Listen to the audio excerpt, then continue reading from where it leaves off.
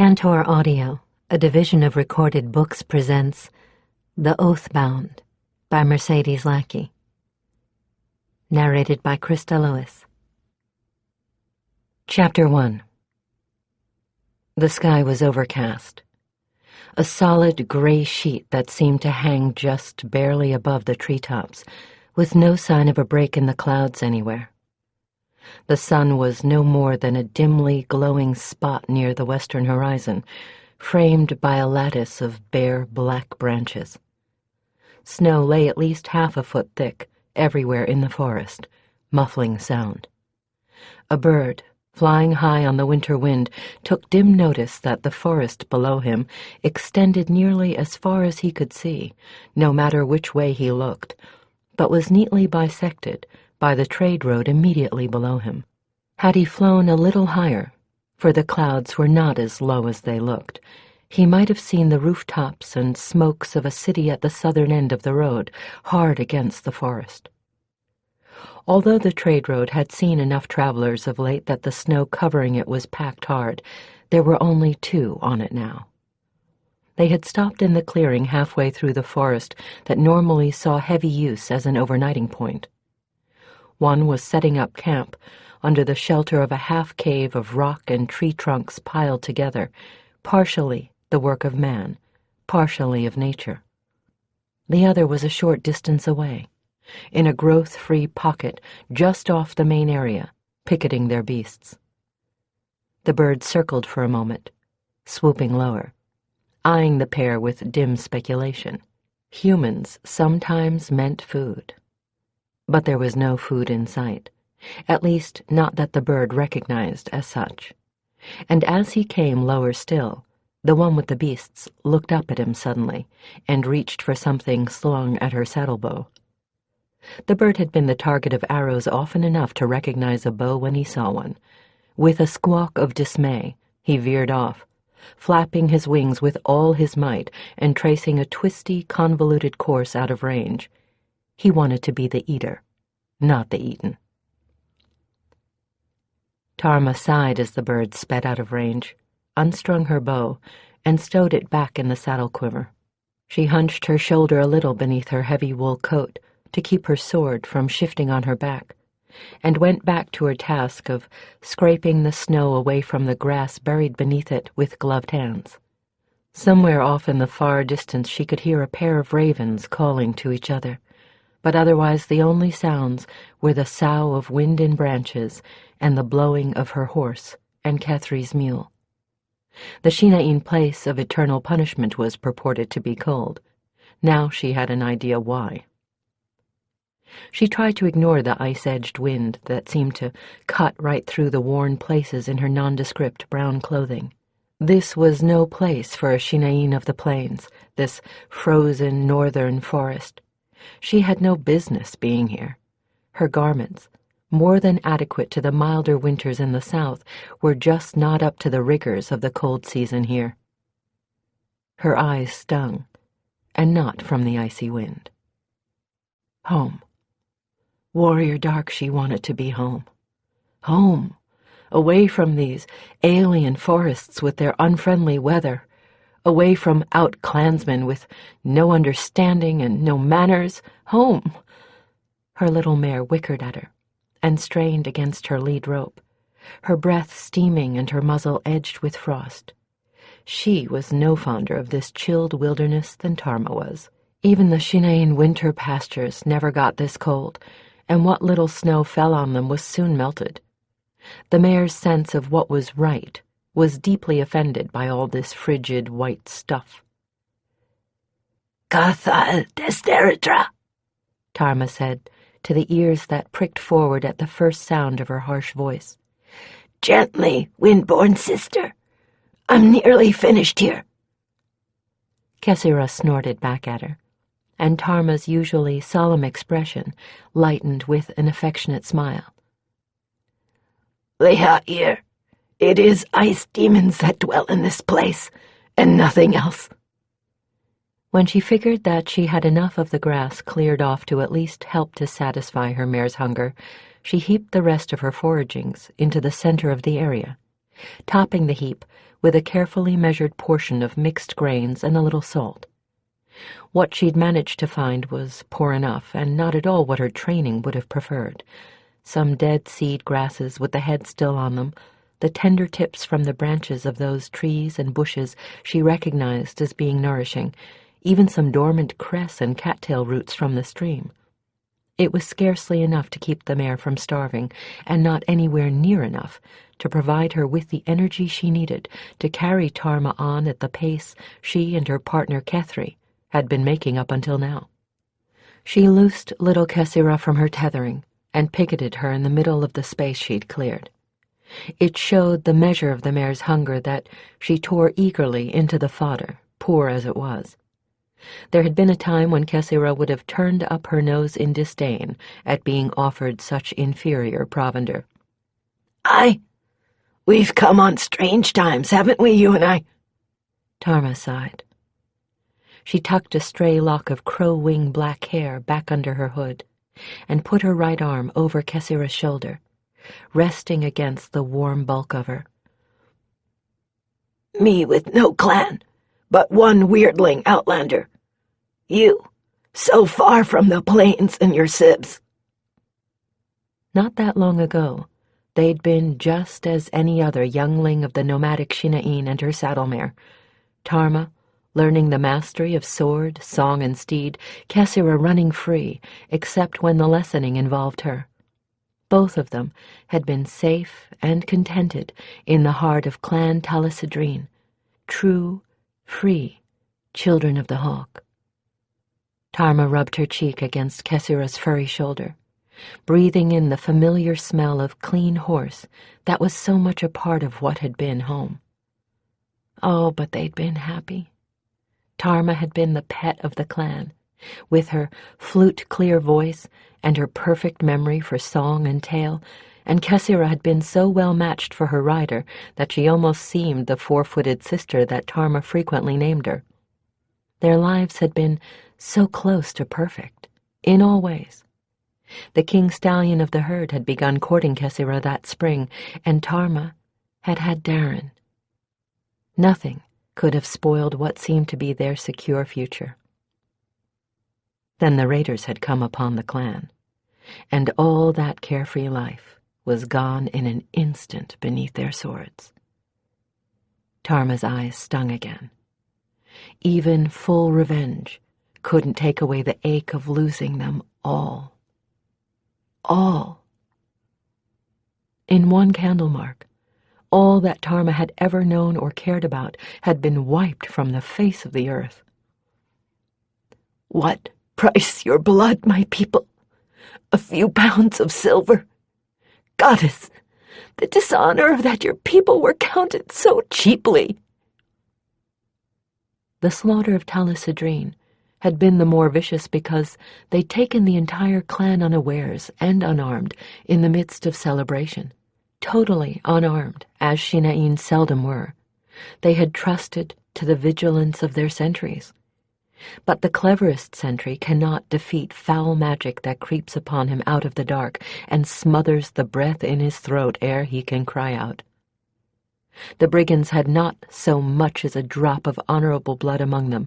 They knew, had the clan been alerted, they'd have had stood the robbers off, even outnumbered as they were, so the bandits' hired mage had cloaked their approach and stifled the guards.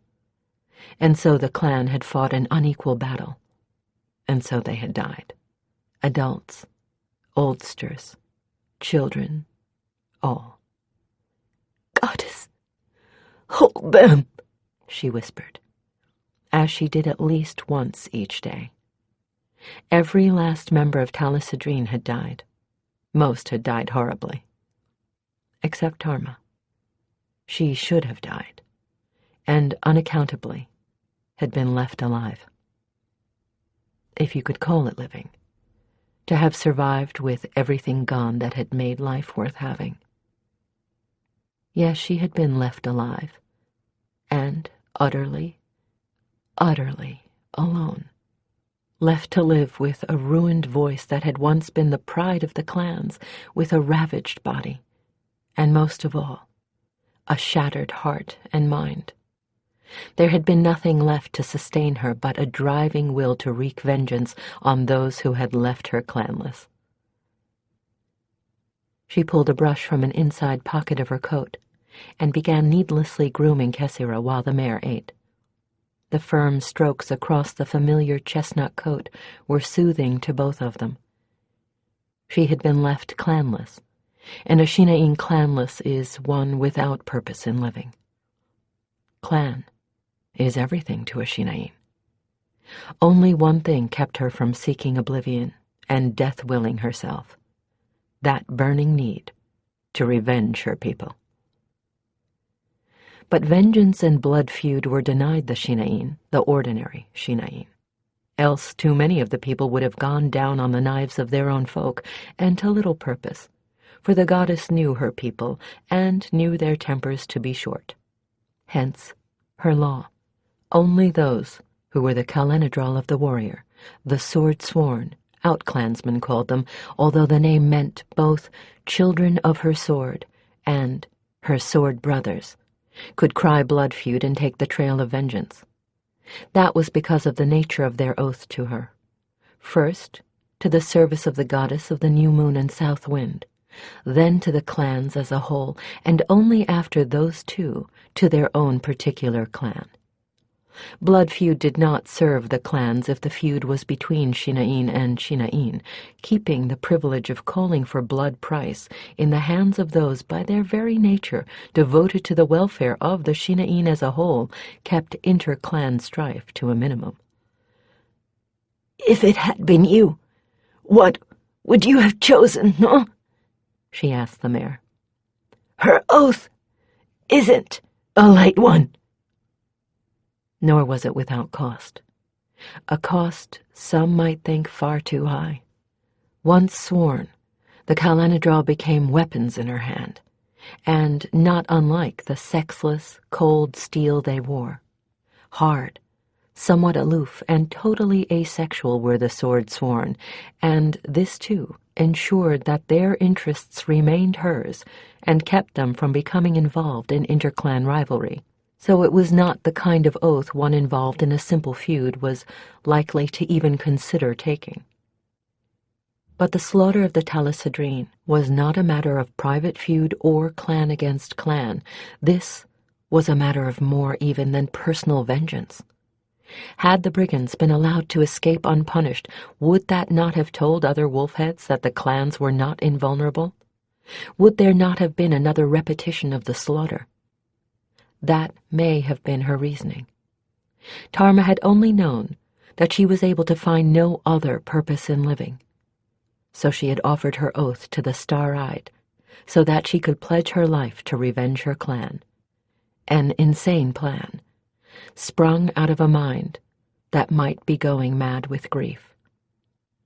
There were those who thought she was already mad, who were certain she would accept no such oath given by one whose reason was gone.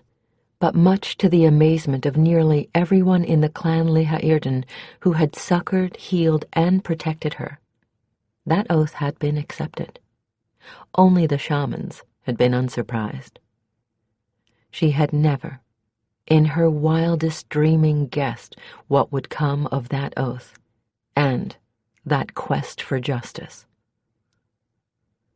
Kessira finished the pile of provender and moved on to tear hungrily at the lank, sere grasses.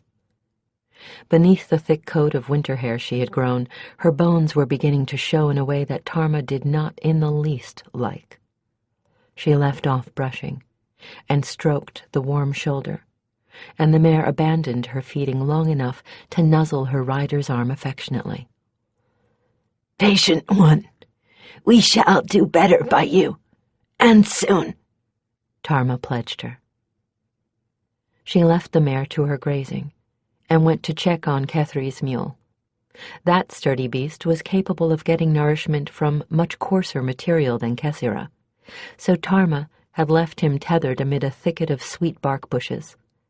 He had stripped all within reach of last year's growth and was straining against his halter with his tongue stretched out as far as it would reach for a tasty morsel just out of his range. "Greedy pig," she said with a chuckle.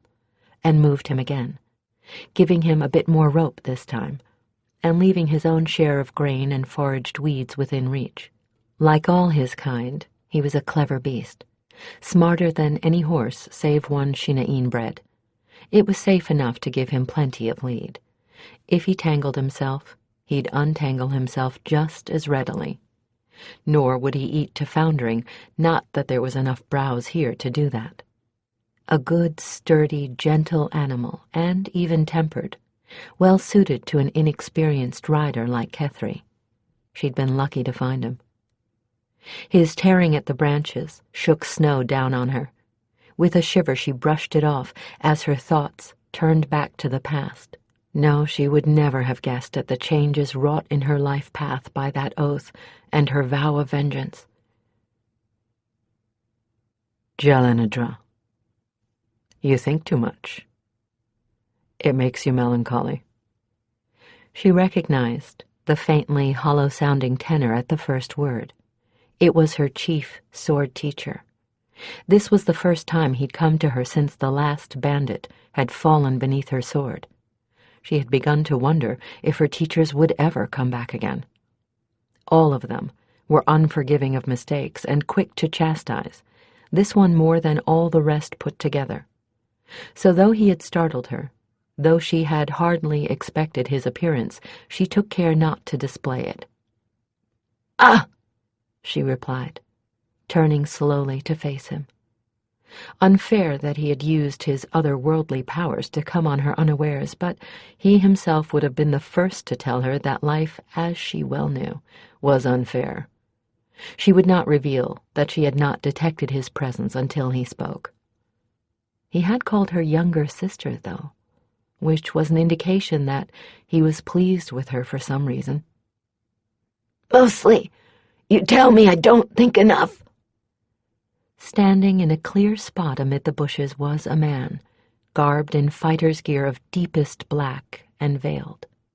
The ice-blue eyes, the sable hair, and the cut of his close-wrapped clothing would have told most folk that he was, like Tarma, Shinaeen.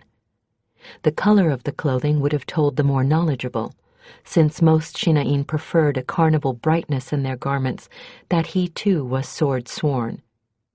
Sword-sworn by custom, wore only stark black or dark brown.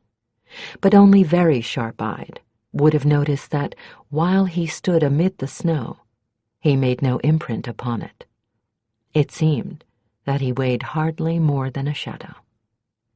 That was scarcely surprising, since he had died long before Tarma was born. Thinking to plan is one case. Thinking to brood is another, he replied. You accomplish nothing but to increase your sadness. You should be devising a means of filling your bellies and those of your Jelsuthra-Adrene. You cannot reach the plains if you do not eat. He had used the Shinaeen term for riding beasts that meant forever younger clans' children. Tarma was dead certain he had picked that term with utmost precision to impress upon her that the welfare of Kesira and Kethri's mule Rhodey were as important as her own, more so, since they could not fend for themselves in this inhospitable place. "With all respect, teacher, I am at a loss. Once I had a purpose. Now," she shook her head, "now I am certain of nothing.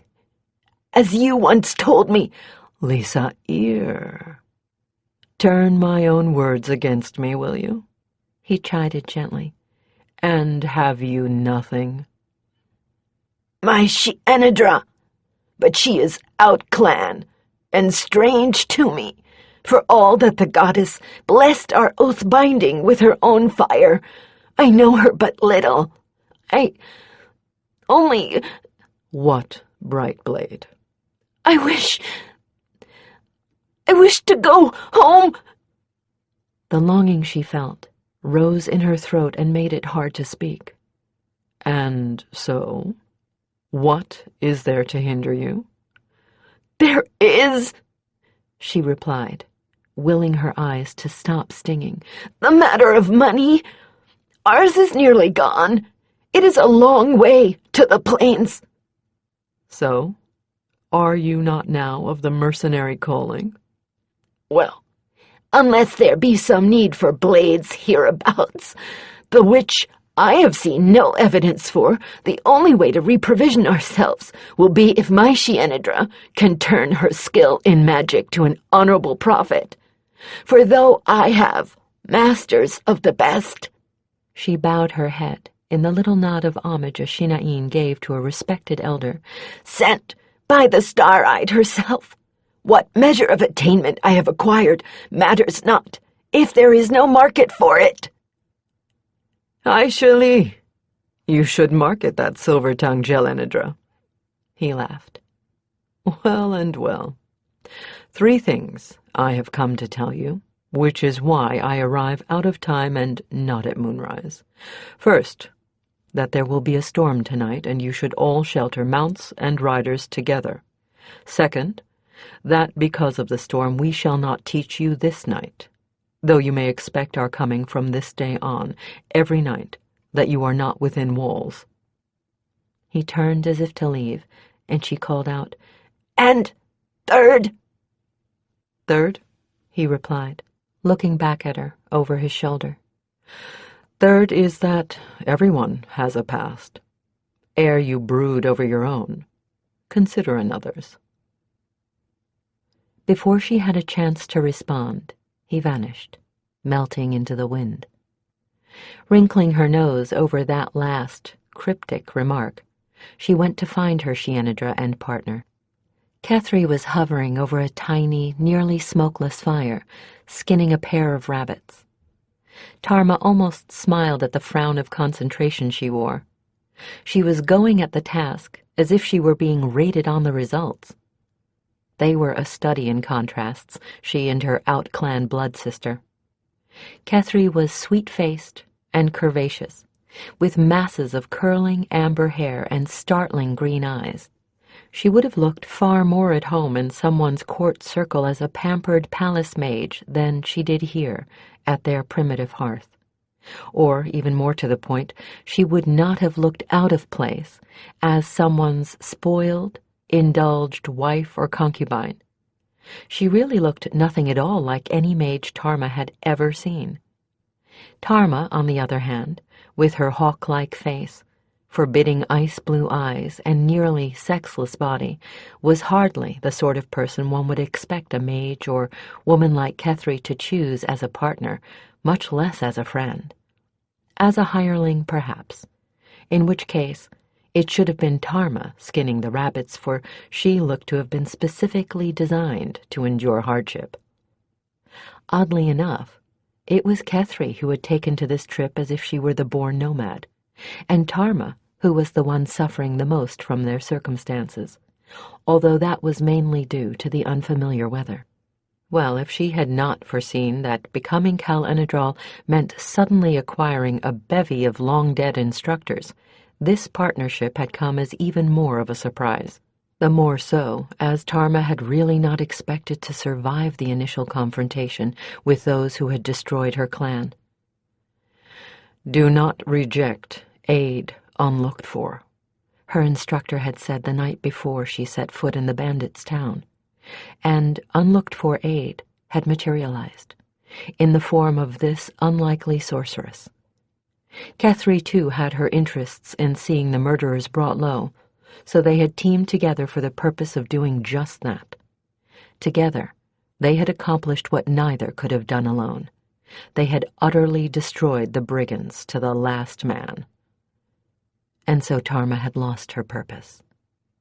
Now there was only the driving need to get back to the plains, to return before the Telesidrine were deemed a dead clan.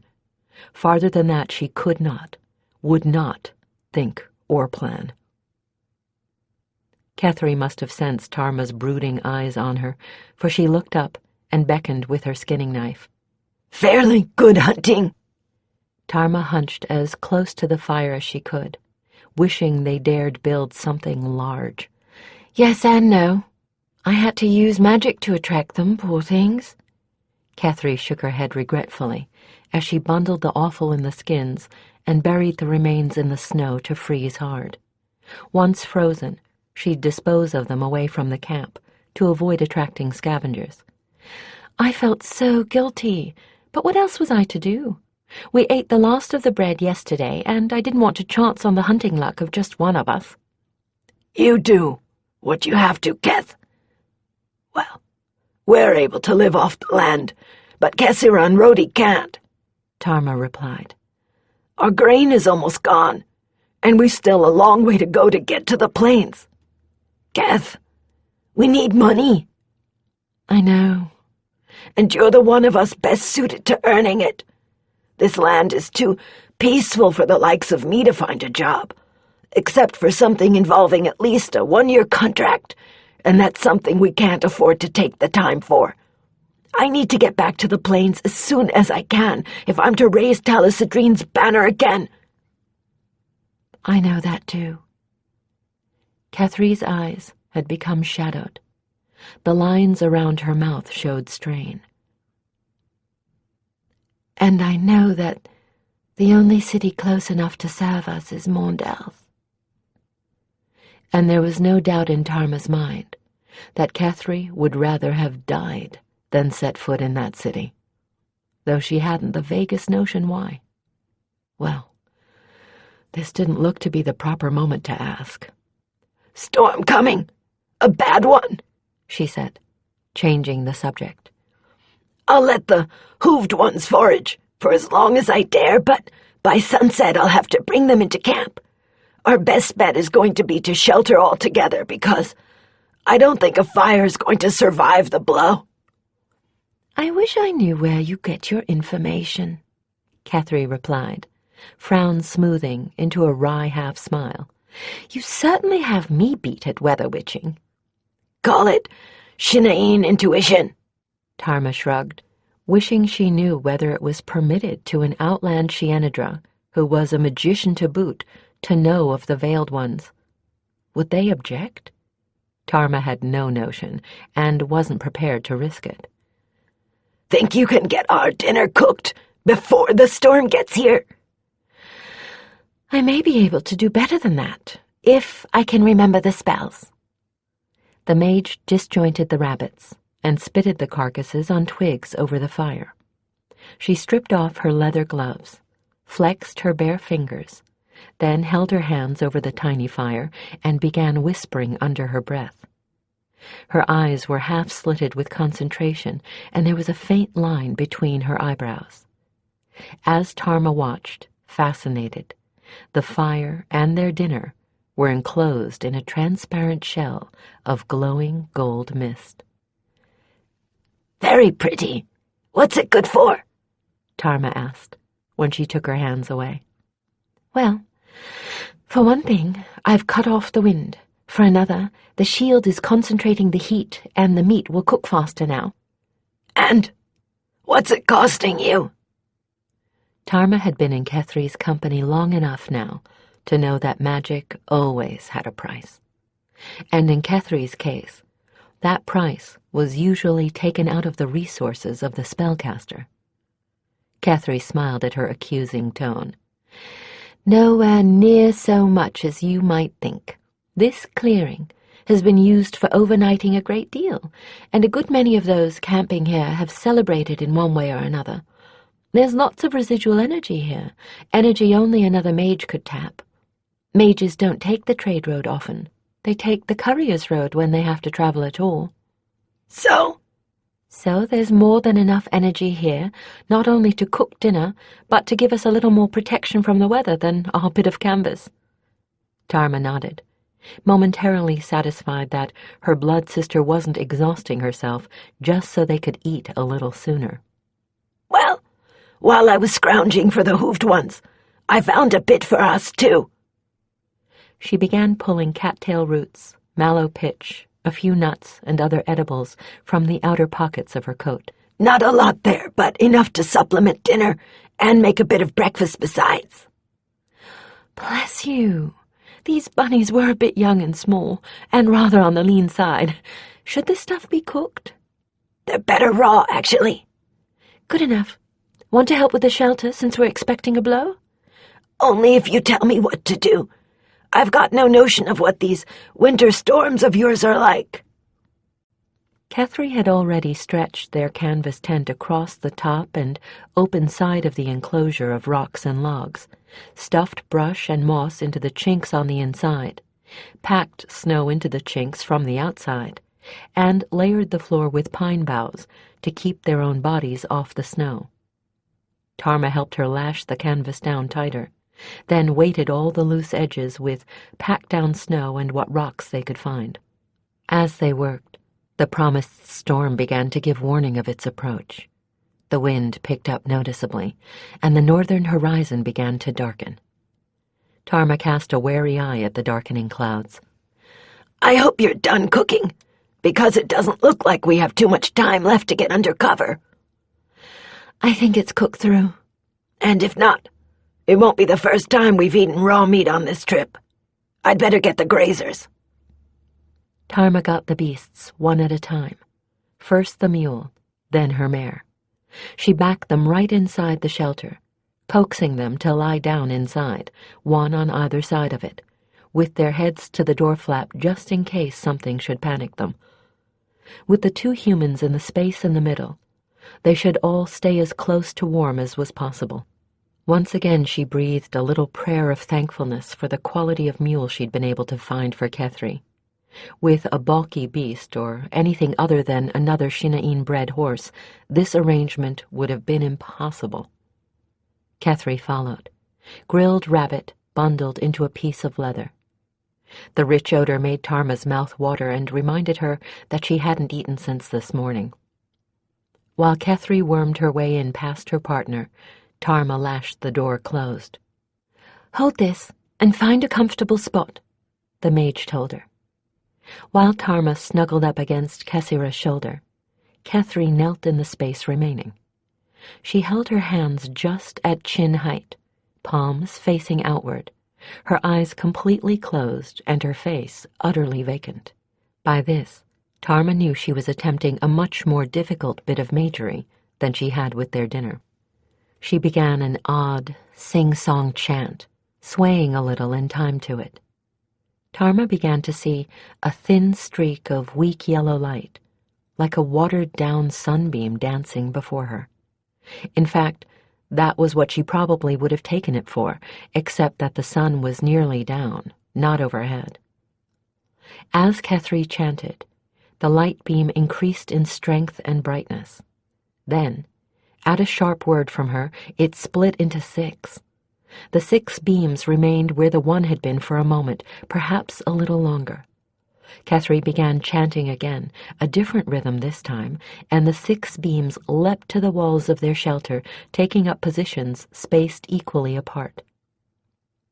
When they moved so suddenly, Tarma had nearly jumped out of her skin, especially since one of them had actually passed through her. But when she could feel no strangeness, and certainly no harm from the encounter, she relaxed again. The animals appeared to be ignoring the things, whatever they were. Now little tendrils of light were spinning out from each of the beams, reaching out until they met in a kind of latticework.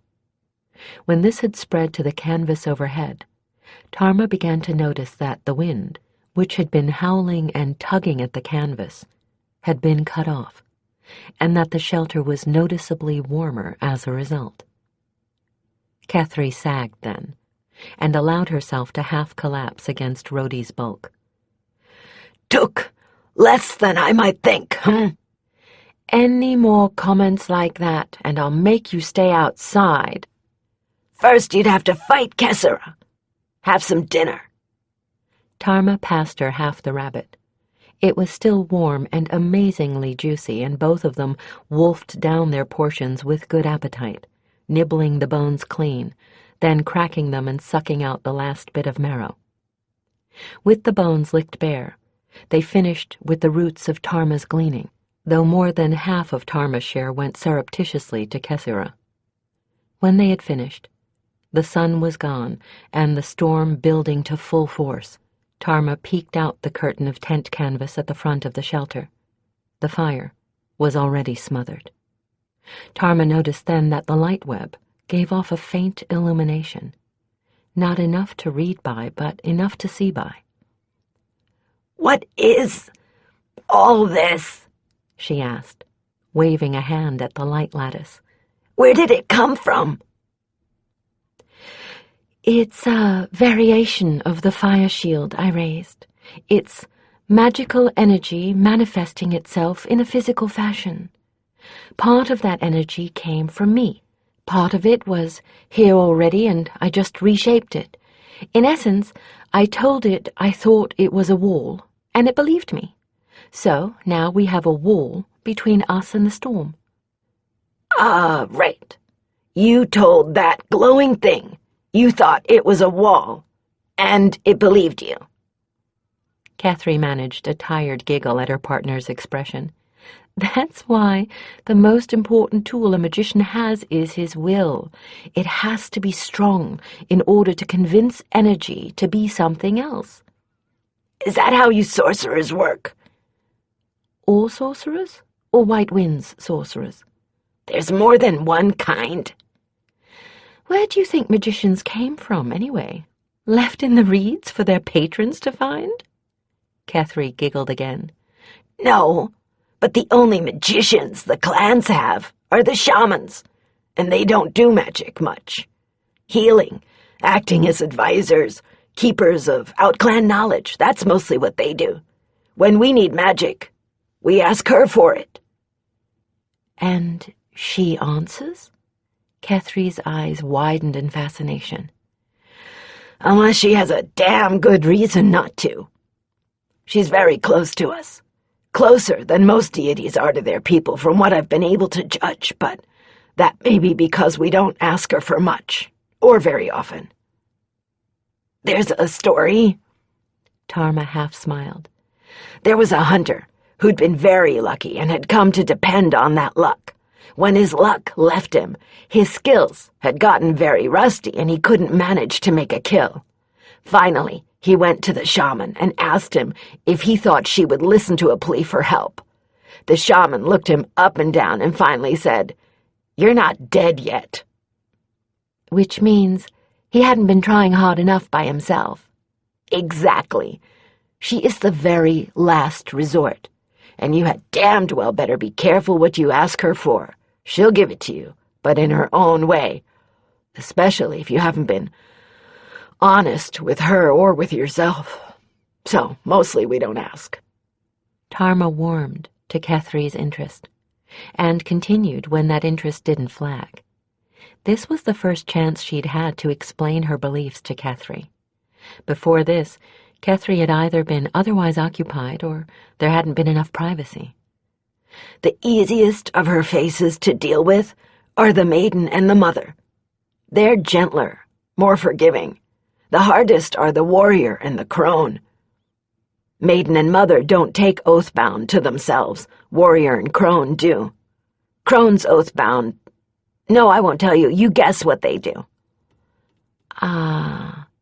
Catherine's brow furrowed in thought, and she nibbled a hangnail. Shamans? Right. And the healers and the two elders in each clan, who may or may not also be healers or shamans. Those the crone binds are bound, like the Kalenadral, to the clans as a whole, serving with their minds and talents instead of their hands. Now, you were saying about magicians? She was as curious to know about Catherine's teaching as Kath seemed to be about her own. There's more than one school. Mine is White Wind's. Let me go to the very basics. Magic has 3 sources. The first is power from within the sorcerer himself, and you have to have the talent to use that source. And even then, it isn't fully trained by anyone I know of. I've heard that up north a good ways, they use pure mind magic, rather than using the mind to find other sources of power. That would be Valdemar, no? Yes. Catherine looked surprised at Tarma's knowledge. Well, The second is power created by living things, rather like a fire creates light just by being a fire. You have to have the talent to sense that power, but not to use it so long as you know it's there. Death releases a lot of that energy in one burst. That's why an untalented sorcerer can turn to dark wizardry. He knows the power will be there when he kills something. The third source is from creatures that live in places that aren't this world, but touch this world. Like pages in a book, page 1 isn't page 2, but they touch all along each other. Other planes, we call them. There's one for each element, one for what we call demons, and one for very powerful creatures that aren't quite gods, but do seem kindly inclined to humans. There may be more, but that's all anyone has ever discovered that I know of. The creatures of the 4 elemental planes can be bargained with. You can build up credit with them by doing them little favors, or you can promise them something they want from this plane. Was that what I saw fighting beside you when you took out that wizard back in Brothers Crossroads? Other what's-it creatures? Exactly. And that fight is why my magic is so limited at the moment. I used up all the credit I had built with them in return for that help. Fortunately, I didn't have to go into debt to them, or we'd probably be off trying to find snow roses for the ethereal Vareas right now. There is another way of dealing with them. You can coerce them with magical bindings or with your will. The creatures from the abyssal plane can be bought with pain energy and death energy. They feed off those. Or coerced if your will is strong enough. Although the only way you can bind them magically is to hold them to this plane. You can't force them to do anything if your own will isn't stronger than theirs. The creatures of the 6th plane, we call it the Imperial Plane, can't be coerced in any way, and they'll only respond to a call if they feel like it. Any magician can contact the other planar creatures. It's just a matter of knowing the spells that open the boundaries between us and them. The thing that makes schools of magic different is their ethics, really. How they feel about the different kinds of power and using them. So, what does yours teach? Tarma lay back with her arms stretched along Kessera's back and neck. She scratched gently behind the mare's ears, while Kessera nodded her head in drowsy contentment. This was the most she'd gotten out of Kethri in the past 6 months. We don't coerce. Not ever. We don't deal at all with the entities of the abyssal planes, except to send them back, or destroy them if we can. We don't deliberately gain use of energy by killing or causing pain.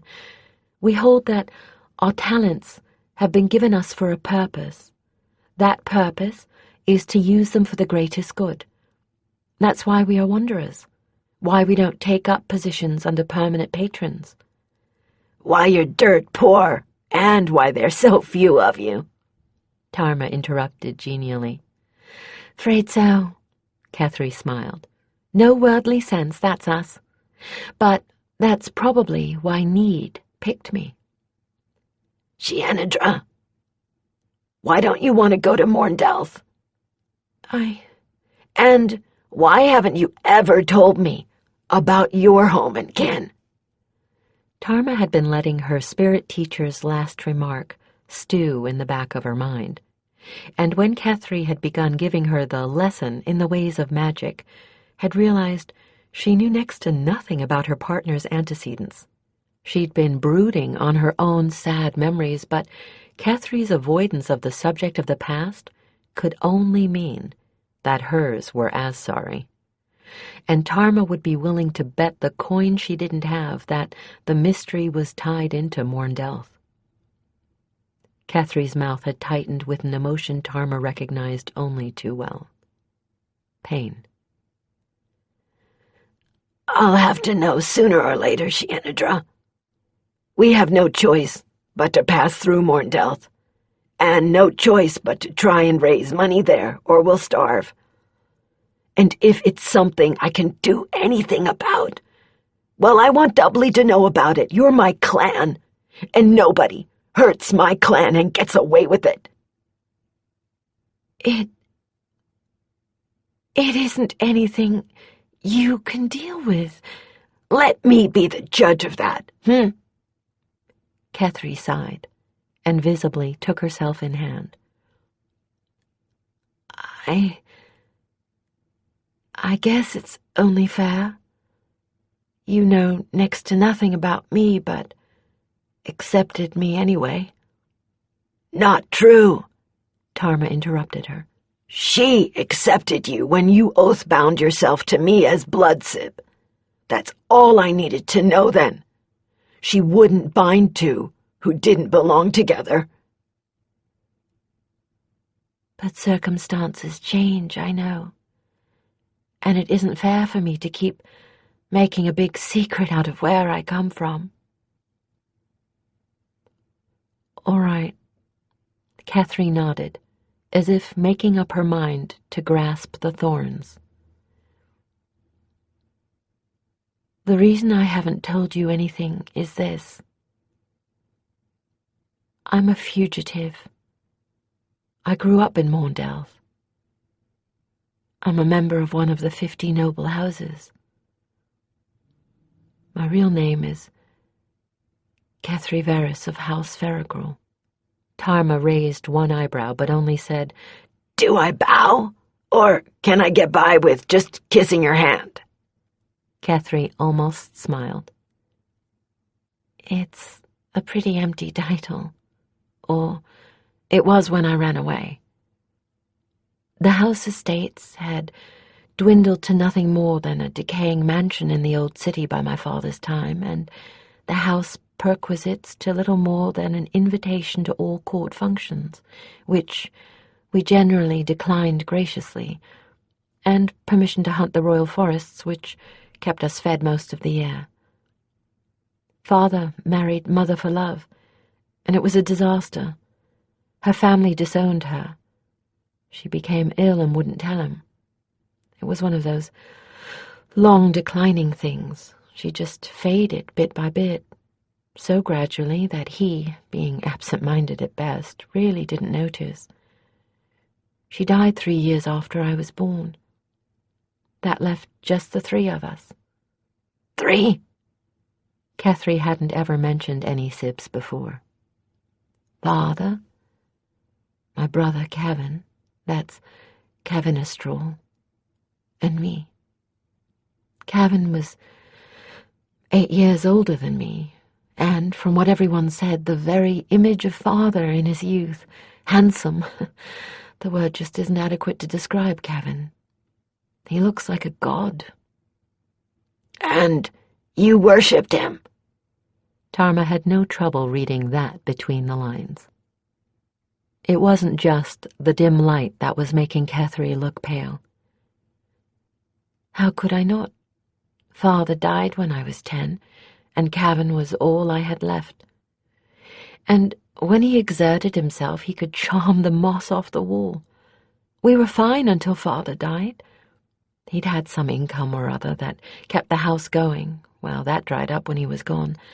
That left Kevin and me with no income and nowhere to go but a falling-down monstrosity that we couldn't even sell because it's against the law for the 50 families to sell the ancestral homes. We let the few servants we had go, all but one, my old nurse, Tildy. She wouldn't leave me. So Tildy and I struggled to run the household and keep us all clothed and fed. Kevin hunted the royal forests when he got hungry enough and spent the rest of his time being Kevin, which, to me, meant being perfection. Until you got fed up and ran away? Tarma hazarded, when Ketri's silence had gone too long. She knew it wasn't the right answer, but she hoped it would prod Kethri back into speaking. Hardly. Ketri's eyes and mouth were bitter. He had me neatly twined round his finger. No, things went on like that until I was 12, and just barely pubescent. 2 things happened then that I had no knowledge of. The first was that Kevin himself became fed up with life on the edge and looked around for something to make him a lot of money quickly. The second was that on one of his dips into the stews with his friends, he accidentally encountered the richest banker in Mondelth and found out exactly what his secret vice was. Cavan may have been lazy, but he wasn't stupid. He was fully able to put facts together. He also knew that Weath's Gold Marchand, like all the other new money moguls, wanted the one thing that all his money couldn't buy him. He wanted inside the 50 families. He wanted those court invitations we declined, wanted them so badly it made him ache. And he'd never get them. Not unless he somehow saved the realm single-handedly, which wasn't bloody likely. Catherine's hands were clenched tightly in her lap. She stared at them as if they were the most fascinating things in the universe. I knew nothing of all this, of course. Mewed up in the house all day and daydreaming about finding a hidden cache of gold and gems and being able to pour them in Cavan's lap and make him smile at me. Then one day he did smile at me. He told me he had a surprise for me. I went with him, trusting as a lamb. Next thing I knew, he was handing me over to Weath's. The marriage ceremony had already taken place by proxy. You see, Weath's secret vice was little girls. And with me, he got both his ambition and his lust satisfied. It was a bargain too good for either of them to resist. Catherine's voice broke in something like a sob. Tarma leaned forward and put one hard, long hand on the pair clenched white-knuckled in her partner's lap. So your brother sold you, Well, give him a little credit, Shianadra. He might have thought he was doing you a favor. The merchant would give you every luxury, after all. You'd be a valued and precious possession. I'd like to believe that, but I can't. Cavan saw some of those little girls Weath was in the habit of despoiling. He knew what he was selling me into, and he didn't care. He plainly did not care. The only difference between them and me was that the chains and manacles he used on me were solid gold, and I was raped on silk sheets instead of linen. And it was rape. Nothing else. I wanted to die. I prayed I would die. I didn't understand anything of what had happened to me.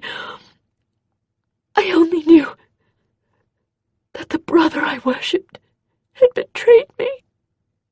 Her voice wavered a moment and faded against the howl of the storm winds outside their shelter. Tarma had to strain to hear her. Then she seemed to recover, and her voice strengthened again.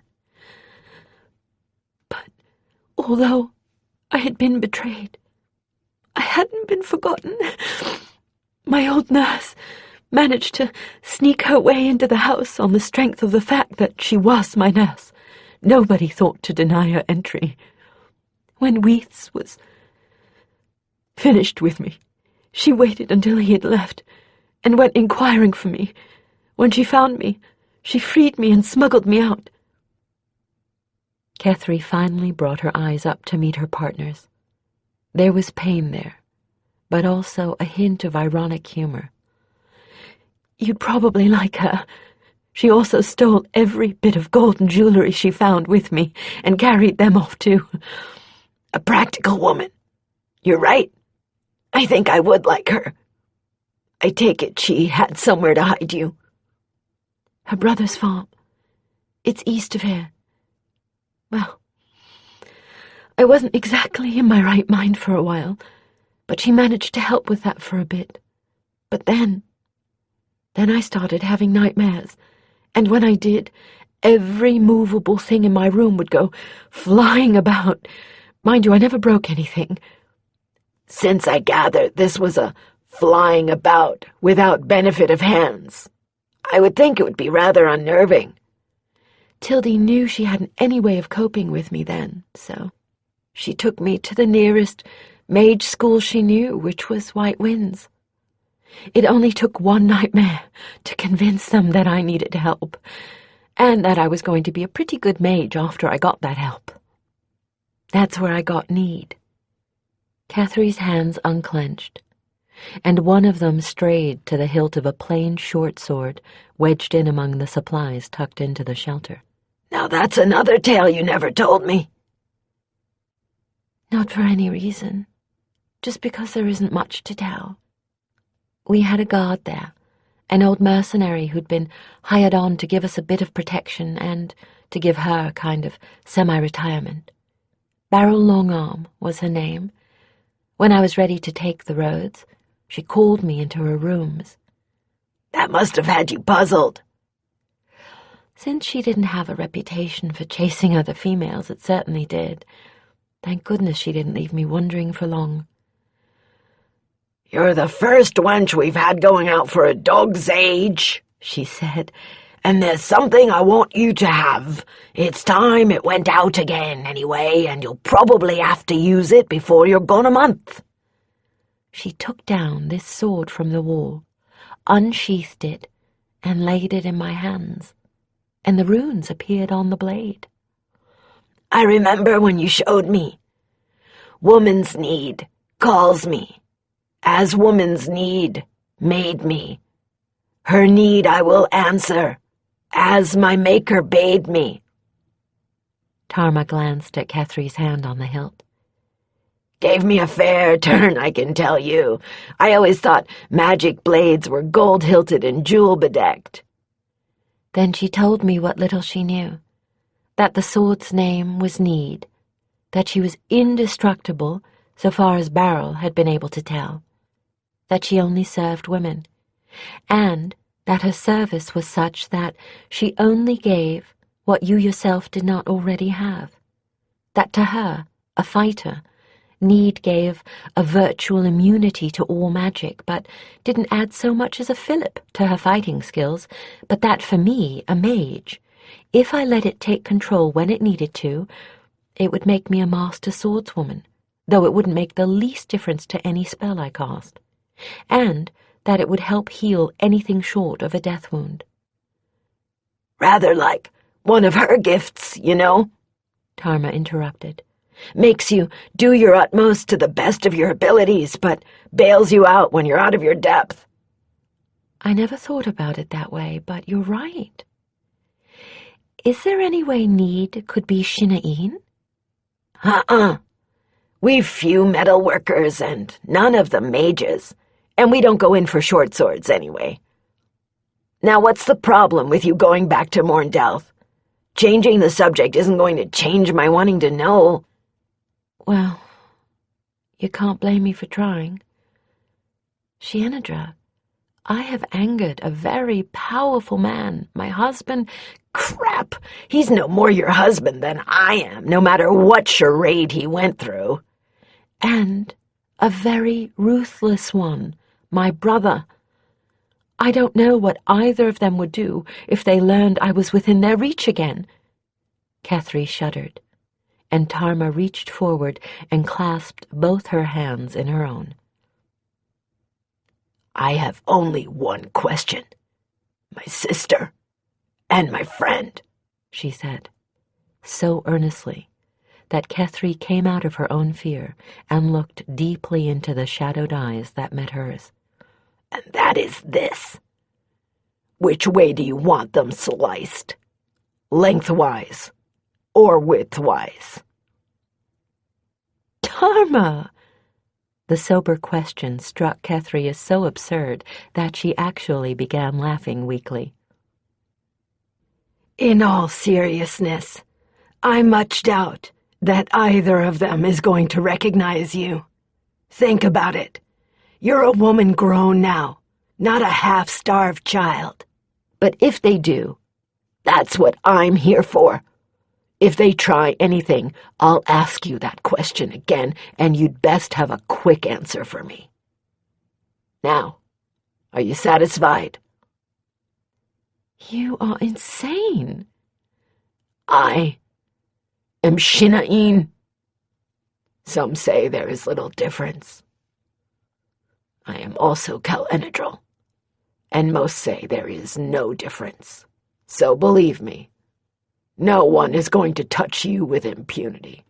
I am just crazed enough to cut the city apart in revenge. And this is supposed to make me feel better? You're smiling, aren't you? Well, Catherine admitted reluctantly, I guess I am. When a child of the clans falls off her horse, we make her get right back on again. Shienedra, don't you think it's time you remounted this one? Or do you prefer to live your life with them dictating that you shall not return to your own city? Her chin came up. A stubborn and angry light smoldered in her eyes. No. Then we face this city of yours, and we face it together. For now, make a mattress of Rhodey, Shienedra, and sleep peacefully. I intend to do the same. Tomorrow, we go to Morndelth and make a deal with us on our terms. Hi? Catherine nodded, convinced almost against her will, and beginning to view the inevitable encounter with something a little more like confidence. Hi, she agreed. Chapter 2. Catherine envied her partner's ability to drop immediately into sleep under almost any circumstances. Her own thoughts were enough to keep her wakeful. Add to them the snoring of her mule and the wailing of the wind outside their shelter, and Catherine had a foolproof recipe for insomnia. She wanted to avoid Morndelth, no matter what the cost. Just the thought that she might encounter Weaths was enough to make her shudder almost uncontrollably. In no way was she prepared to deal with him, and she wondered now if she would ever be. And yet, Tarma was right. She would never truly be free unless she dealt with her fear. She would never truly be her own woman if she allowed fear and old memories to dictate where she would or would not go. The disciplines of the Order of White Winds mandated self-knowledge and self-mastery. She had deceived herself into thinking she had achieved that mastery of self. Tarma had just shown her how wrong she was. It's been 7 years, she thought bitterly. 7 long years. And those bastards still have power over me. And I'll never be an adept until I break that power. For that, after all, was the heart of the White Wind's discipline. That no negative tie be permitted to bind the sorcerer in any way. Positive ties, like the oath of Shienedrin she had sworn with Tarma, like the bond of lover to lover or parent to child, were encouraged to flourish, for the sorcerer could draw confidence and strength from them. But the negative bonds of fear, hatred, or greed must be rooted out and destroyed, for they would actually drain the magician of needed energy. Sometimes Tarma can be so surprising, see things so clearly. And yet she has such peculiar blind spots. Or does she? Does she realize that she's driving us both to the plains as if she was Gesh-bound? She's like a messenger bird, unable to travel in any direction but the one appointed. Catherine hadn't much cared where she wandered. This was her time of journey. She wouldn't settle in any one place until she reached the proficiency of an adept. Then she would either found a school of her own or find a place in an established White Winds enclave. So Tarma's overwhelming need to return home had suited her as well as anything else, until she had realized that the road they were on led directly to Morndelth. It all comes back to that, doesn't it? And until I face it, I'm stalemated. Damn it, Tom is right. I'm a full sorceress, I'm a full adult, and I have one damned fine swordswoman for a partner.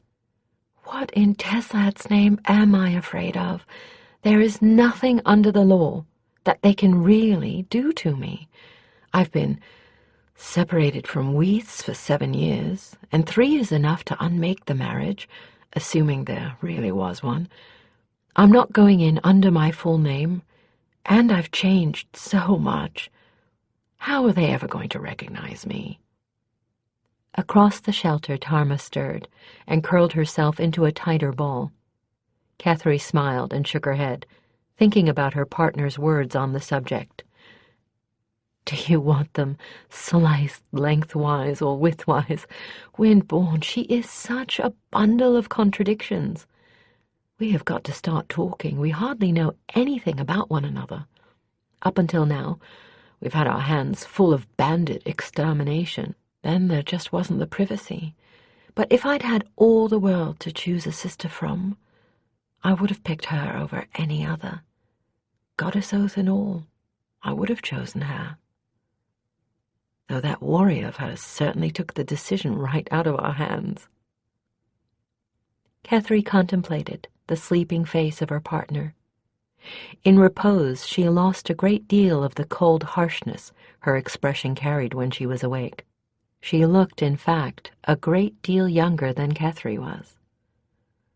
When she sleeps, she's the child she was before she lost her clan. When she's awake, I'm not sure what she is. She eats, drinks, and breathes the warrior, that's for certain, yet she hasn't made any move to convert me. I know it would please her if I did, and it wouldn't be any great change to do so. Her goddess just seems to me to be one more face of the wind-born soul-shaper. She seems like any other mercenary higher sword, insisting on simple solutions to complicated problems, mostly involving the application of steel to offending party.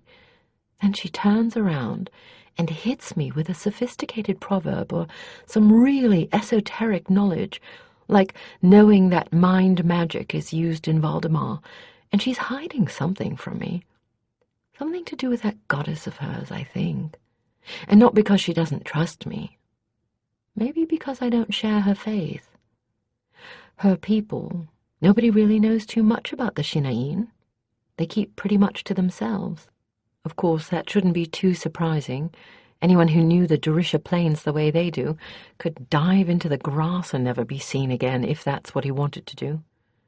You could hide the armies of a dozen nations out there, and they'd likely never run into each other, assuming the Shinaïn would let them pass the border. I suspect if Talasadrine had been on the plains instead of camped on the road to the Great Horse Fair, the bandits would be dead and the Hawk's children still riding. And I would be out a sister. Catherine shook her head. Well, what happened, happened. Now I have to think about riding into Morndelth tomorrow. Under a glamour? She considered the notion for a moment, then discarded it. No, I'll go in wearing my own face, damn it. Besides, the first sorcerer who sees I'm wearing a glamour is likely to want to know why, and likely to try to find out. If I'm lucky, he'll come to us with his hand out. If I'm not, he'll go to Weaths or Cavern. No, a glamour would only cause trouble, not avoid it. I think Tom was right. We'll go in as a mercenary team, no more, no less, and under her clan name. We'll stay quiet, draw no attention to ourselves, and maybe avoid trouble altogether. The more complicated a plan is, the more likely it is to go wrong. Catherine began formulating some simple story for her putative background, but the very act of having faced and made the decision to go in had freed her of the tension that was keeping her sleepless. She had hardly begun when her weariness claimed her. The blizzard cleared by morning. Dawn brought cloudless skies, brilliant sun, and still cold air that made everything look sharp-edged and brightly painted. They cleared camp and rode off into a world that seemed completely new-made. Tarma was taken totally by surprise by the changeling forest. She forgot her homesickness, forgot her worry over Kethri, even temporarily forgot how cold she was. Bird calls echoed for miles through the forest, as did the steady, muffled clop of their mounts' hooves. The storm had brought a fine, powder-like snow that frosted every branch and coated the underbrush, so that the whole forest reflected the sunlight and glowed so that they were surrounded by a haze of pearly light. Best of all, at least to Tarma's mind, the soft snow was easy for the beasts to move through, so they made good time. Just past mid-afternoon, glimpses of the buildings and walls of Morndelth could be seen above and through the trees. It was a city made of the wood that was its staple in trade: weathered, silver-gray wooden palisades, wooden walls, wooden buildings. Only the foundations of a building were ever made of stone. The outer wall that encircled it was a monument to man's ingenuity and Morndelth's woodworkers. It was 2 stories tall, and as strong as any corresponding wall of stone. Granted, it would never survive being set afire, as would inevitably happen in a siege, but the wall had never been built with sieges in mind. It was intended to keep the beasts of the forest out of the city when the hardships of winter made their fear of man less than their hunger, and to keep the comings and goings of strangers limited to specific checkpoints. If an enemy penetrated this realm so far as to threaten Morndelth, all was lost anyway, and there would be nothing for it but surrender. Since the only city Tarma had ever spent any length of time in was Brothers' Crossroads, less than half the size of Morndelth, the Shinaïn confessed to Kethri that she was suitably impressed by it long before they ever entered the gates. "But you spent more than a year hunting down Gregorth and his band. Surely you—" "Don't remember much of that, Shienedra. It was a bit like being in a drug haze. I only really came awake when I was She suddenly recalled that Kethri knew nothing of her faceless trainers and what they were, and decided that discretion was in order. When I had to question someone or to read a trail. The rest of the time, I might just as well not have been there, and I surely wasn't in any kind of mood for seeing sights." "No, you wouldn't be, I'm sorry. I wasn't thinking at all." "Nothing to apologize for. Just tell me what I'm getting into here. You're the native. Where are we going?" Kethri reined in, a startled look on her face. I've spent so much time thinking about Cavan and Weeds." "Lysair!" Tarma exclaimed in exasperation, pulling Kessira up beside her. "Well, think about it now, damn it!" She kneed her mare slightly. Kessira obeyed the subtle signal and shouldered Rhodey to one side until both of the beasts had gotten off onto the shoulder of the road, out of the way of traffic. There wasn't anybody in sight, but Tarma had had Yuthi Socorro, road courtesy, hammered into her from the time she was old enough to sit a horse unaided. No Shinaïn omitted road courtesy while journeying, not even when among deadly enemies. And road courtesy dictated that if you were going to sit and chat, you didn't block the progress of others while you were doing it.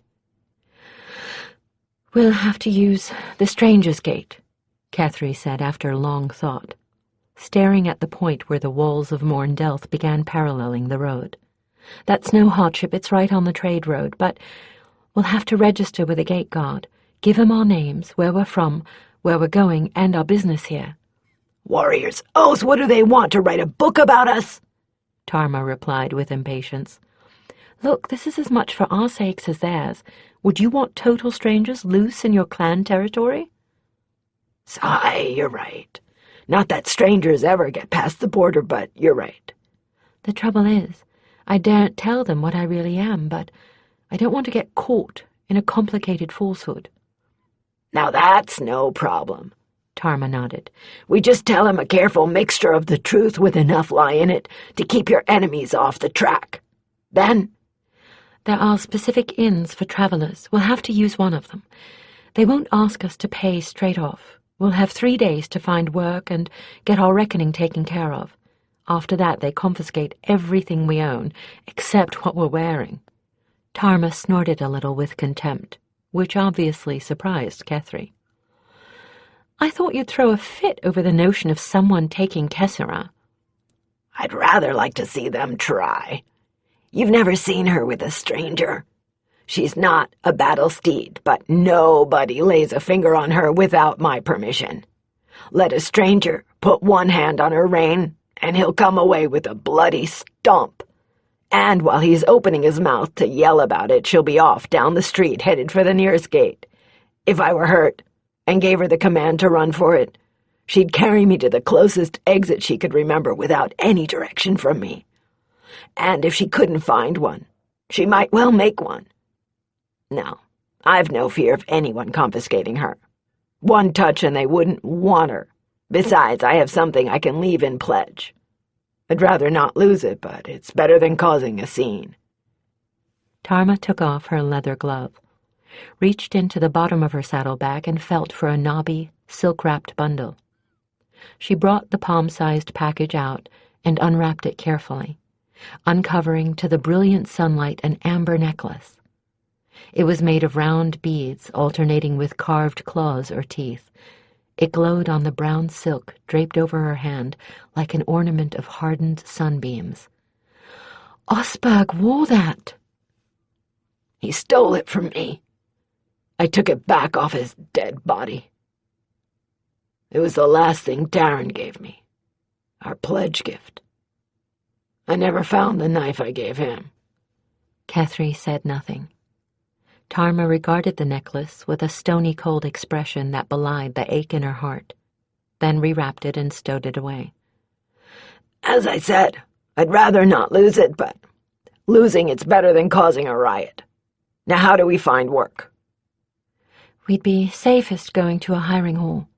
They charge employers a fee to find people with special talents." "Well, that's us."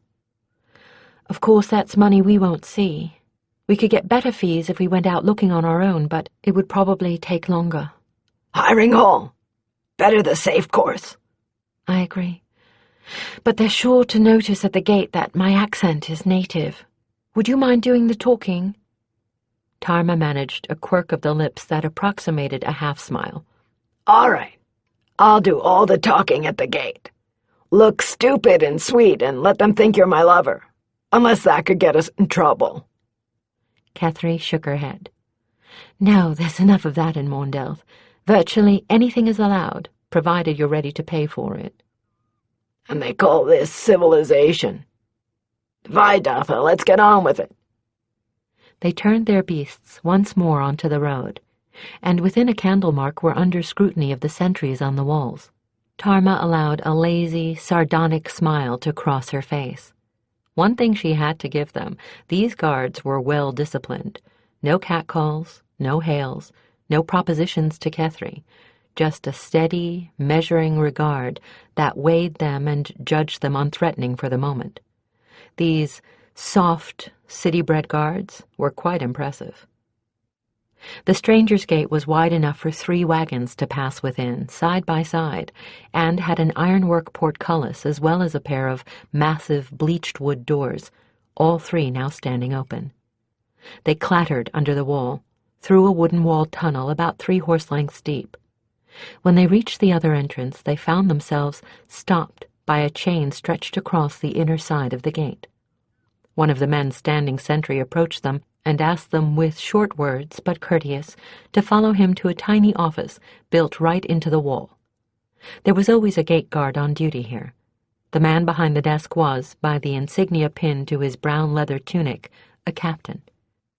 Kethri had told her partner as they approached the walls that those posted as gate guards tended to be high-ranking and above the general cut of mercenary because they had to be able to read and write. Their escort squeezed them inside the door and returned to his own post. The gate guard was a middle-aged, lean, saturnine man who glanced up at them from behind his tiny desk and, without a word, pulled a ledger, quill, and ink from underneath it. The gate guard was of the same cut as the men on the walls. Tarma wondered if Kethri would be able to pass his careful scrutiny. It didn't look like he missed much.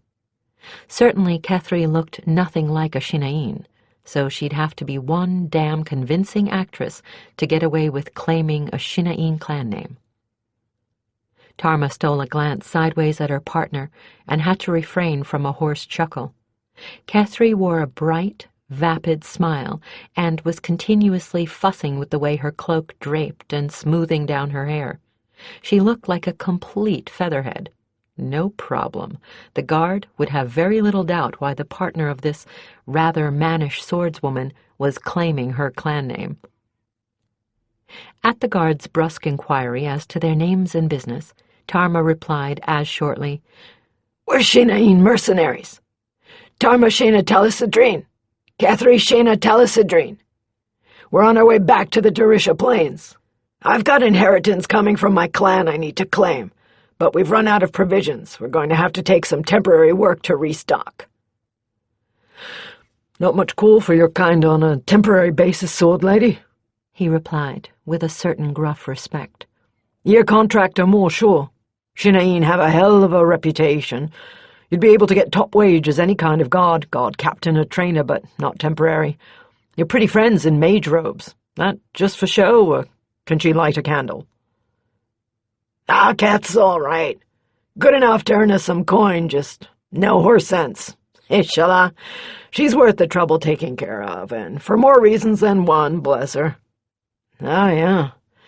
And without you to keep the wolves away, a pretty bit like that'd get eaten alive in a week," the guard answered with a certain gleam of sympathy in his eyes. "Had a shield mate like that in my younger days. Fancied himself a poet, didn't have sense enough to come in out of a storm. Caught himself a fever standing out in a blizzard, admiring it, died of it eventually. Well, that's the way of things. You being short of coin, tell you what, one professional to another. You go find the broken sword, tell him Jervac sent you, and I hear tell the hiring hall over by the animal market was on the lookout for a mage on temp." "Will do. Luck on your blade, Captain." "And on yours? Don't mount up. Lead your beasts. That's the law inside the gates." As they led their mounts in the direction the gate guard had indicated, Kethri whispered, "How much of that was good advice?" "We'll find out when we find this inn. Chances are he's getting some kickback, but he could be doing us a good turn at the same time. Thanks for the help with the ruse of being your protector. That should warn off anybody that might be thinking your services other than magery are for hire. We couldn't have done better for a sympathizer if we'd planned this, you know. That's why I played it a bit thick." He had the feeling of a shichorn. That bit about a shield mate clenched it. If you're not lovers, you call your partner shield brother, not shield mate. "How are you doing?" Kethri looked a bit strained, but it was something likely only someone who knew her would have noticed. "Holding up. I'll manage. The more time I spend with nobody jumping me out of the shadows, the easier it'll get. I can handle it." "Vaidava." If Kethri said she'd be able to handle her understandable strain, Tarma was willing to believe her. Tarma took the chance to look around and was impressed in spite of herself. "Damn, Green Eyes. You never told me this place was so big." "I'm used to it," Kethri shrugged. "Well, I'm not." Tarma shook her head in amazement. The street they led their beasts on was fully wide enough for 2 carts with plenty of space for them to pass. It was actually paved with bricks, something Tarma didn't ever remember seeing before, and had a channel down the middle and a gutter on either side for garbage and animal droppings. There were more people than she ever recalled seeing in one place in her life. She and Kethri were elbow to elbow in the crush. Cassira snorted, not liking so many strangers so close. "Why isn't anyone riding? Why'd the guard say riding was counter the law?" Tarma asked, noticing that while there were beasts and carts in plenty, all were being led, like theirs, just as the guard had told them. "No one but a member of one of the 50 is allowed to ride within the walls, and for good reason. Think what would happen if somebody lost control of his beast in this crush." "Reasonable. Look, there's our inn." The sign was plain enough. The pieces of an actual blade nailed up to a shingle suspended above the road. They turned their mounts' heads into a narrow passage that led into a square courtyard. The inn itself was built entirely around this yard. It was 2-storied, of the ubiquitous wood stained a dark brown, old but in excellent repair. The courtyard itself was newly swept. The stabling was to the rear of the square, the rest of the inn forming the other 3 sides. Stay here. I want to have a look at the stabling. That will tell me everything I need to know. Tarma handed over her mare's reins to Kethri and strode purposefully toward the stable door. She was intercepted by a gray-haired, scar-faced man in a leather apron. "Sword lady, welcome," he said. "How may we serve you?" "Bed, food, and stabling for 2, if I like what I see. And I'd like to see the stables first." He grinned with the half of his mouth not puckered with a scar. "Shinaeen. Thought so. This way, lady." He himself led the way into the stables, and Tarma made up her mind then and there. It was clean and swept. There was no smell of stale dung or urine. The mangers were filled with fresh hay, the buckets with clean water, and the only beasts tied were those few whose wild or crafty eyes and laid-back ears told Tarma that they were safer tied than loose. "Well, I do like what I see. Now, if you aren't going to charge us like we were gold-dripping palace fatheads, I think you've got a pair of boarders. Oh, and Jervak sent us." The man looked pleased. "I'm Haddle. Served with Jervak until a brawl got me a cut tendon and mustering out pay. About the charges, 2 trade silver a day for both of you and your beasts if you and the mage are willing to share a bed. Room isn't big, I'll warn you, but it's private. That 2 pieces gets you bed and breakfast and supper. Dinner you manage on your own.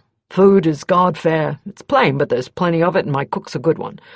I'll go the standard 3 days' grace. More, if you've got something to leave with me as a pledge. Suits?" "Suits," Tarma replied, pleased. "I do have a pledge, but I'd rather save it until I need it. Where's your stable boy? I don't want my mare to get a mouthful of him." Her, Haddle corrected. "My daughter. We're a family business here. I married the cook. My girl works the stables. My boys wait tables."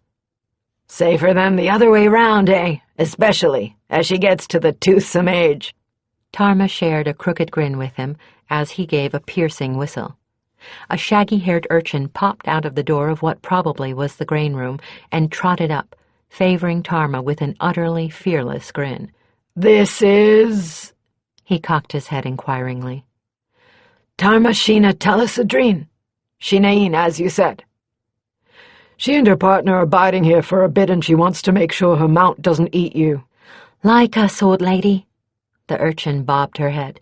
"At your service. You're Shinaeen?" Her eyes widened and became eager. "You got a battle steed?" "Not yet, Leica. If I can make it back to the plains in one piece, though, I'll be getting one. Kezira is a saddle mare.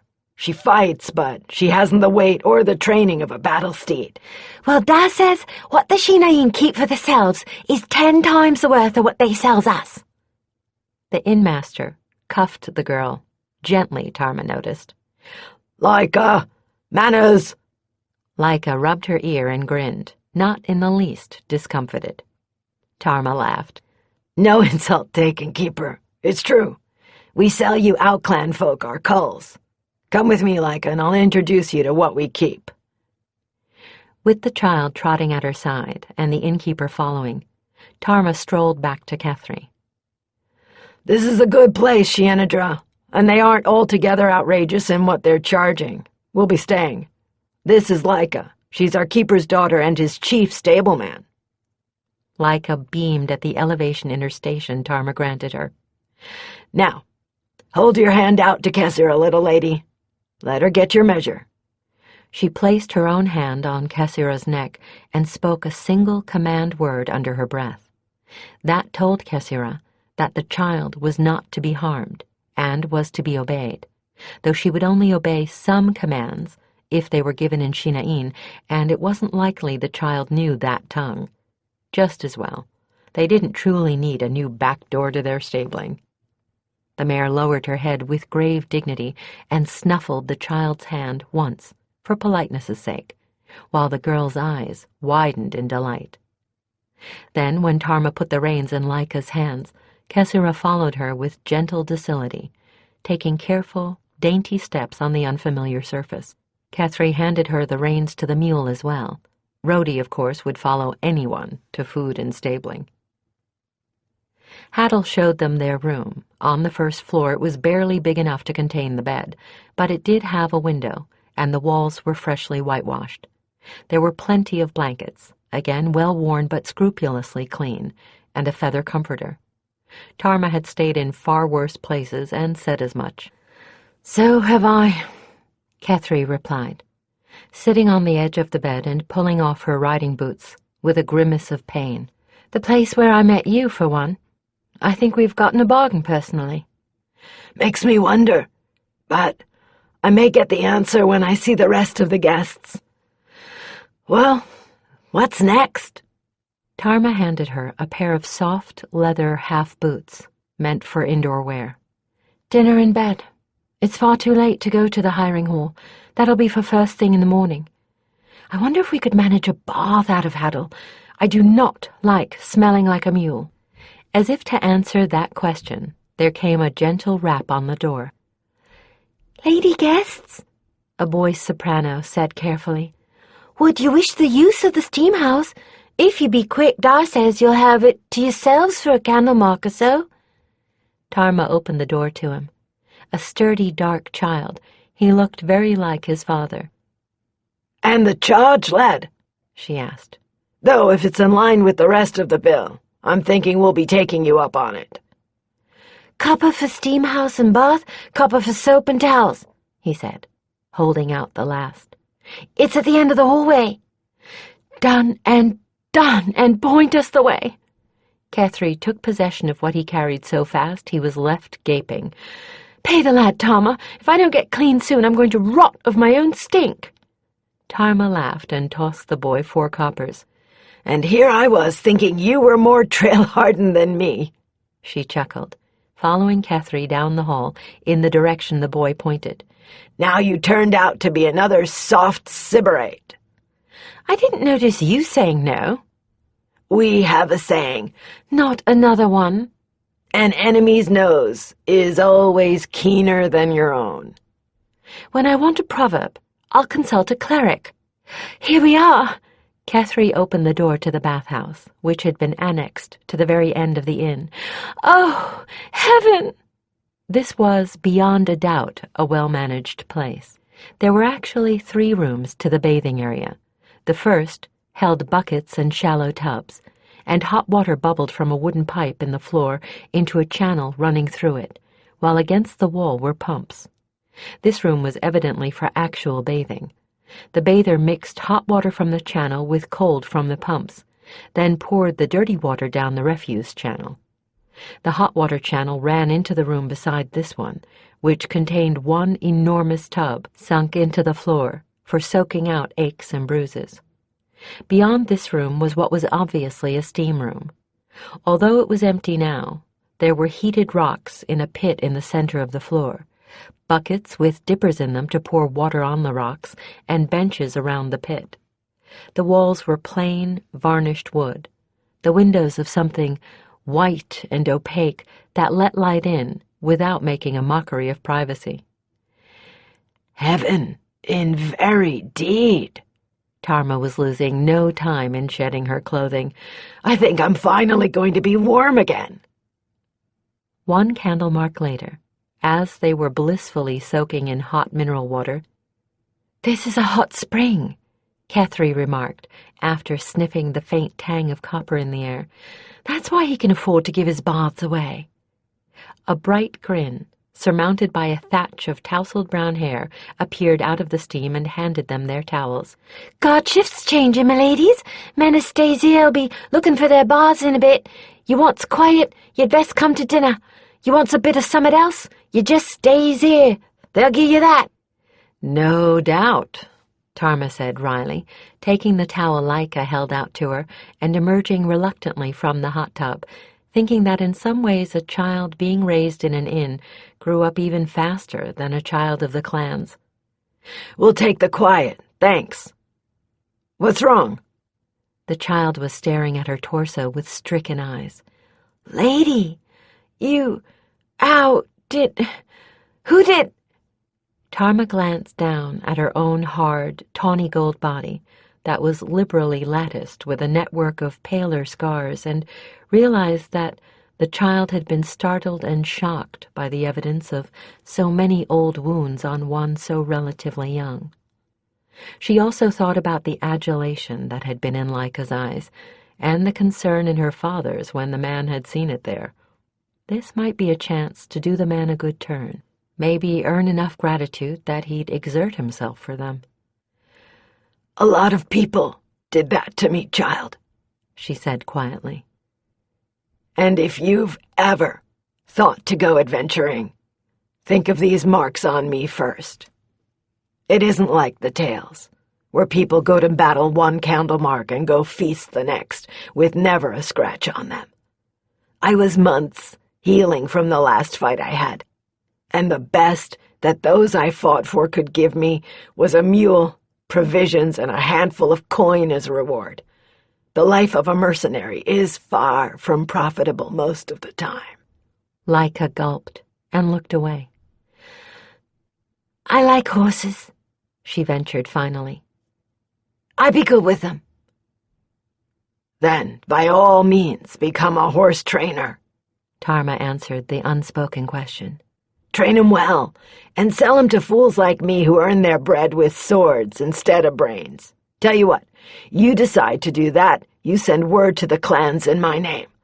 I'll leave orders you're to get a better choice than we give most outlanders, huh?" Aye! The girl's eyes lighted at the promise, and she relaxed a little as Tarma donned her close-fitting breeches, shirt, and wrapped Shinain jacket, covering the terrible scars. Thou says to tell you supper be stew, bread and honey and ale. "Sounds fine. Kath, Wonderful. tell him we'll be there right behind you." The child scampered out, and Kethri lifted an eyebrow. Rather overdoing it, weren't you? "Huh! You didn't see the hero worship in the kid's eyes earlier, or the worry in her dad's. Not too many female mercenaries ride through here, I'd guess. The kid's seen just enough to make it look glamorous. Well, now she knows better, and I'm thinking it's just as well." You knew better, but you took this road anyway. I did. Tarma laced her boots slowly, her harsh voice dropping down to a whisper. "And the only reason I left the plains was to revenge my clan. All Shinain learned the sword, but that doesn't mean we plan to live by it. We don't live to fight. We fight when we have to live. Sometimes we don't manage the last. As for me, I had no choice in taking up the blade, in becoming a mercenary. No more than did you." Kethri winced and touched Tarma's arm lightly. Put my foot in it, didn't I? Shianadra, I'm sorry. I meant no offense. Tarma shook off her gloom with a shake of her head. "I know that. None taken. Let's get that food. I could eat this towel, I'm that hungry." The whitewashed common room was quite empty, although the boy who brought them their supper, older than the other two children, darker and quieter, told them it would be filling shortly. And so it proved. Men of all ages and descriptions slowly trickling in to take their places at table and bench, being served promptly by Haddle's two sons. The room could easily hold at least 50. The current crowd was less than half that number. Most of the men looked to be of early middle age with a sprinkling of youngsters. All wore the unconsciously competent air of a good professional soldier. Tarma liked what she saw of them. None of these men would ever be officers, but the officers they did serve would be glad to have them. The talk was muted. The men were plainly weary with the day's work. Listening without seeming to, the women soon gleaned the reason why. As Tarma had already guessed, These men were foreign mercenaries, like themselves. This would be Haddle's lean season. One reason, perhaps, that his prices were reasonable, and that he was so glad to see them. The other reason was that he was that rare creature, an honest man, and one who chose to give the men he had served beside a decent break. Right now, only those higher swords with contracts for a year or more, or those one or two so prosperous that they could afford to bide out the mercenaries' lean season in an inn, were staying at the Broken Sword. Normally, a year contract included room and board, but these men were a special case. All of them were hired on with the city guard, which had no barracks for them. The result was that their pay included a stipend for board, and a good many of them stayed at inns like the Broken Sword. The job was never the easy one it might appear to the unknowing to be, and today had been the occasion of a riot over bread prices. The guard had been ordered to put down the riot. No few of these men had been of two minds about their orders. On the one hand, they weren't suffering, but on the other, most of them were of the same lower classes as those that were rioting and could remember winters when they had gone hungry. And the inflated grain prices, so rumor had it, had no basis for being so high. The harvest had been good, the granaries full. Rumor said that shortages were being created. Rumor said, by Weath's gold marchand. Both Tarma and her partner took to their bed with more than a bellyful of good stew to digest. "Are you certain you want to come with me? Even knowing there probably won't be work for you, you deserved a chance to sleep in for a change." Catherine, standing in the light from the window, gave her sorcerer's robe a good brushing and slipped it on over her shirt and breeches, and belted on her blade as well. I want to be lurking in the background, looking protective and menacing. I want to start rumors about how it's best to approach my partner with respect. You put on whatever act you think will reinforce mine, and I don't think you should be wearing that." Catherine glanced down at Need and pursed her lips. "You're probably right, but I feel rather naked without her." "We don't want to attract any attention, right? You know damn well mages don't bear steel other than eating knives and ritual daggers." Tarma lounged, fully clothed except for her boots on the bed, since there wasn't enough room for two people to be standing beside it at the same time. "Right," Catherine sighed, removing the blade and stowing it under the bed with the rest of their goods. "All right, let's go." The hiring hall was no more than a short stroll from the inn, an interesting walk from Tarma's point of view. Even at this early an hour, the streets were full of people, from ragged beggars to well-dressed merchants, and not all from around here. Tarma recognized the regional dress of more than a dozen other areas, and might have spotted more had she known what to look for. This might be the lean season, but it was evident that Morndelth always had a certain amount of trade going. At the hiring hall, just that, a hall lined with benches on both sides and a desk at the end, all of the ubiquitous varnished wood, they gave essentially the same story they'd given the guard. Their tale differed only in that Catherine was being more of herself. It wouldn't do to look an idiot when she was trying to get work. As they had been told, the steward of the hall shook his blonde head regretfully when Tarma informed him that she was only interested in short-term assignments. "I'm sorry, sword lady," he told her. "Very sorry. I could get you your pick of around dozen 1 to 5 year contracts, but this is the lean season and there just isn't anything for a higher sword but long-term. But your friend, yes." "Oh?" Catherine contrived to look eager. "There's a fellow from a cadet branch of one of the 50. He just came into a nice fat royal grant. He's getting the revenue from Upvale wine taxes, and he's bent on showing the city how a real aristo does things when he gets the cash to work with.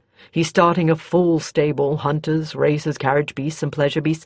He knows his horse flesh. What he doesn't know is how to tell if there's been a glamour put on him. Doesn't trust city mages, as who could blame him? They're all in the pay of somebody, and it's hard to say who might owe whom a favor or three. So he's had me on the lookout for an independent and strictly temporary. Does that suit your talents?" "You couldn't have suited me better." Catherine exclaimed with delight. "Mage sight's one of my strongest skills." "Right then," the steward said with satisfaction. "Here's your address, here's your contract, sign here." Catherine scrutinized the brief document, nodded, and made her mage glyph where he indicated. "And off you go, and good luck to you." They left together. At the door, Tarma asked, "Want me with you?" "No, I know the client, but he won't know me. He's not one of Cavan's crowd, which is all I was worried about. I'll be safe enough on my own." "All right, then. I'll get back to the inn. Maybe Haddle has a connection to something." Haddle poured Tarma a mug of ale, sat down beside her at the bench, and shook his head with regret. "Not a thing, sword lady, Afraid this is the lean season, I know. Well, look, I'm half mad with boredom. Is there at least somewhere I can practice?" Her trainers would not come to her while she was within city boundaries, so it was up to her to stay in shape. If she neglected to, woe betide her the next time they did come to her. "There's a practice ground with pels set up behind the stable, if you don't mind that it's outside in a simple dirt ring. I think I'll survive." She laughed and went to fetch her blades. The practice ground was easy enough to find. Tarma was pleased to find it deserted as well. There was a broom leaning against the fence to clear off the light snow. She used it to sweep the entire fenced enclosure clean. The air was crisp and still, the sun weak but bright, and close enough to the zenith that there would be no bad sides to face. She stood silently for a moment or two, eyes closed, shaking off the now and entering that timeless state that was both complete concentration and complete detachment. She began with the warm-up exercises, a series of slow, deliberate movement patterns that blurred each into the next. When she had finished with them, she did not stop, but proceeded to the next stage, drawing the sword at her back and executing another movement series, this time a little faster. With each subsequent stage, her moves became more intricate, and a bit more speed was added, until her blade was a shining blur, and an onlooker could almost see the invisible opponent she dueled with. She ended exactly where she had begun, slowing her movements down again to end with the resheathing of her blade, as smooth and graceful as a leaf falling. As it went home in the scabbard with a metallic click, the applause began. Startled, Tarma glanced in the direction of the noise. She'd been so absorbed in her exercises that she hadn't noticed her watchers. There were 3 of them, Haddle and 2 fur-cloaked middle-aged men who had not been part of the guard contingent last night. She half bowed with a wry grin and let them approach her. "I'd heard Shinna Inn were good. Sword lady, you've just proved to me that sometimes rumor speaks truth," said the larger of the 2, a weathered-looking blonde with short hair and a gold clasp to his cloak. "Lady, I'm Justin Twoblade, and this is my shield brother, Iken Dryvale." "Tarma Sheena Telesadrine," she supplied. "And my thanks. A compliment comes sweeter from a brother in the trade."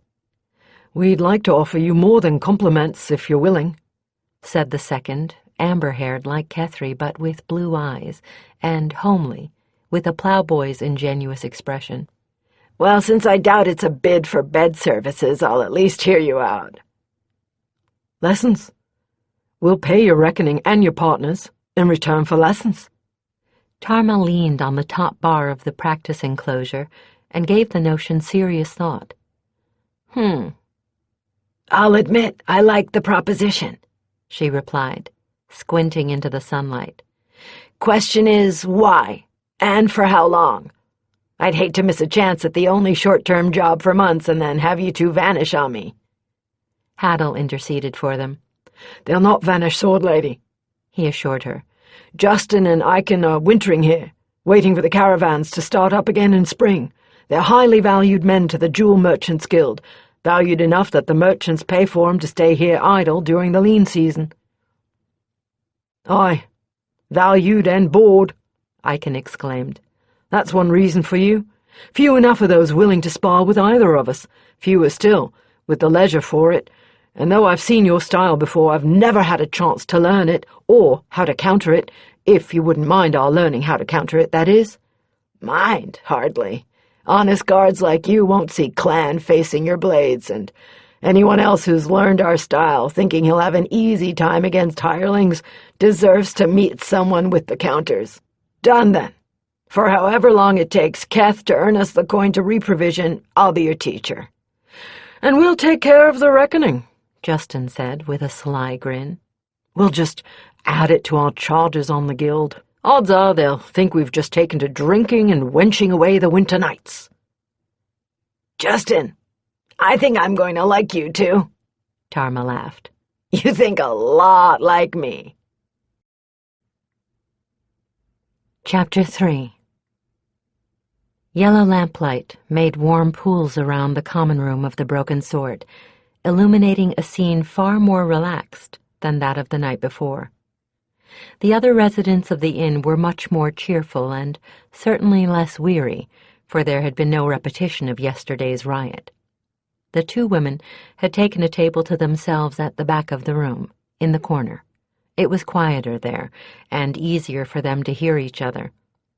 A lamp just over the table gave plenty of light, and Kethri could see that Tarma was quite well pleased with herself.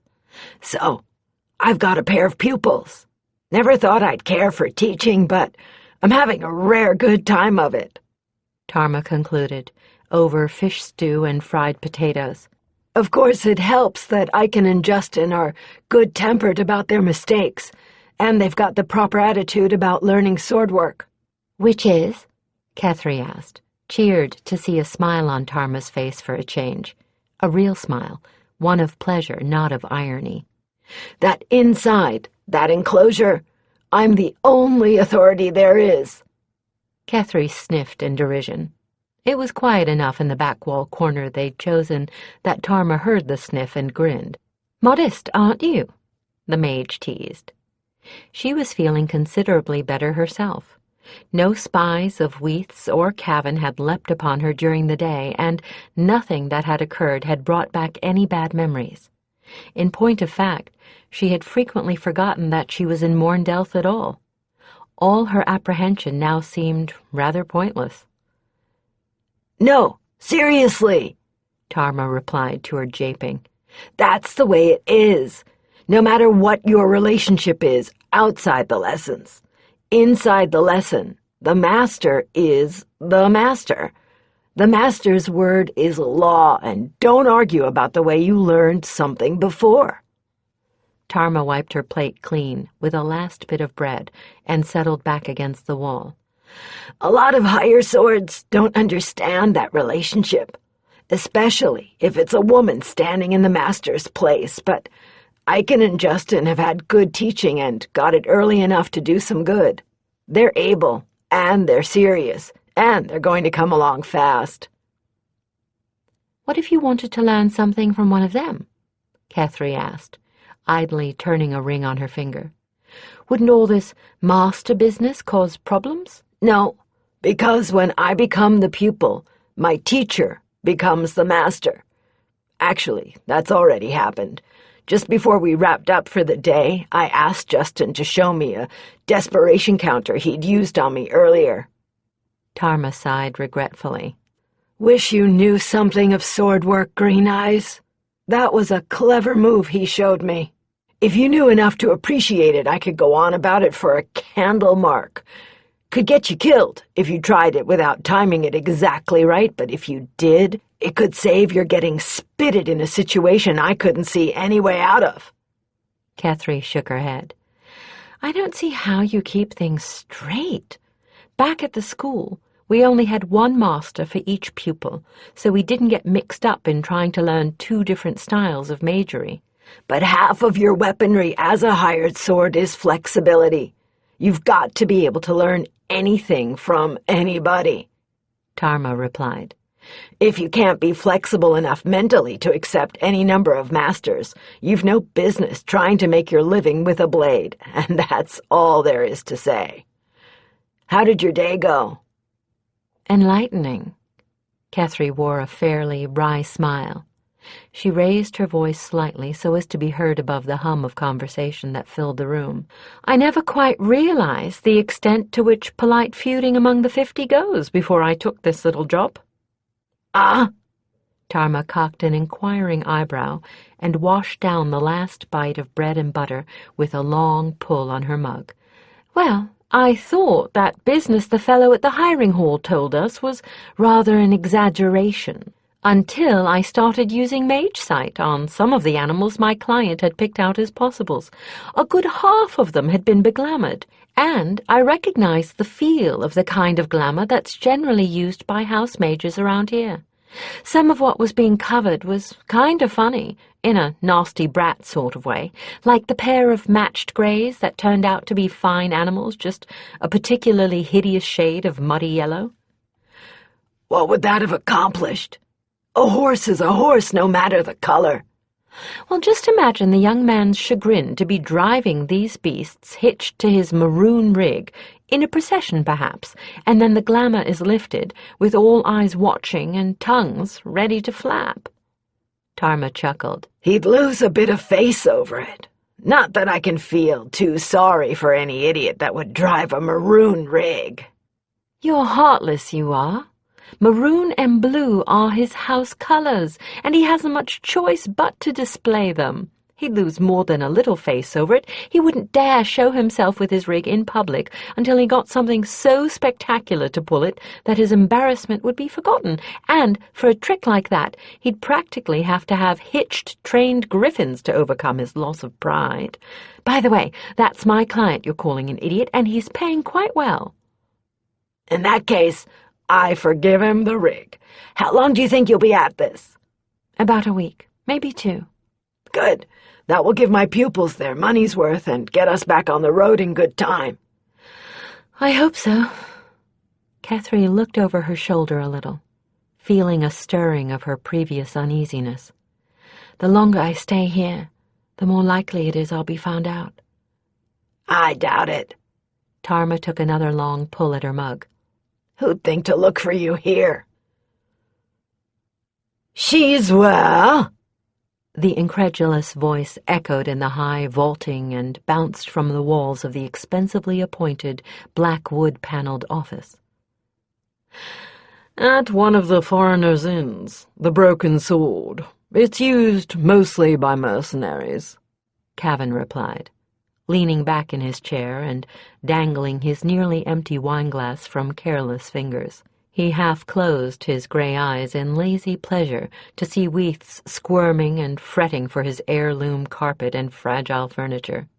She isn't using her full name and is claiming to be foreign herself.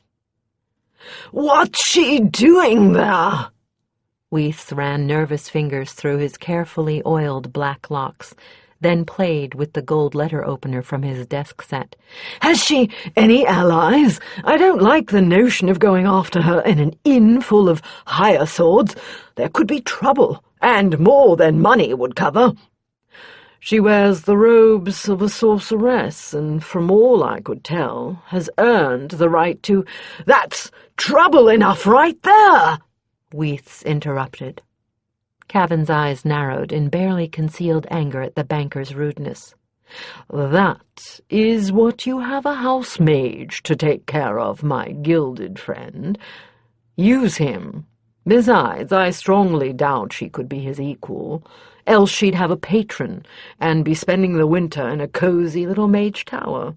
Instead of that, she's wandering about as an itinerant, doing nothing more taxing than checking horses for beglamoring. As to her allies, there's only one that matters, a Shinaeen swordswoman. Shinaeen? One of the sword dancers? I don't like the sound of that. They seem, he continued, toying with a lock of his curly, pale gold hair, to be lovers. I like that even less. Weath, for all your bold manoeuvring in the marketplace, you are a singularly cowardly man. Cavan put his imperiled glass safely on one of Weath's highly polished wooden tables and smiled to himself when Weaths winced in anticipation of the ring its moist bottom would cause. He stood up and stretched lazily, consciously mirroring one of the banker's priceless marbles behind him, then smoothed his silk velvet tunic back into its proper position. He smiled to himself again at the flash of greed in Weath's eyes. The banker valued him as much for his decorative value as for his lineage. With Cavan as a guest, any party Weaths held was certain to attract a high number of Morndelth's acknowledged beauties, as well as the younger members of the 50. It was probably time again to grace one of the fat fool's parties with his presence. After all, he did owe him something. His forbearance in not negating their bargain when Cavan's brat sister vanished deserved some reward. Of course, their arrangement was not all one-sided. Weaths would have lost all he'd gained by the marriage, and more, had it become known that his child bride had fled him before the union was a day old. And now that she'd been gone more than 3 years, by law she was no longer his wife at all. That would have been infinitely worse. It had been Cavan who had suggested that they pretend that Kethri had gone to stay on Weaths's country estate. Kethri was unused to dealing with people in any numbers, and found her new position as Weaths's helpmeet somewhat overwhelming, so they told the curious. She was happier away from the city and the confusion of society. Cavan was only too pleased to represent her interests with Weaths and play substitute for her at formal occasions. They'd kept up the fiction for so long that even Cavan was starting to half-believe in Weaths's shy spouse. "The Sheenaeen will be no problem," Cavan said soothingly. "She's a stranger in this city. She doesn't know it. She has no friends. All we need do is take your wayward wife when she's out from under the swordswoman's eye, and the Sheenaeen will be helpless to find her. She wouldn't even begin to know where to look, although why you're bothering with this is beyond me. Kethri's hardly of any age to interest you anymore, and you have the connections you want without the burden of a real wife." "She's mine," Weaths said, and the expression in his eyes was cold and acquisitive. "What's mine I keep. No one robs me or tricks me with impunity. I'll keep her in chains for the insult she's done me, chains of her own body. She'll do to breed a dozen heirs, and they tell me no pregnant mage can work her tricks while so burdened." Cavan raised a sardonic eyebrow, but made no further comment except to say, "I wouldn't believe that particular peasant's tale if I were you. I've had friends thought the same and didn't live to admit they were wrong. Now, I suspect your next question was going to be whether or not the Sheenaeen might be able to get a hearing with the council. It might be possible. But who would believe a foreigner's tale of abduction against the word of the wealthiest man in Morndelth? "Put that way, I see no risk of any kind, Toss." Weaths put down the gold paper knife. "And certainly I wish above all to have this accomplished at no risk of exposure. There are enough stories about why I mew my wife up in the country as it is. I'd rather no one ever discovered she's never been in my possession at all. But how do we get her away from her lover?" "Just leave that." Cavan smiled, well aware that his slow smile was not particularly pleasant to look on. "To me." Kethri woke with an aching head and a vile taste in her mouth. Lying on her side, tied hand and foot, in total darkness. It hurt even to think, but she forced herself to attempt to discipline her thoughts and marshal them into coherency, despite their tendency to shred like spider webs in a high wind. What had happened to her? Where was she? Think. It was so hard to think. It was like swimming through treacle to put one thought after another. Everything was fogged, and her only real desire was to relax and pass back into oblivion, which meant she'd been drugged. That made her angry. Anger burned some of the befuddlement away, and the resulting temporary surge in control gave her enough to remember a cleansing ritual.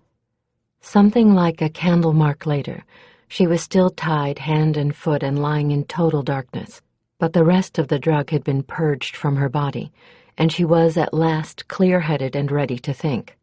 And act. Now, what had happened?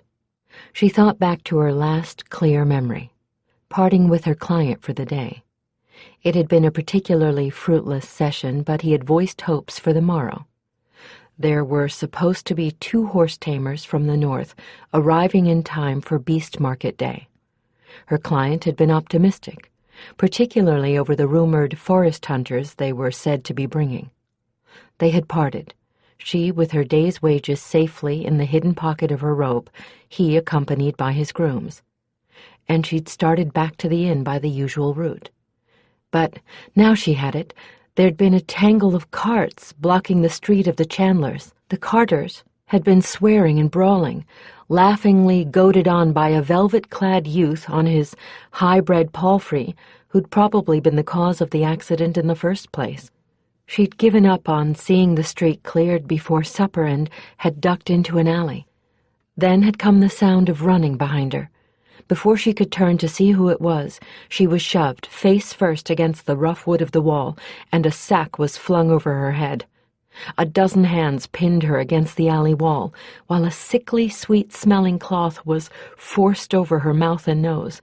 She had no chance to glimpse the faces of her assailants, and oblivion had followed with the first breath of whatever it was that had saturated the cloth. But for who had done this to her? Oh, that she knew without seeing their faces. It could only be Cavan and his gang of ennobled toughs, and to pay for it all, Weaths. As if her thought had conjured him, the door to her prison opened, and Weaths stood silhouetted against the glare of light from the torch on the wall of the hallway beyond him. Terror overwhelmed her. Terror so strong as to take the place of the drug in befuddling her. She could no longer think, only feel, and all she felt was fear.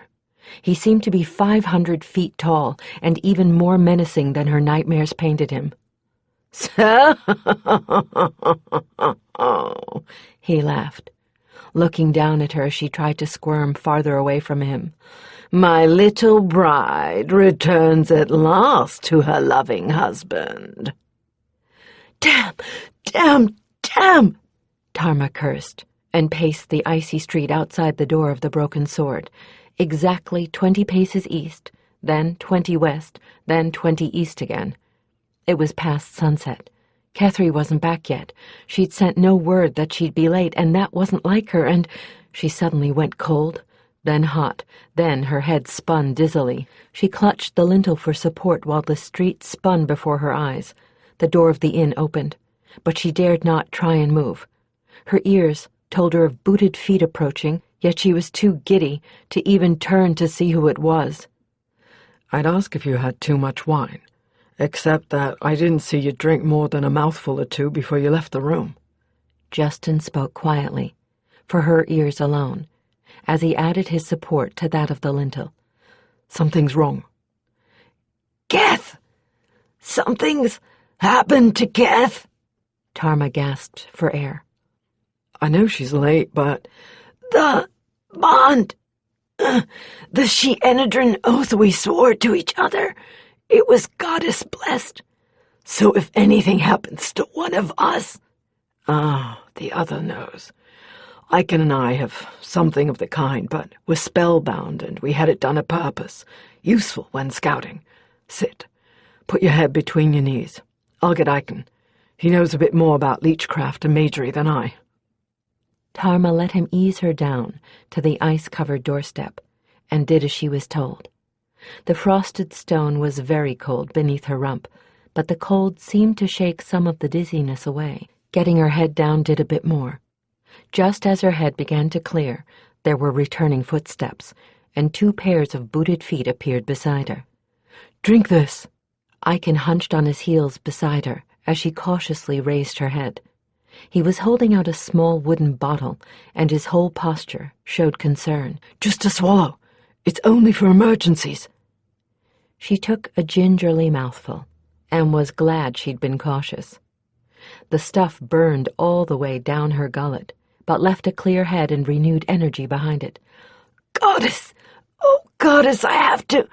She started to rise, but Justin's hands on her shoulders prevented her. You have to stay right where you are. You want to get yourself killed? Aiken asked soberly. You're a professional, Shinain. Act like one. All right, Justin said calmly, as she sank back to the stone. Something's happened to your oath sister. Any clue as to what? Or who? Aiken finished. Or why? You're not rich enough to ransom and too new in Morn Delth to have acquired enemies. Why and who? I've got a damn good idea, Tarma replied grimly, and told them in brief Kethrie's history. Gods, how am I to get her away from them? I don't know where to look, and even if I did, what's one sword against what Weaths can hire? She finished in despair. Why, oh why didn't I listen to her? Cavinistrol... Justin mused. Now that sounds familiar. It bloody well should, Aiken replied, stoppering his precious bottle tightly and tucking it inside his tunic. He heads the blue faction. The what? Tarma blinked at him in bewilderment. There are 5 factions among the wilder offspring of the 50. Blue, green, red, yellow, and black. They started out as racing clubs, but it's gotten down to a nastier level than that within the last few years. Aiken told her. Duels in plenty, 1 or 2 deaths. Right now, only 2 factions are strong enough to matter. Blue and green. Cavan heads the blues. A fellow called Elansavrith heads green. They've been eye blinks away from each other's throats for years, and the only thing that has kept them from taking each other on is that Cavan is essentially a coward. He'd rather get his followers to do his dirty work for him. He makes a big pose of being a tough, but he's never personally taken anyone out. Mostly that doesn't matter, since he's got his followers convinced. He stood up, offering his hand to Tarma. I can give you a quick guess who could find out where Kethri is, because I know where Weaths won't take her. He won't dare take her to his home. His servants would see and gossip. He won't risk that, because the tale he's given out all these years is that Kethri is very shy and has been staying in seclusion on his country estate. No, he'll take her to his private brothel. I know he has one, I just don't know where, but Justin's got a friend who could tell us. That she could, and be happy to. Any harm she could bring that man would make her right glad. Even in the dim light from the torch over the door, Tarma could see that Justin looked grim. How do you know all this about Weaths and Cavan? Tarma looked from one to the other of them. Because, sword lady. Aiken's mouth stretched in something that bore very little resemblance to a smile. My name wasn't always Dryvale. Kethri had wedged herself back into a corner of her barren, stone-floored cell. Weaths stood over her, candle-lantern in one hand, gloating. It was the very worst of her nightmares come true. "What's mine remains mine, dear wife," he crowed. "You won't be given a second chance to escape me. I bought you, and I intend to keep you." He was enjoying every moment, was taking pleasure in her fright, just as he had taken pleasure in her pain when he'd raped her. Kethri was paralyzed with fear, her skin crawling at the bare presence of him in the same room with her. What would she do if he touched her? Her heart was pounding as if she'd been running for miles, and she thought wildly that if he did touch her, perhaps her heart would give out. He bent and darted his hand forward suddenly, as if intending to catch one of her arms, and she gave a little mew of terror and involuntarily kicked out at him with her bound feet. His startled reaction took her completely by surprise. He jumped backward, eyes widening, hands shaking so that the candle flame wavered. Fear was a mask over his features, absolute and utter fear of her. For one long moment he stared at her, and she at him, hardly able to believe what her own eyes were telling her. He was afraid of her. For all his puffing and threatening, he was afraid of her. And in that moment, she saw him for what he was, an aging, paunchy, greedy coward. Any sign of resistance in an adult woman obviously terrified him. She kicked out again, experimentally, and he jumped back another pace. Probably the only females he could dominate were helpless children. Probably that was why he chose them for his pleasures. At this moment, he was as terrified of her as she had been of him. And the nightmare monster of her childhood revealed itself to be a thing of old clothes stuffed with straw. Her fear of him evaporated. Like a thing spun of mist, anger quickly replaced the fear. And while fear paralyzed her magecraft, anger fed her powers. That she had been held in thrall for 7 long years by fear of this. He saw the change from terror to rage on her face. She could see his realization that she was no longer cowed, mirrored on his. He bit his lip and stepped backward another 3 or 4 paces. With 3 barked words, she burned through the ropes on her hands and feet. She rose swiftly to her feet, shaking the bits off her wrists as she did so, her eyes never once leaving his face. "Kidnap me, will you?" she hissed at him, eyes narrowed. "Drug me and leave me tied up and think you can use me as you did before? Well, I've grown up, even if you haven't. I've learned how to deal with slime like you." Weath gulped and backed up again. "I'll teach you to mend your ways, you fat, slobbering bastard. I'll show you what it feels like to be a victim." She pointed a finger at him, and miniature lightning leapt from it to his feet. Weath yelped, hopping from one foot to the other. Kethri aimed her finger a bit higher. "Let's see how you like being hurt." He screeched, turned, and fled, slamming the door behind him. Kethri was at it in an eye blink, clawing at it in frustration, for there was no handle on this side. She screamed curses at him, in her own tongue, then in Shinaïn when that failed, pounding on the obdurate portal with both fists. "Come back here, you half-breed son of a pig and an ape! I'll wither your manhood like a 50-year-old sausage! Coward! Baby raper! If I ever get my hands on your neck, I'll wrap a rope around it and spin you like a top! I'll peel your skull like a chestnut! Come back here!" Finally, her bruised fists recalled her to her senses.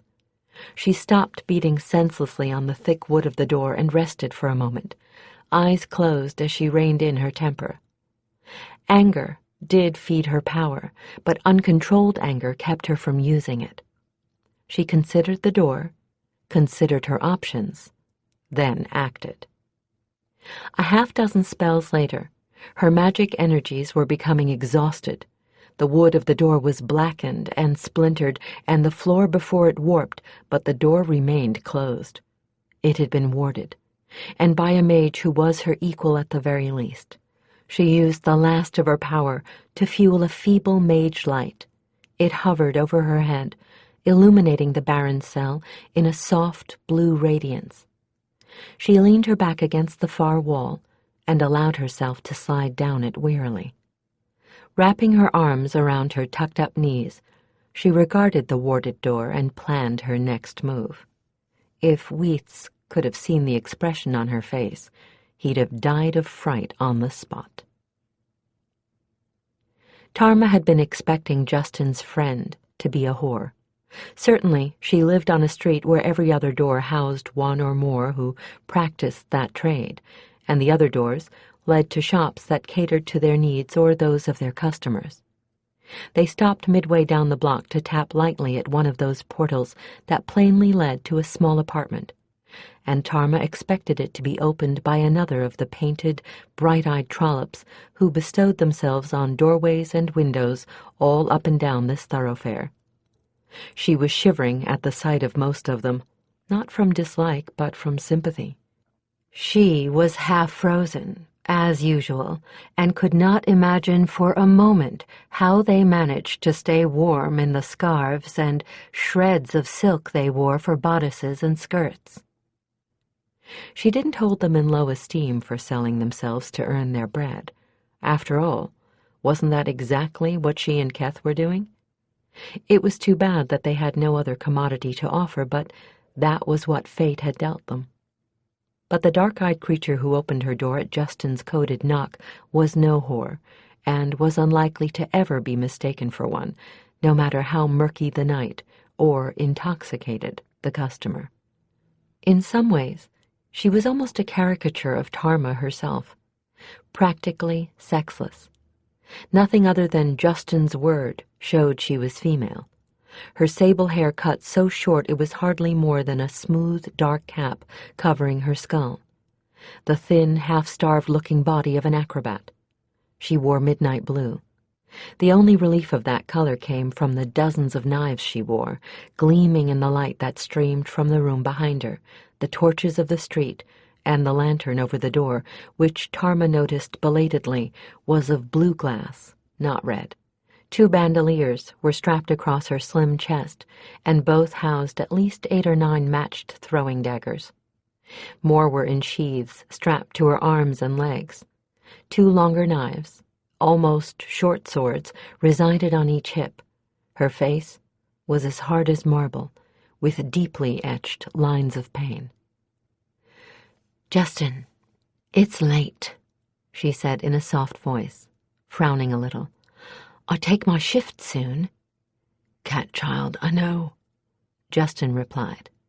Tarma realized in that instant that the hard lines of the girl's face had deceived her. She couldn't have been more than 15 or 16. "But we have a chance to get at Weath's gold marchand, and—" The girl's face blazed with an unholy light. "When? How? I'll have somebody else sub for me. Jester owes me a favor."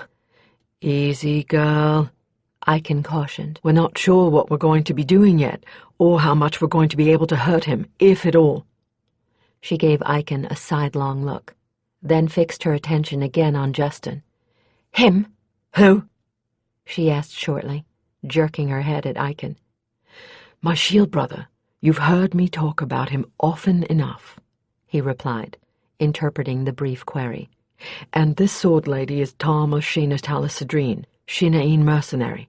Weath's has her oath sister, a sorceress. It's rather too long a tale to go into, but we know he took her. He's got his reasons for wanting her, and we know he won't be taking her to his house in the district." "And you want to know If I know where his latest pleasure house is? Oh, aye, I do that, but unless you swear to let me in on this, I won't tell you." "Cat, you don't know what you're asking." "Let her buy in," Tarma interrupted, and spoke to the girl directly. "I'm guessing you're one of Weath's discards." "You're not wrong. I hate his littlest nail paring. I want a piece of him somehow, some way, preferably the piece he prizes the most." "That's a reasonable request, and one I'm inclined to give you a chance at, just so long as you remember that our primary goal is the rescue of my oath sister, and you don't jeopardize getting Keth out in one piece." "Let me roust out Jester." The girl darted between Tarma and Justin, ran up the staircase to the 2nd floor to knock on another nondescript door. The ugliest man Tarma had ever seen in her life answered it. Cat whispered something inaudible. He grinned, pulled a savage-looking half-axe from somewhere just inside the door, and sauntered down the stairs with it, whistling tunefully. He gave all 3 of them a wink as he passed them and said shortly, "Good hunting," and passed out of sight around a corner. The girl returned, with a thoughtful look in her eyes. "Come in. Let's sit and plan this over. Being too hasty to look before I acted got me into Weath's hands." "And you won't be making that mistake a second time, will you, my girl?" Justin finished for her. They filed into the tiny room. It held a few cushions and a pallet, a small clothes chest, more knives mounted on the wall, and a lantern, nothing more. "You say your friend's a sorceress. The old bastard probably has her under binding from his housemage," she mused, as she dropped down cross-legged on the pallet, leaving them to choose cushions. "Think she could break herself free if we gave him something else to think about?" "Probably. Keth's pretty good." "The mage isn't all we have to worry about. Cavanistral's crowd is bound to be hanging around," Aiken interrupted. "Damn! There's only 4 of us, and that lot is nearly 30 strong." The girl swore under her breath. "Where in Shiva are we going to get enough bodies to throw at them?" Whatever had been in that drink Aiken had given her seemed to be making Tarma's mind work at high speed. "Find your enemy's enemy. That's what my people would say." Aiken stared at her, then began to grin.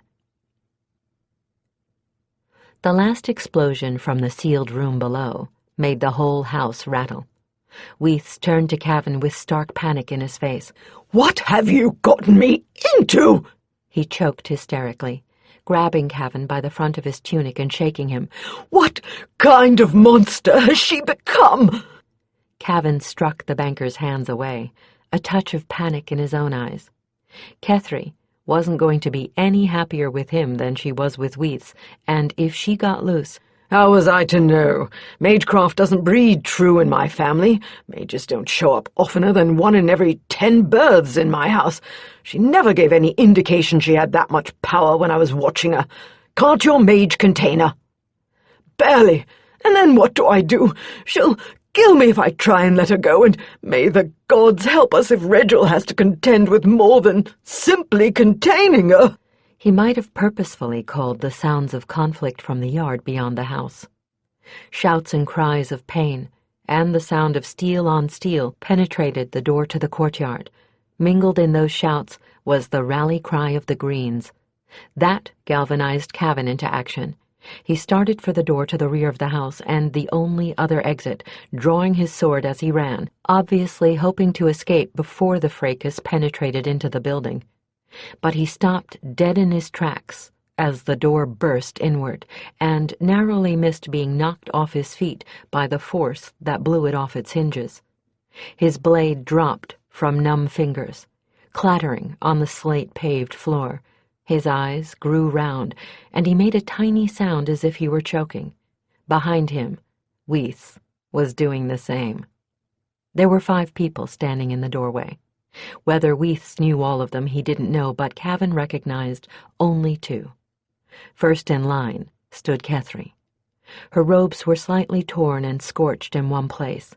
She was disheveled, smoke-stained, and dirty, but she was very clearly in control of the situation, and Cavan found himself completely cowed by her blazing eyes. Behind her was the Shinaïn Tarma, a sword in one hand, a dagger in the other, and the look of an angry wolf about her. Should Kethri leave anything of him, he had no doubt that his chances of surviving a single candle mark with her were nil. Next to Tarma stood a young girl in midnight blue, festooned with throwing daggers and with a long knife in either hand. She was the only one of the lot not dividing her attention between himself and Weaths. Cavan looked sideways over his shoulder at the banker and concluded that he would rather not be in Weaths's shoes if that girl were given her way with him. Weaths looked as if he were as frightened of her as of the rest combined. Behind those 3 stood a pair of men, one of whom looked vaguely familiar, although Cavan couldn't place him. They took one look at the situation, grinned at each other, sheathed their own weapons, and left, closing what remained of the door behind the 3 women. Cavan backed up, feet scuffling on the floor, until he ran into Weaths. "Surprise, kinsman," Kethri said. "I am so glad to find you both at home." The broken sword was the scene of general celebration. Haddle had proclaimed that the ale was on the house, in honor of the victory the 5 had just won. It was a double victory, for not only had they rescued Kethri, but Aiken had that very day gotten them a hearing and a highly favorable verdict from the council. Weaths was, insofar as his ambitions went, a ruined man. Worse, he was now a laughingstock to the entire city. "Cat-child, I expected you at least to want him cut up into collops." Justin lounged back precariously in his chair on the hearth, balancing it on 2 legs. "I can't fathom why you went along with this." "I wanted to hurt him," the girl replied, trimming her nails with one of her knives. "And I knew after all these years of watching him, that there's only two ways to hurt that bastard, to hit his pride or his money bags. Revenge, they say, is a dish best eaten cold, and I've had 3 years of cooling. And here's to Kethri, who figured out how to get both at the same time. Aiken raised his mug in a toast. Kethri reciprocated. And to you, who convinced the council I was worth heeding. Aiken smiled. Just calling in a few old debts, that's all. You're the one who did the talking. Oh, really? I was under the impression that you did at least half of it. Some may be force of habit, I'm afraid. Too many years of listening to my father. You may know him, Jonas Reveloth. God, yes, I remember him, Kethri exclaimed. He's the legal counsel for half the 50. Slightly more than half. That must be why you're the one who remembered it's against the law to force any female of the 50 into any marriage without her consent, Kethri said admiringly. Aiken, listening to you in there, I was truly impressed. You're clever, you're persuasive, you're a good speaker. Why aren't you following in my father's footsteps? Because he's unable to fathom why I am more interested in justice than seeing that every client who hires me gets off without more than a reprimand, which is why the old stick wouldn't defend Weaths for all the gold that bastard threw at him. Justin chuckled, seeing if he could balance the chair on one leg. Couldn't bear to face his son with Aiken on the side of good, truth, and justice. Well, shield brother, going to give up the sword and fight for right? The irony in his voice was so strong it could have been spread on bread and eaten. Idiot, Aiken grinned. What do you think I am, a dunderhead like you? Swords are safer and usually fairer than the law courts any day. Well, I think you were wonderful, Kethri began. I couldn't have done it without you and Kat being so calm and clear. You had an answer for everything they could throw at you. Enough, Tarma growled, throwing apples at all of them. You were all brilliant. So now Weaths is poorer by a good sum. Kat has enough to set herself up as anything she chooses. We have enough to see us to the plains, and the entire town knows Weaths isn't potent with anything over the age of 12. He's been the butt of 36 jokes that I've heard so far. There are gangs of little boys chanting rude things in front of his house at this moment. I've heard 3 songs about him out on the street, too, Kat interrupted with an evil grin. And last of all, Kat's so-called marriage has been declared null. What's left? Cavan? Justin hazarded. Are we likely to see any more trouble from him? Well, I saw to it that he's been declared disinherited by the council for selling his sister. Kath didn't want the name or the old hulk of a house that goes with it, so it's gone to a cadet branch of a family. With my blessings. They're very religious, and I think they intend to set up a monastic school in it. As for my brother, when last seen, Cavan was fleeing for his life through the stews with the leader of the Greens in hot pursuit, Kethri replied, with a certain amount of satisfaction. I saw him waiting for Cavan outside the council door, and I was kind enough to pinpoint my brother for him with a ball of mage light. I believe his intention was to paint Cavan a bright emerald when he caught him. Justin burst into hearty guffaws, and his chair promptly capsized. The rest of them collapsed into helpless laughter at the sight of him, looking surprised and indignant amid the ruins of his chair. Well, he said, crossing his arms and snorting, there's gratitude for you. That's the last time I ever do any of you a favor. Whatever else he was going to say ended in a splutter as Aiken dumped his mug over his head. Still set on getting back to the plains?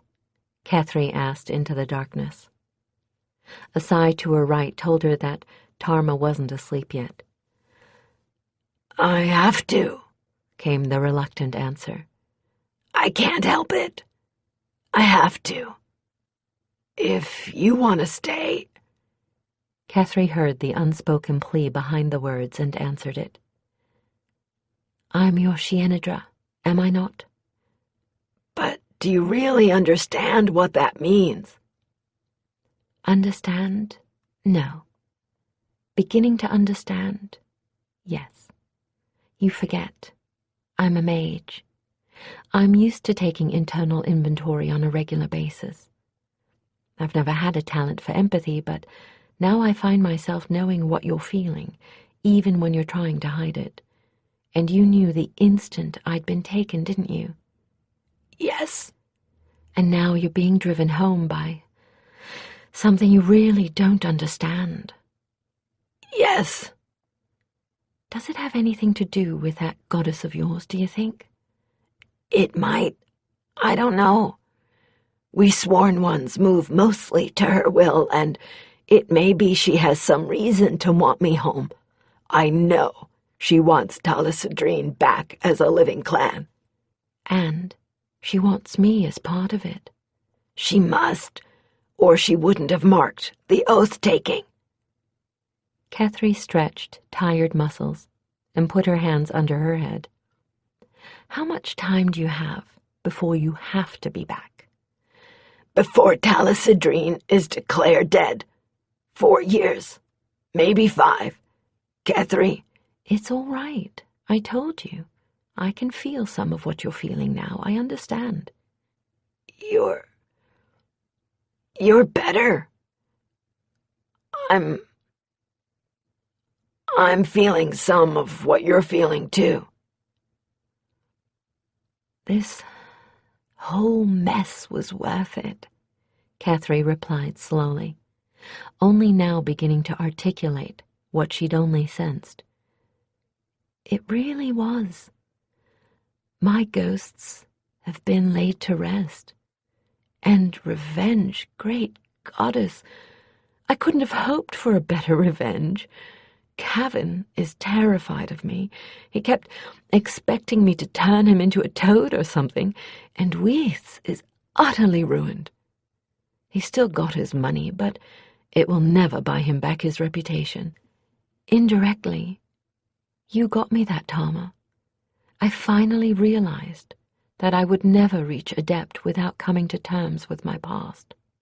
You forced me into the confrontation I'd never have tried on my own. For that alone, I would be indebted to you.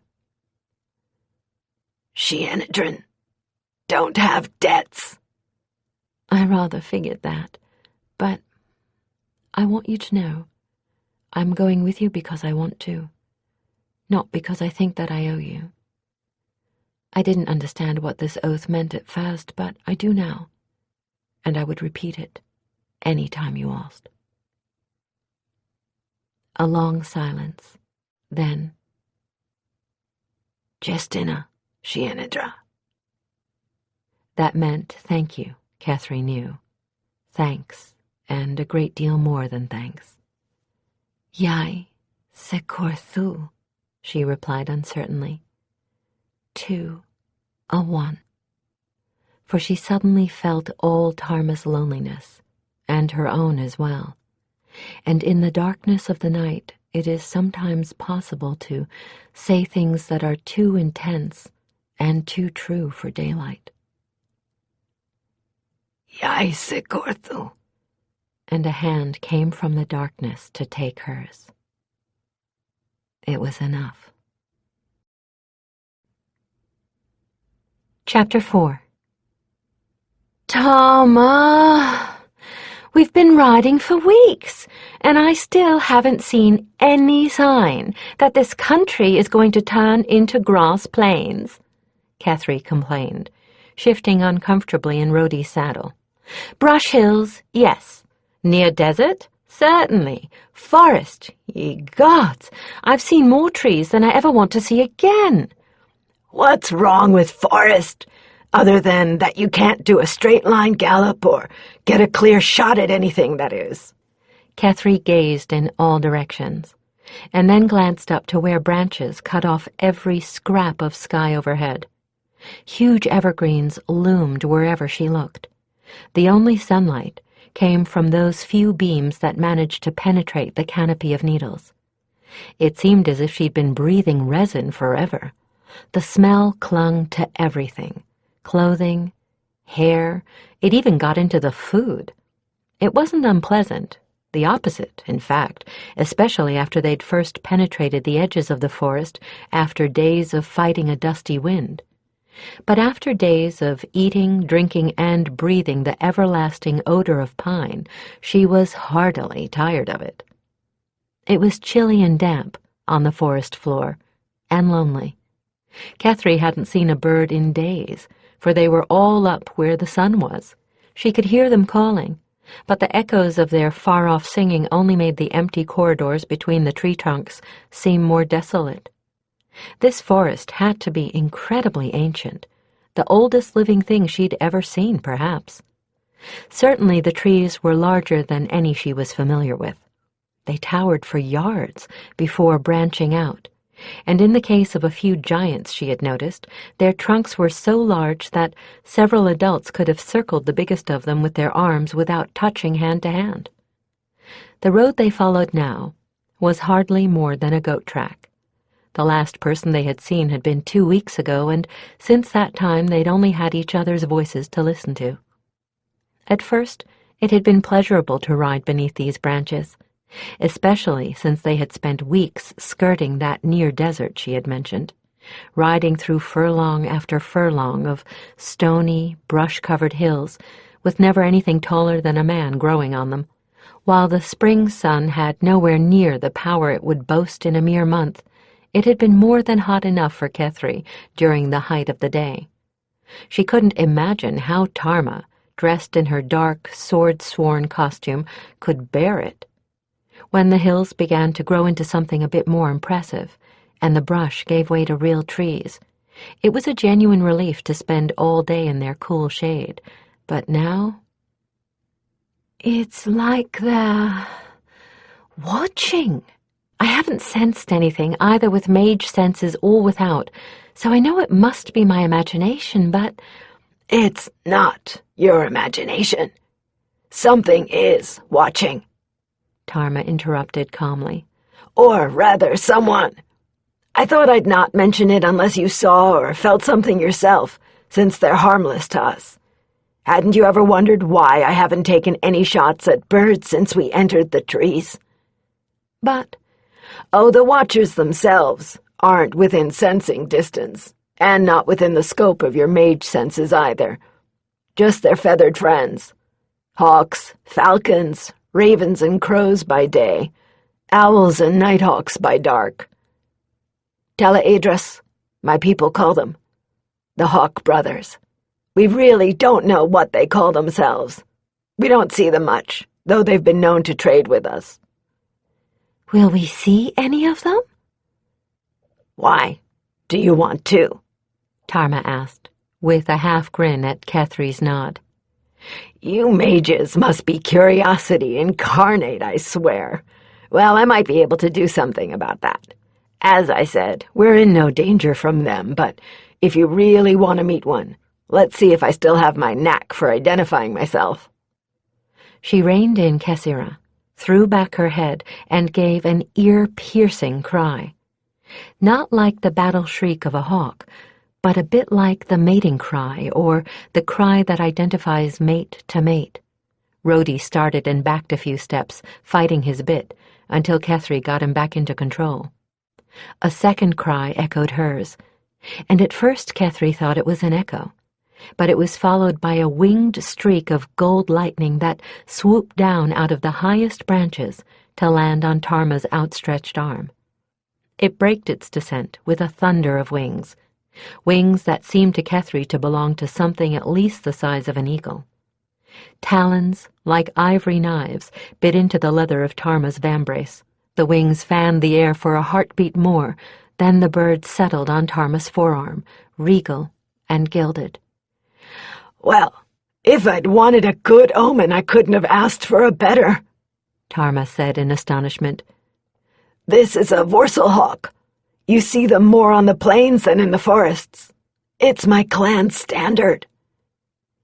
The bird was half again larger than any hawk Kethri had ever seen. Its feathers glistened with an almost metallic gold sheen, no more than a shade darker than the bird's golden eyes. It cocked its head to one side and regarded Kethri with an intelligent air she found rather disturbing. Rhodey snorted at the alien creature, but Kessira stood calmly when one wing flipped a hair's breadth from her ear, apparently used to having huge birds swoop down at her rider from out of nowhere. "Now, who speaks for you, winged one?" Tarma turned her attention fully to the bird on her arm, stroking his breast feathers soothingly until he settled, then running her hand down to his right leg and examining it. Kethri edged closer, cautiously, wary of the power in that beak and those sharp talons. She saw that what Tarma was examining was a wide band on its leg, a band of some shiny stuff that wasn't metal and wasn't leather. Moonsong Kavala? Don't know the name. Well, let's send the invitation to talk. I really should at least pay my respects before leaving the trees, if anyone wants to take them, so. Tarma lowered her arm a little, and the hawk responded by moving up it until he perched on her shoulder. His beak was in what Kethri considered to be uncomfortably close proximity to Tarma's face, but Tarma didn't seem at all concerned. Thinking about the uncertain temperament of all the raptors she'd ever had anything to do with, Kethri shivered at Tarma's casualness. When the bird was safely on her shoulder, Tarma leaned over a little and rummaged in her saddlebag, finally coming up with a cluster of 3 small medallions. Kethri could see that they were light copper discs, beautifully enameled with the image of the bird that sat her shoulder.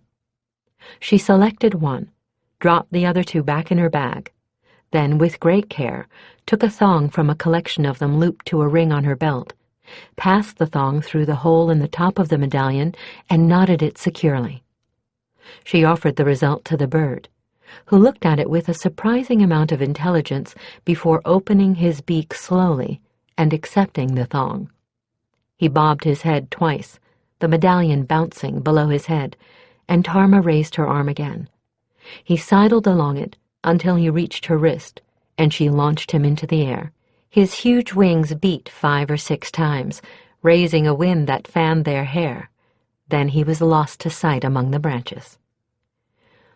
What was that all about? Politeness, more than anything.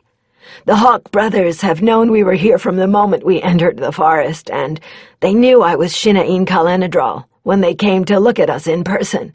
That would have been the first night we camped.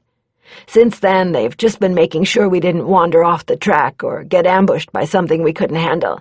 We'll be leaving the forest soon. Soon? When? Keep your breeches on, girl. Tomorrow afternoon at the latest. Anyway, you wanted to see one of the Hawk brothers, and it's only polite for me to acknowledge the fact that they've been guarding us. I thought you said they were watching us. Since I'm Shinain and we're allies, it amounts to the same thing. Sahai, I just sent my clan token off to our current guardian, whoever it is. If he or she chooses, we'll get a response before we leave. Moonsong sounds like a female name to me, Kethri replied. Maybe so, maybe no. The Hawk brothers are very different. Well, you'll see if we get a visitor. Keep your eyes busy looking for a good campsite. Stick to the road. As Shinain, I have certain privileges here, and I'm tired of dried beef. I'm going hunting.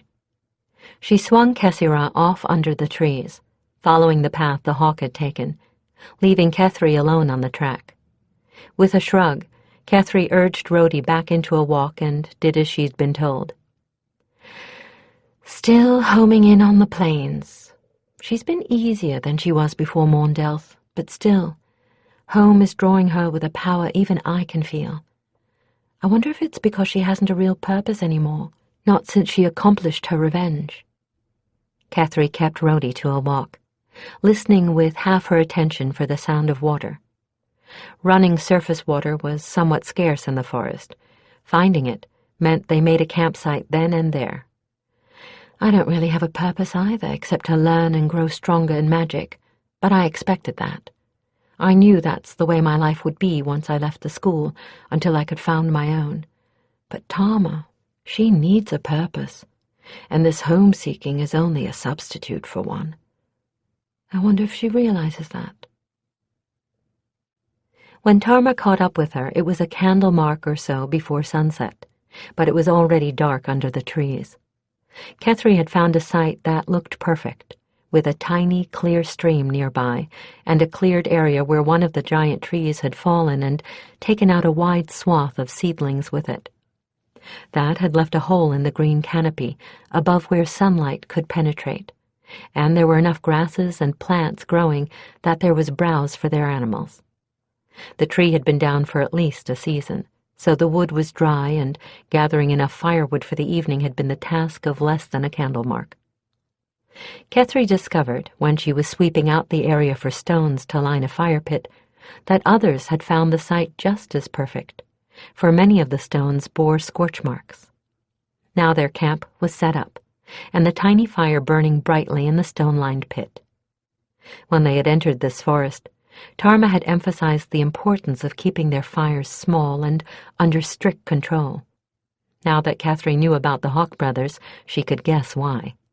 This tree-filled land was theirs, and they doubtless had laws that a visitor to it had better keep, especially with winged watchers all about.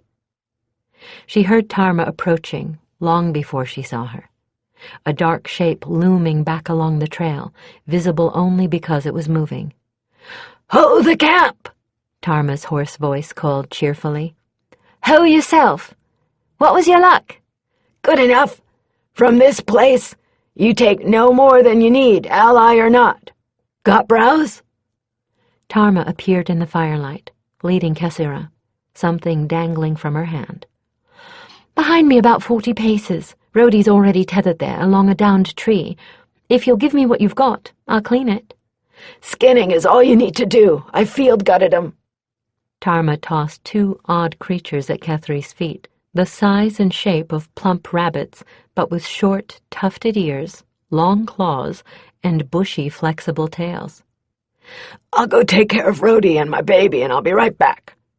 Tarma disappeared into the darkness again, and sounds from behind her told Kethri that she was unsaddling her mare and grooming both the animals. She had unsaddled Rhodey, but had left the rest to Tarma, knowing the Shinaeen could tend a saddle beast in the dark and half asleep. Rhodey, while well-mannered for a mule, was too ticklish about being groomed for Kethri to do it in uncertain light. When Tarma returned, she brought with her their little copper traveling kettle filled with water. "We'll have to stew those devils. They're tough as old boots after the winter," she said. Then, so softly Kethri could hardly hear her, "I got a reply to my invitation. We'll have a visitor in a bit. Chances are he'll pop in out of nowhere. Try not to look startled or we'll lose face. I can guarantee he'll look very strange. In this case, the stranger the better. If he looks really odd, it will mean he's giving us full honors." Just at the moment the stewed meat seemed ready, their visitor appeared. Even though she'd been forewarned, Kethri still nearly jumped out of her skin. One moment, the opposite side of the fire was empty. The next, it was not. He was tall, like Tarma, golden-skinned and blue-eyed. Unlike Tarma, his hair was a pure silver white. It hung to his waist, two braids framing his face, part of the rest formed into a top knot, the remainder streaming unconfined down his back. Feathers had been woven into it. A tiny owlet nestled at the base of the top knot. A nestling Kethri thought to be a clever carving until it moved its head and blinked. His eyes were large and slightly slanted, his features sharp, with no trace of facial hair. His eyebrows had a slight upward sweep to them, like wings. His clothing was green, all colors of green. Kethri thought it at first to be rags, until she saw how carefully those seeming rags were cut to resemble foliage. In a tree, except for that hair, he'd be nearly invisible, even with a wind blowing. He wore delicate jewelry of woven and braided silver wire and crystals. He carried in his right hand a strange weapon, a spear-like thing with a wicked, curving point that seemed very like a hawk's talon at one end and a smooth, round hook at the other. In his left, he carried Tarma's medallion. Tarma rose to her feet gracefully. Peace, Moonsong. And upon you, Child of the Hawk. Both of them were speaking Shina'in. After months of tutoring, Kethri was following their words with relative ease. Tarma, the Shina'in replied. And Kethri, my Shienadra. You will share hearth and meal. It is tree hair, taken as is the law. Rejected suitors, no mates, no young and older than the season's birthing. Then I share, and with thanks. He sank to the ground beside the fire with a smoothness, an ease that Kethri envied, gracefully and soundlessly as a falling leaf. She saw then that, besides the feathers, he had also braided strings of tiny crystals into his hair, crystals that reflected back the firelight, as did the staring eyes of the tiny owlet. She remembered what Tarma had told her, and concluded they were being given high honor. He accepted the bowl of stewed meat and dried vegetables with a nod of thanks, and began to eat with his fingers and a strange crystalline knife hardly longer than his hand. When Tarma calmly began her own portion, Kethri did the same, but couldn't help glancing at their visitor under cover of eating. He impressed her, that was certain. There was an air of great calm and patience about him, like that of an ancient tree. But she sensed he could be a formidable and implacable enemy if his anger was ever aroused. His silver hair had made her think of him as ancient, but now she wasn't so certain of his age. His face was smooth and unlined. He could have been almost any age at all, from stripling to oldster. Then she discovered something that truly frightened her. When she looked for him with mage sight, he wasn't there. It wasn't a shielding either. A shield either left an impression of a blank wall or of an absolute nothingness. No, it was as if there was no one across the fire from them at all, nothing but the plants and stones of the clearing, the woods beyond, and the owlet sitting in a young tree. The owlet sitting in a young tree!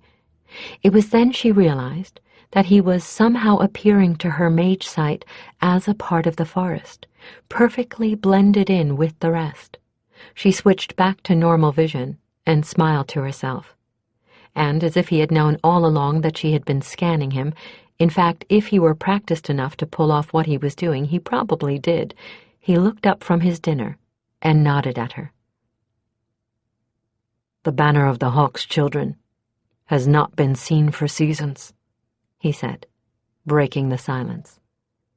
We heard ill tales. Tales of ambush on the road to the horse fair.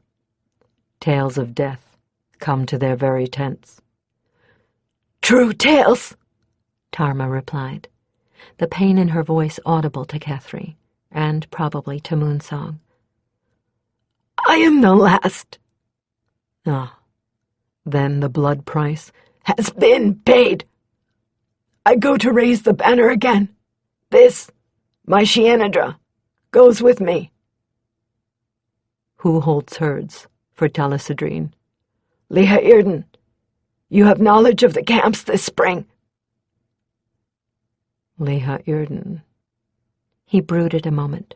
At Katasik, on the border of their territory and yours. So you go to them. And after? I have given no thought to it.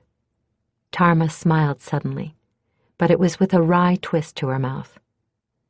Indeed, the returning has been sufficient to hold my attention. You may find, he said slowly, that the plains are no longer the home to you that they were. Tarma looked startled. Has aught changed? Only yourself, Lone Hawk. only yourself. The hatched chick cannot go back to the shell. The falcon, who has found the sky, does not willingly sit the nest. When a task is completed, it is meet to find another task, and you may well serve the lady by serving outlanders. Tarma looked startled and pale, but nodded. Outclan Shinaeen. He turned his attention abruptly to Kethri. You bear a sword. Aye, Elda, he chuckled. Not so old as you think me, nor so young either.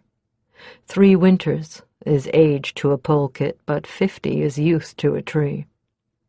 You bear a sword, yet you touched me with mage sight. Strange to see a mage with steel. Stranger still to see steel with a soul. What? Kethri was too startled to respond politely. Hear me, mate of steel and magic, he said, leaning forward so that he and the owlet transfixed her with unblinking stares. What you bear will bind you to herself, more and more tightly with each hour you carry her. It is writ that need is her name. You shall come to need her as she needs you, as both of you answer need. This is the price of bearing her, and some of this you knew already. I tell you that you have not yet reached the limit to which she can and will bind you to herself, to her goals. It is a heavy price, yet the price is worth her service. You know she can fight for you. You know she can heal you. I tell you now that her powers will extend to aid those you love so long as they return your care. Remember this in future times. His blue eyes bored into hers with an intensity that would have been frightening had he not held her beyond fear with the power he now showed himself to possess. She knew then that she was face to face with a true adept, though of a discipline alien to hers, that he was one such as she hardly dared dream of becoming. Finally he leaned back, and Kethri shook off the near trance he had laid on her, coming to herself with a start. "How did you—" He silenced her with a wave of his hand. "I read what is written for me to see, nothing more," he replied, rising with the same swift grace he had shown before. "Remember what I have read, both of you. As you are 2 made 1, so your task will be 1. First the binding, then the finding. For the hearth, for the meal, my thanks. For the future, my blessing. Lady, light thy road." And as abruptly as he had appeared, he was gone. Kethri started to say something, but the odd look of puzzlement on Tarma's face stopped her. "Well," she said at last, "I have only one thing to say. I've passed through this forest 20 times at least. In all that time, I must have met Hawk Brothers 10 out of the 20, and that was extraordinary. But this—" she shook her head. "That's more words at once from one of them than any of my people has ever reported before. Either we much impressed him, Or, she smiled crookedly, we are in deep trouble." Kethri wasn't quite sure what it was that woke her. The cry of a bird, perhaps, or one of the riding beasts waking out of a dream with a snort, and so waking her in turn. The air was full of gray mist that hung at waist height above the needle-strewn forest floor.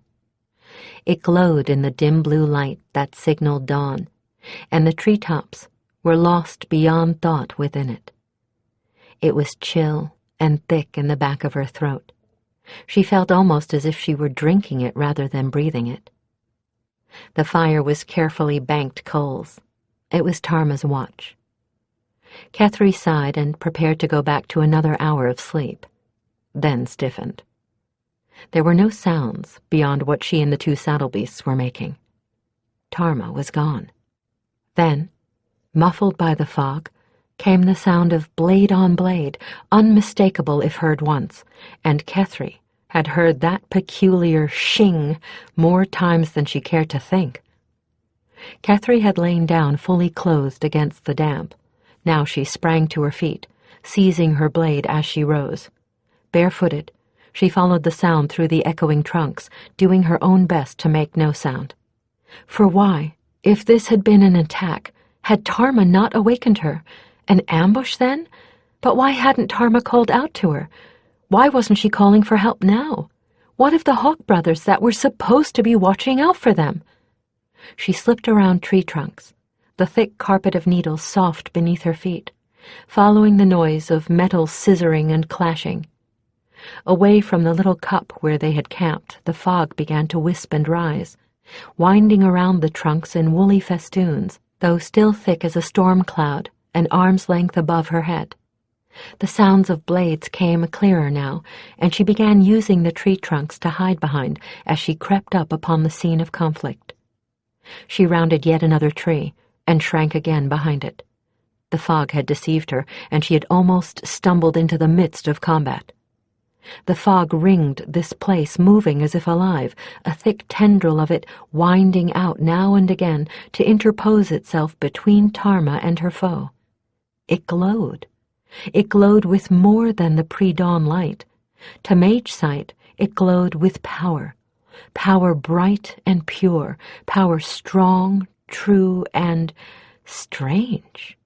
It was out of her experience, and it barred her from the charmed circle where the combatants fenced. Tarma's eyes were bright with utter concentration, her face expressionless as a sheet of polished marble. Kethri had never seen her quite like this, except when in the half-trance she induced when practicing or meditating. She was using both sword and dagger to defend herself against another Shinain. This man was unmistakably of Tarma's race. The tawny gold skin of hands and what little Kethri could see of his face showed his kinship to her. So did the strands of raven hair that had been bound out of his face by an equally black headband, and ice-blue eyes that glinted above his veil. For he was veiled. This was something Tarma never had worn for as long as Kethri had known her. Kethri hadn't even known till this moment that a veil could be part of a Shinain costume, but the man's face was obscured by one, and it did not have the feeling of a makeshift. He was veiled and garbed entirely in black, the black Tarma had worn when on the trail of those who had slaughtered her clan. Black was for blood feud. But Tarma had sworn that there was never blood feud between Shinain and Shinain, and black was for Kal Enedral, 3 times barred from internecine strife. There was less in their measured counter and riposte of battle than of dance. Kethri held her breath, transfixed by more than the power of the mist. She was caught by the deadly beauty of the weaving blades, caught and held entranced, drawn out of her hiding place to stand in the open. Tarma did not even notice she was there, but the other did. He stepped back, breaking the pattern, and motioned slightly with his left hand. Tarma instantly broke off her advance and seemed to wake just as instantly from her trance, staring at Kethri with the startled eyes of a wild thing broken from hiding. The other turned, for his back had been to Kethri. He saluted the sorceress in a slow, deliberate ceremony with his own blade. Then he winked, slowly and gravely over his veil, and vanished, taking the power in the magic fog with him. Released from her entrancement, Kethri stared at her partner, not certain whether to be frightened, angry, or both. "What was that?" she managed at last. "My trainer. My guide. Tarma replied sheepishly. One of them, anyway. She sheathed her sword and stood, to all appearances feeling awkward and at a curious loss for words. I never told you about them before because I wasn't sure it was permitted. They train me every night. We aren't within walls. One of them takes my watch to see you safe. I guess they decided I was taking too long to tell you about them. I suppose they figured it was time you knew about them. You said your people didn't use magic, but he was alive with it. Only your goddess. He's hers. In life was Kalenadrol, and now, She lifted up her hand. as you saw, his magic is hers. What do you mean, in life? Kethri asked, an edge of hysteria in her voice. You mean you couldn't tell? Tell what? He's a spirit. He's been dead at least 100 years, like all the rest of my teachers. It took Tarma the better part of an hour to calm her partner down. They broke out of the trees as Tarma had promised, just past mid-afternoon. Kethri stared. Tarma sat easily in Kessira's saddle and grinned happily. Well? She asked, finally. Kethri sought for words and failed to find them. They had come out on the edge of a sheer drop-off. The mighty trees grew to the very edge of it, save for the narrow path on which they stood. Below them, furlongs it seemed, lay the Dorisha plains. Kethri had pictured acres of grassland, a sea of green, as featureless as the sea itself and as flat. Instead, she saw beneath her a rolling country of gentle swelling rises, like waves. Green grass there was in plenty, as many shades of green as Kethri had ever seen, and more, and golden grass, and a faint heathered purple, and flowers. It must have been flowers that splashed the green with irregular pools of bright blue and red, white and sunny yellow, orange and pink. Kethri took an experimental sniff, and yes, the breeze rising up the cliff carried with it the commingled scents of growing grass and 100,000 spring blossoms. There were dark masses, like clouds come to earth, running in lines along the bottoms of some of the swells. After a long moment, Kethri realized that they must be trees, far-off trees, lining the watercourses. How? She turned to Tarma with wonder in her eyes. How could you ever bear to leave this? It wasn't easy, Shienedra. Tarma sighed, deep and abiding hunger stirring beneath the smooth surface of the mask she habitually wore.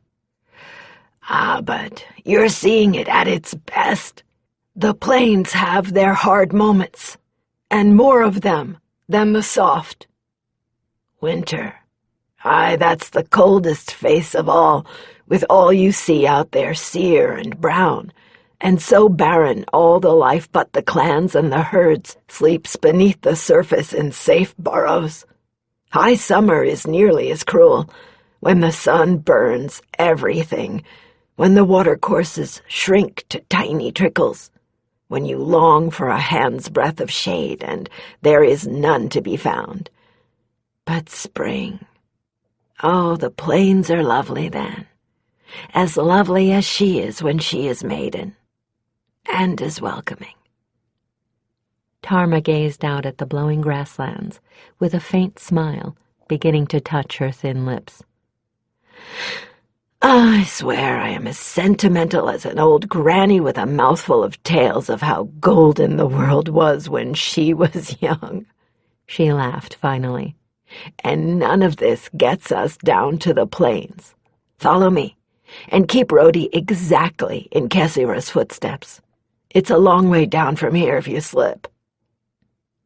They followed a narrow trail along the face of the drop-off, a trail that switched back and forth constantly as it dropped, so that there was never more than a length or two from one level of the trail to the next below it. This was no bad idea, since it meant that if a mount and rider were to slide off the trail, they would have a fighting chance of saving themselves 1 or 2 levels down. But it made for a long ride, and all of it in the full sun, with nowhere to rest and no shade anywhere. Kethri and her mule were tired and sweat-streaked by the time they reached the bottom, and she could see that Tarma and Kessira were in no better shape. But there was immediate relief at the bottom of the cliff, in the form of a grove of alders and willows with a cool spring leaping out of the base of the escarpment right where the trail ended.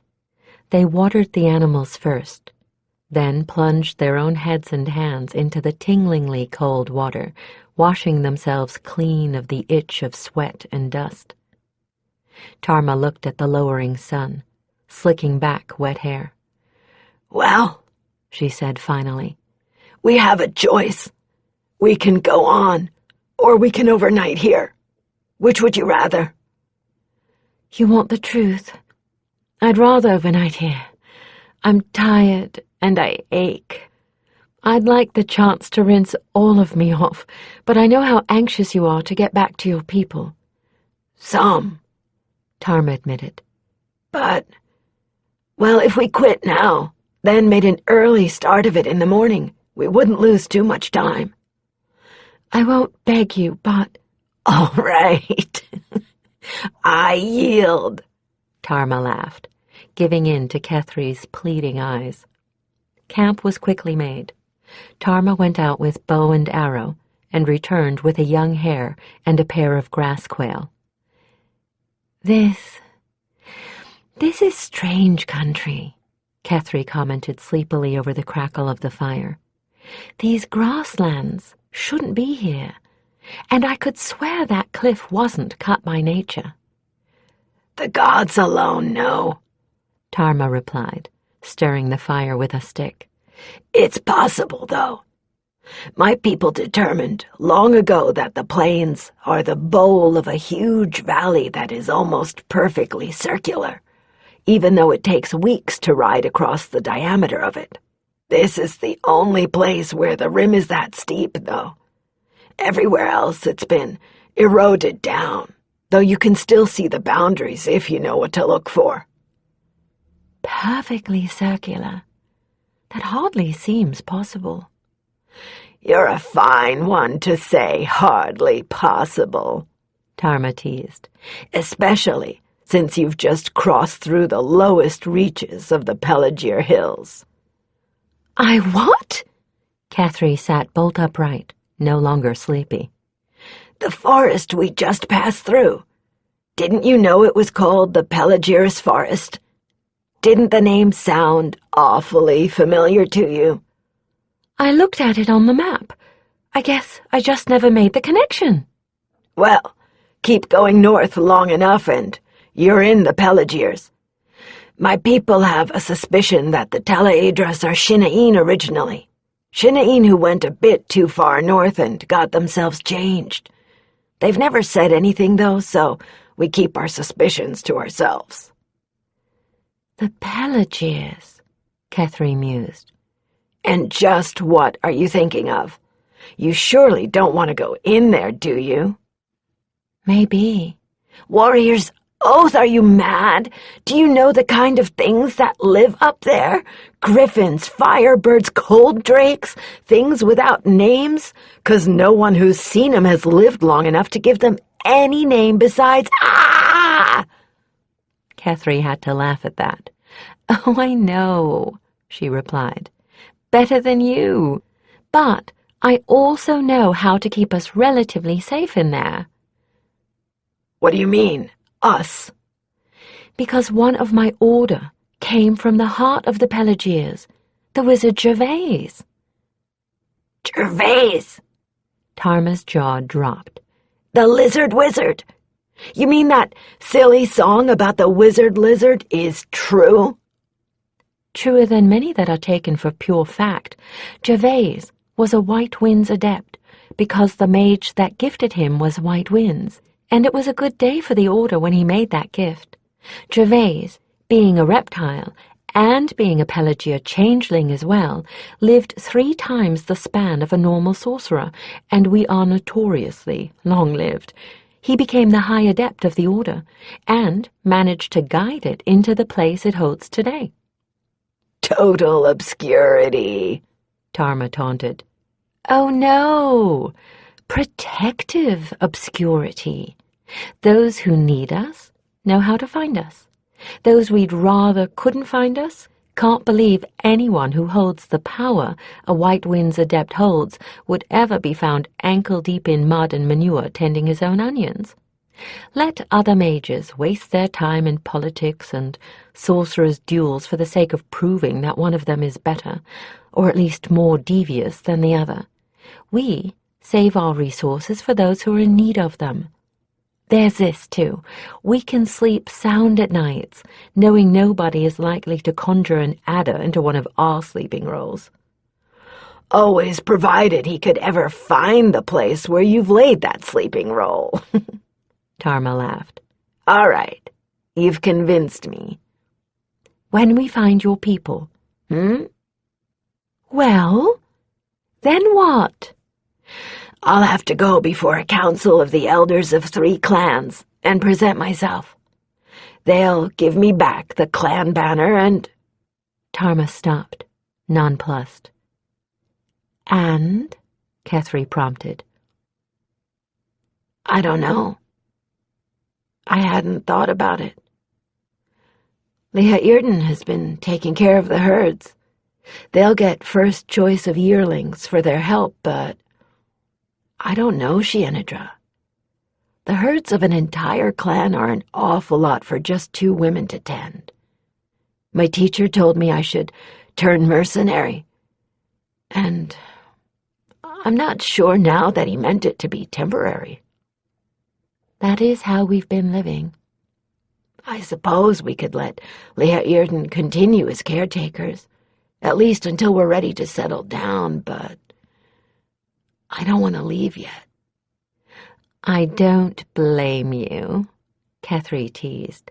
After all, you just got here. Well, look, if we're going to really try and become mercenaries and not just play at it to get enough money to live on, we're both going to have to get battle steeds, and you are going to have to learn how to manage one. Kethri paled. A battle steed, she faltered. Me? I've never ridden anything livelier than a pony. I don't want you at my side in a fight on anything less than a Shinane-bred and trained battle steed, Tarma said, in a tone that brooked no argument. Kethri swallowed and bit her lip a little. Tarma grinned suddenly. Don't go lathering yourself, Shienedra.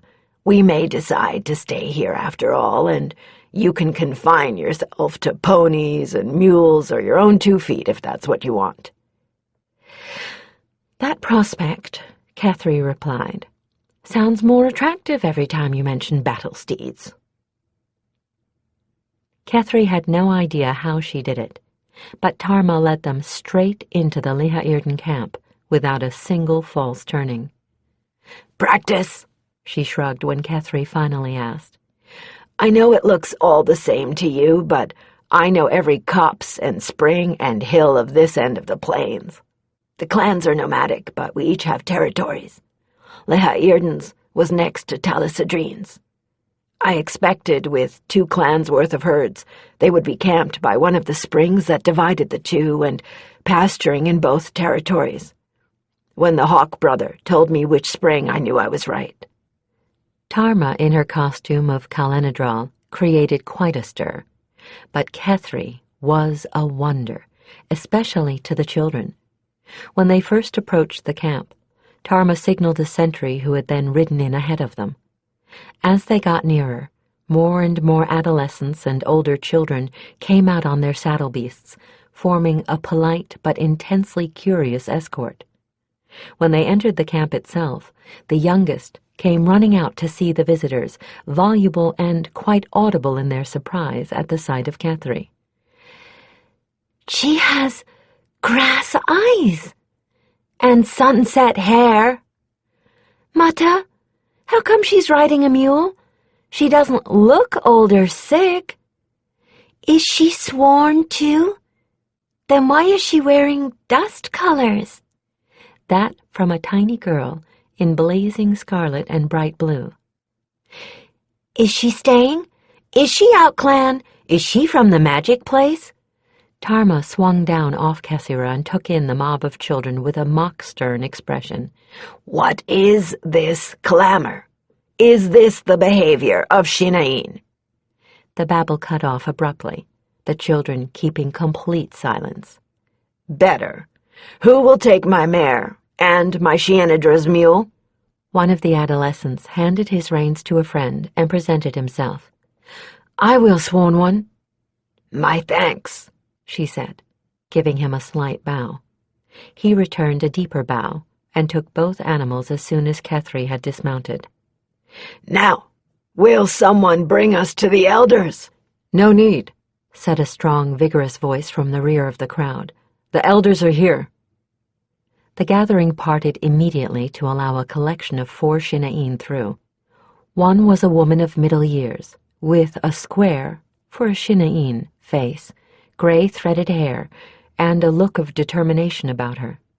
She wore bright harvest gold breeches, soft, knee-high fringed leather boots, a cream-colored shirt with embroidered sleeves, and a scarlet and black embroidered vest that laced closed in the front.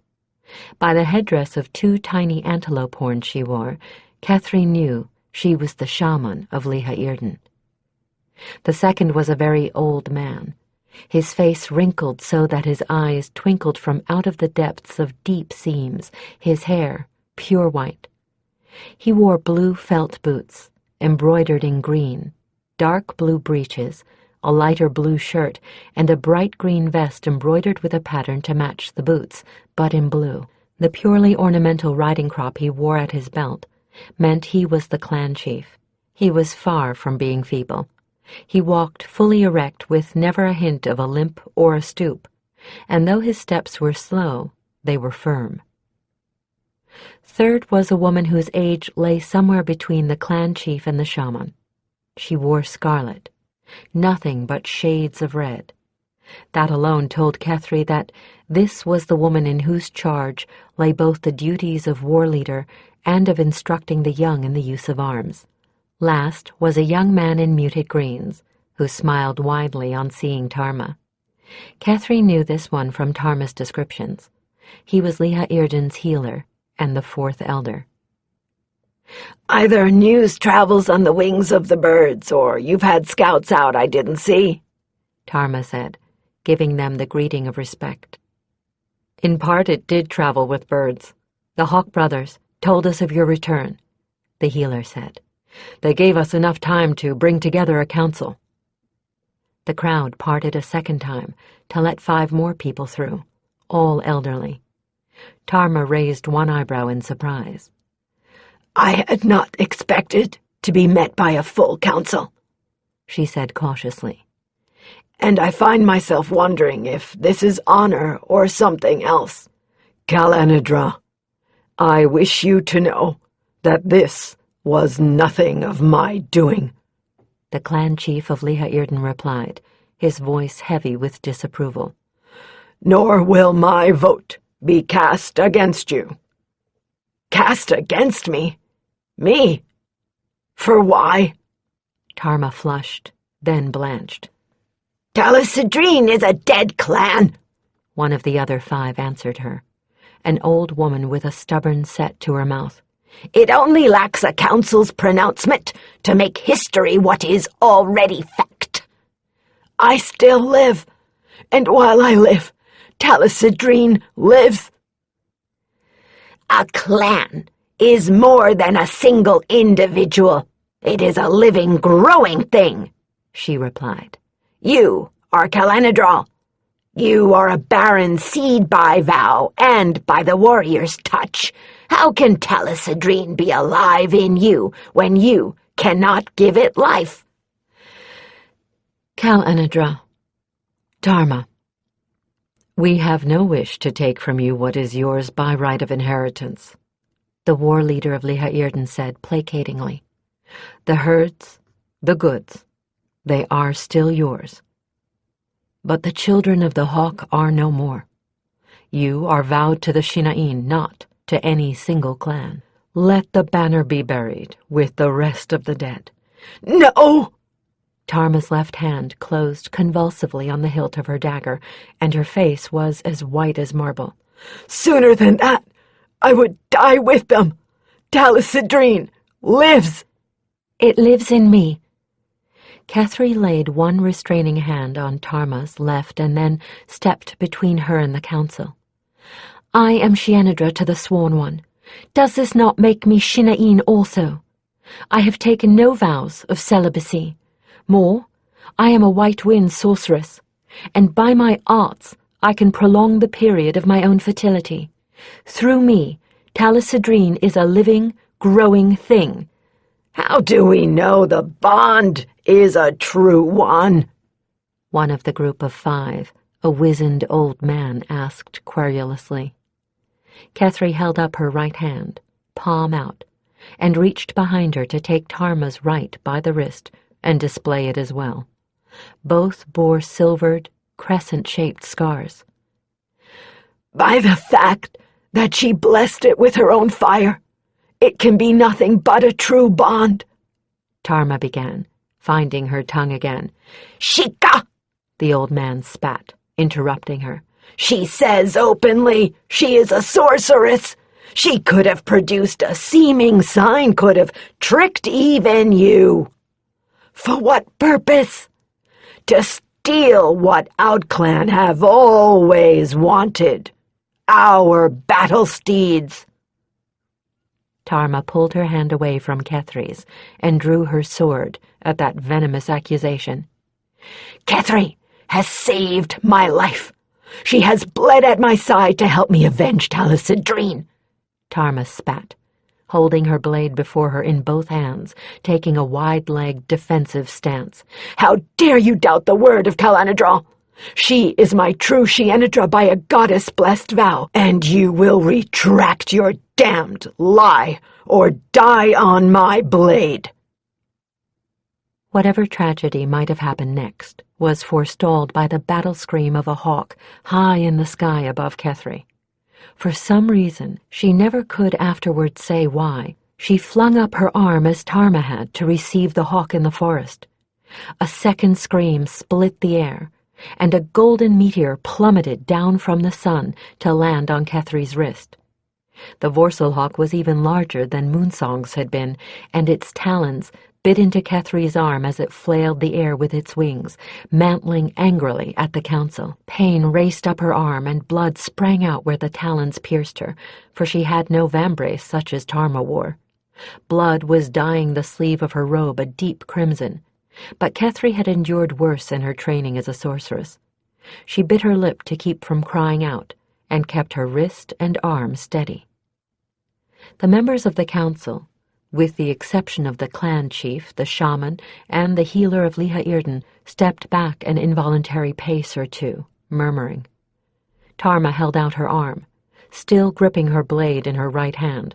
The hawk lifted itself to the proffered perch, allowing Kethri to lower her wounded arm and clutch it to her chest in a futile effort to ease the pain. Need would not heal wounds like these. They were painful but hardly life-threatening. She would have to heal them herself when this confrontation was over. For now, she would have to endure the agony in silence, lest showing weakness spoil Tarma's bid for the attention of the council. Is this omen enough for you? Tarma asked, in mingled triumph and anger. The emblem of Talasadrine has come. The spirit of Talasadrine shows itself, and it comes to Kethri, whom you call OutClan and deceiver. To me, Shienedra. Again, without pausing for second or third thoughts, Kethri reached out her wounded right hand and caught Tarma's blade hand. The hawk screamed once more and mantled violently. It hopped along Tarma's arm until it came to their joined hands, hands that together held Tarma's blade outstretched, pointing at the members of the council. There, it settled for one moment, 1 foot on each wrist. Then it screamed a final time, the sound of its voice not of battle, but of triumph, and it launched itself upward to be lost in the sun. Kethri scarcely had time to notice that the pain of her arm was gone before the young healer of Liha-Irden was at her side with a cry of triumph of his own. "You doubt? You dare to doubt still?" he cried, pulling back a sleeve that was so soaked with blood that beneath it the flesh was surely pierced to the bone. "Look here, all of you, look!" For beneath Kethri's sleeve, her arm was smooth and unwounded, without so much as a scar. Chapter 5. The gathering tent was completely full.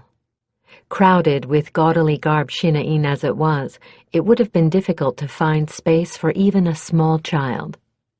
Tarma and Kethri had places of honor near the center and the fire pit.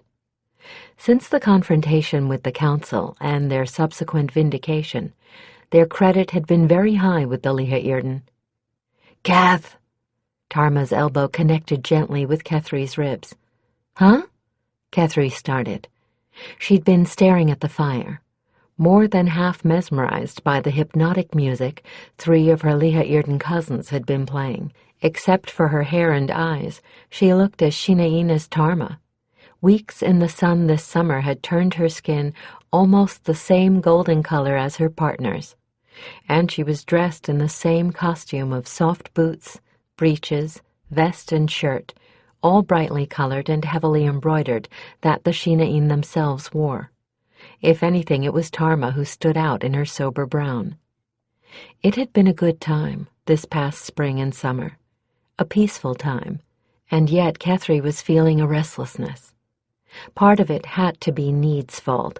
The sword wanted her about and doing. But part of it came from within her. And Tarma was often unhappy too. She hadn't said anything, but Kethri could feel it.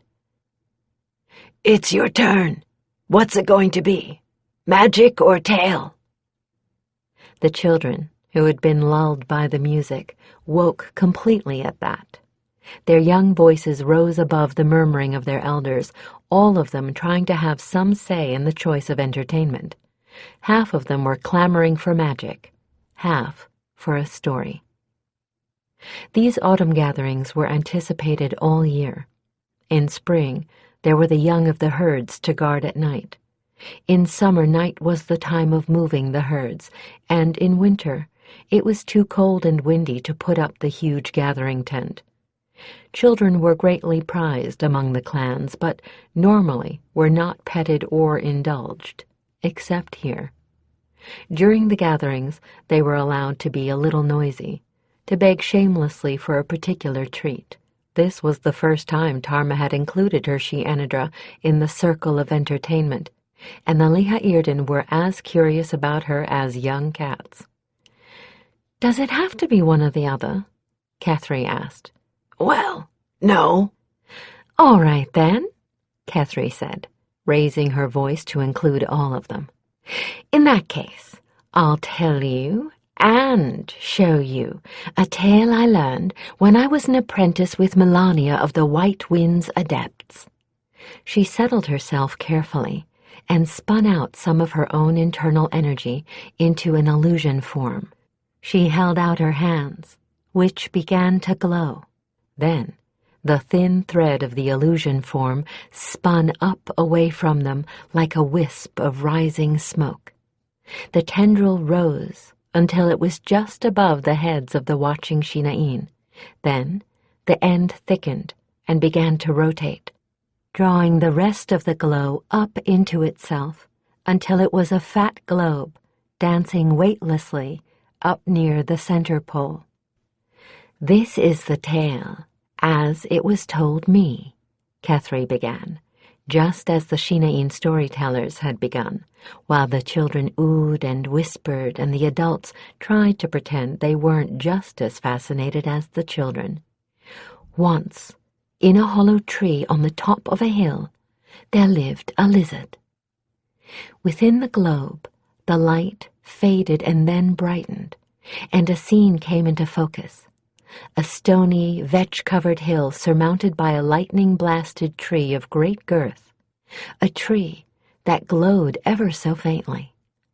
As the clansfolk watched, a green and brown scaled lizard poked his head cautiously out of a crevice at the base of it. The lizard looked around, and apparently saw nothing, for the rest of him followed. Now even the adults gasped, for this lizard walked erect, like a man, and had a head more man-like than lizard-like.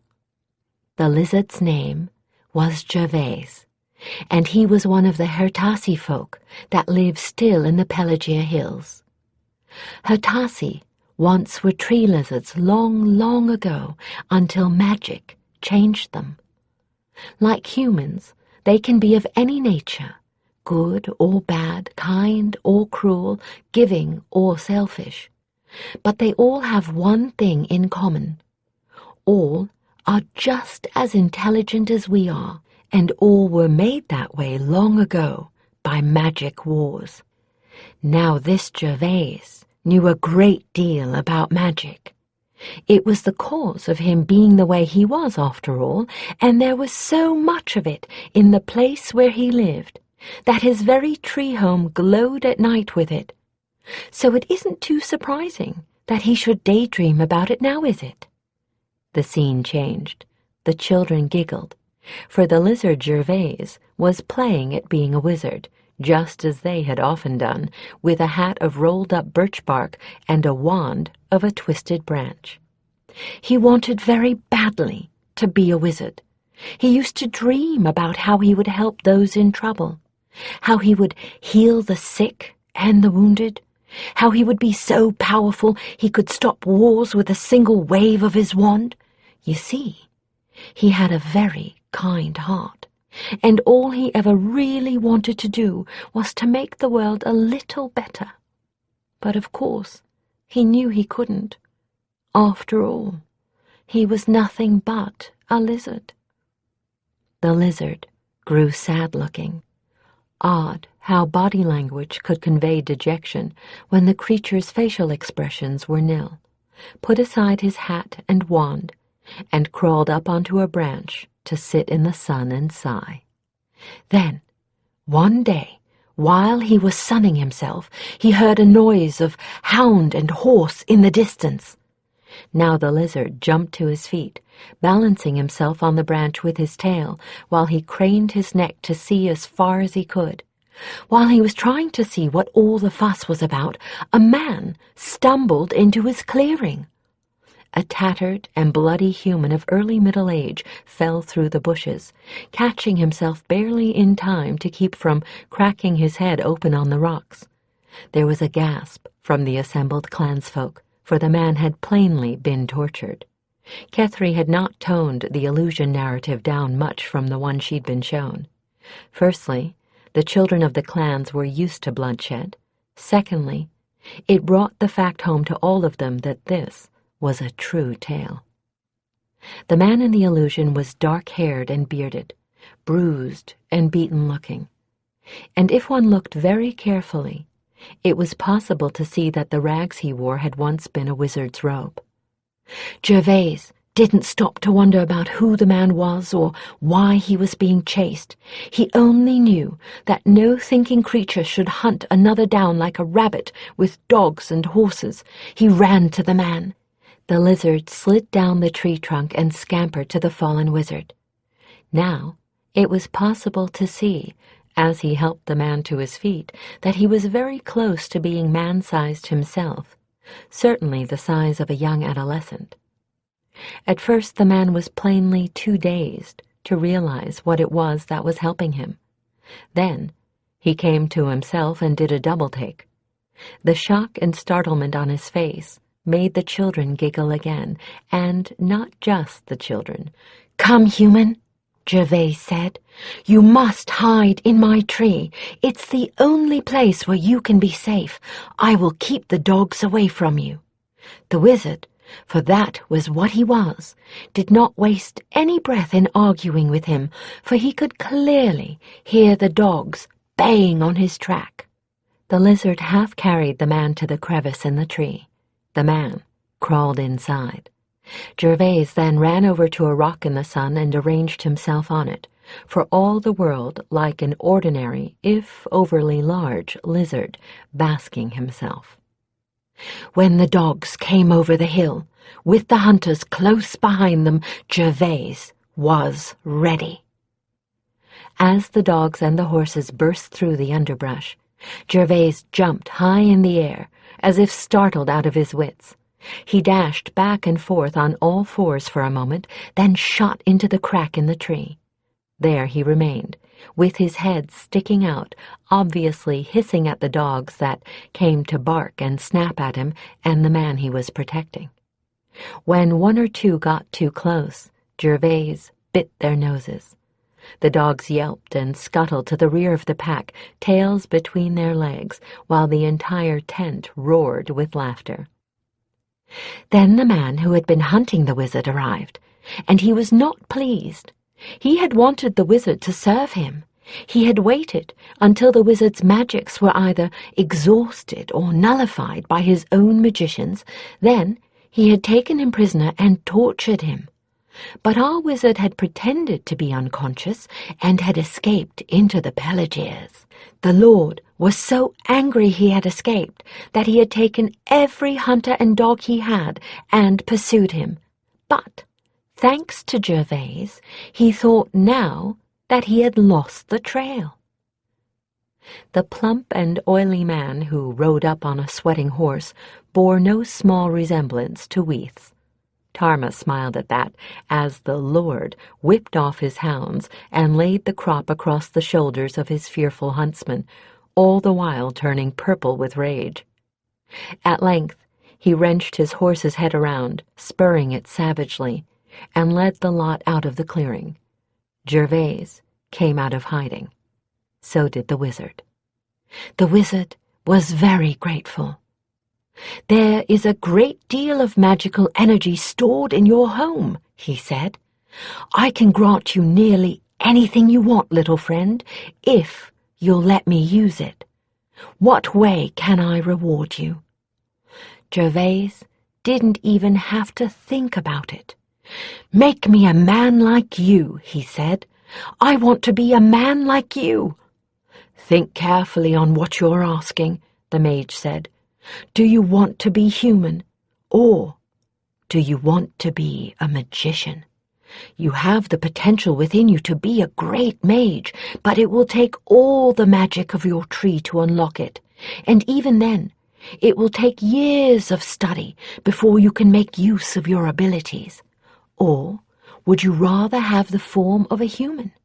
That, too, will take all the magic of your tree. So, think carefully and choose." The little lizard was plainly in a quandary. He twitched and paced, and looked up at the sky and down at the ground for help. Gervais had a terrible decision, you see. If he became a human, people would listen to him, but he wouldn't have the magic to do what he wanted to do. But if he chose to have his gifts unlocked, where would he find someone who would teach the use of them to a lizard? But finally, he chose. "I will be a mage," he said, "and somewhere I will find someone willing to teach me, someone who believes that good inside is more important than the way I look on the outside." The wizard in the vision smiled and raised his hands over Gervais. The tree began to glow brightly. Then the glow flowed off the tree and over the little lizard, enveloping him and sinking into him. "You need look no further, little friend," said the mage when he'd done. for I myself will teach you if you wish to be my apprentice." Gervais plainly went half-mad with joy. He danced comically about for a good several minutes, then dashed into the now dark tree and emerged again with a few belongings tied into a cloth. Together, he and the mage trudged down the path and disappeared into the forest. The glowing globe went dark then and vanished slowly, dissolving like smoke. And that is the tale of how Gervais became an apprentice to Sinsley of White Winds. What happened to him after that is another tale. The applause Kethri received was as hearty as ever Tarma had gotten back in the days when her voice was the pride of the clans. "Well done," Tarma whispered, when the attentions of those gathered had turned to the next to entertain. "I was wondering if my doing magic would offend anyone," Kethri began, then looked up, suddenly apprehensive, seeing one of the clansfolk approaching them. And not just any Shinain, but the shaman. The grave and imposing woman was dressed in earthy yellows this evening. She smiled as she approached them, as if she sensed Kethri's apprehension. "Peace, Jelenedra," she said quietly, voice barely audible to the pair of them over the noise of the musicians behind her. "That was well done."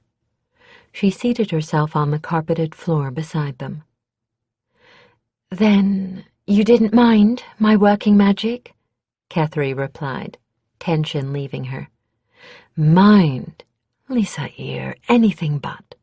Our people seldom see out-clan magic. It's well to remind them that it can be benign." "As well as being used to aid the slaughter of an entire clan," Tarma finished. "It's well to remind them that it exists, period.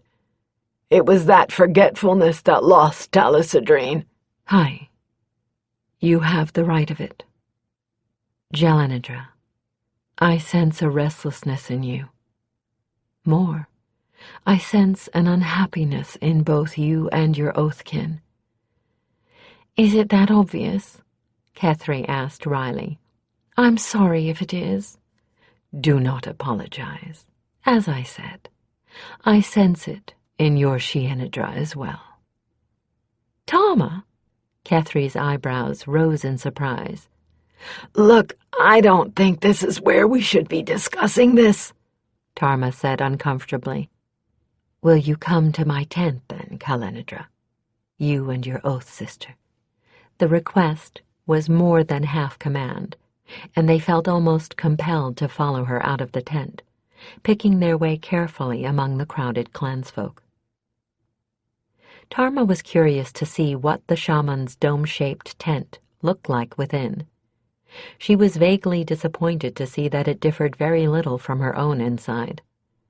There was the usual sleeping pad of sheepskins and closely woven woolen blankets, the mule boxes containing personal belongings and clothing, 2 oil lamps, and bright rugs and hangings in profusion.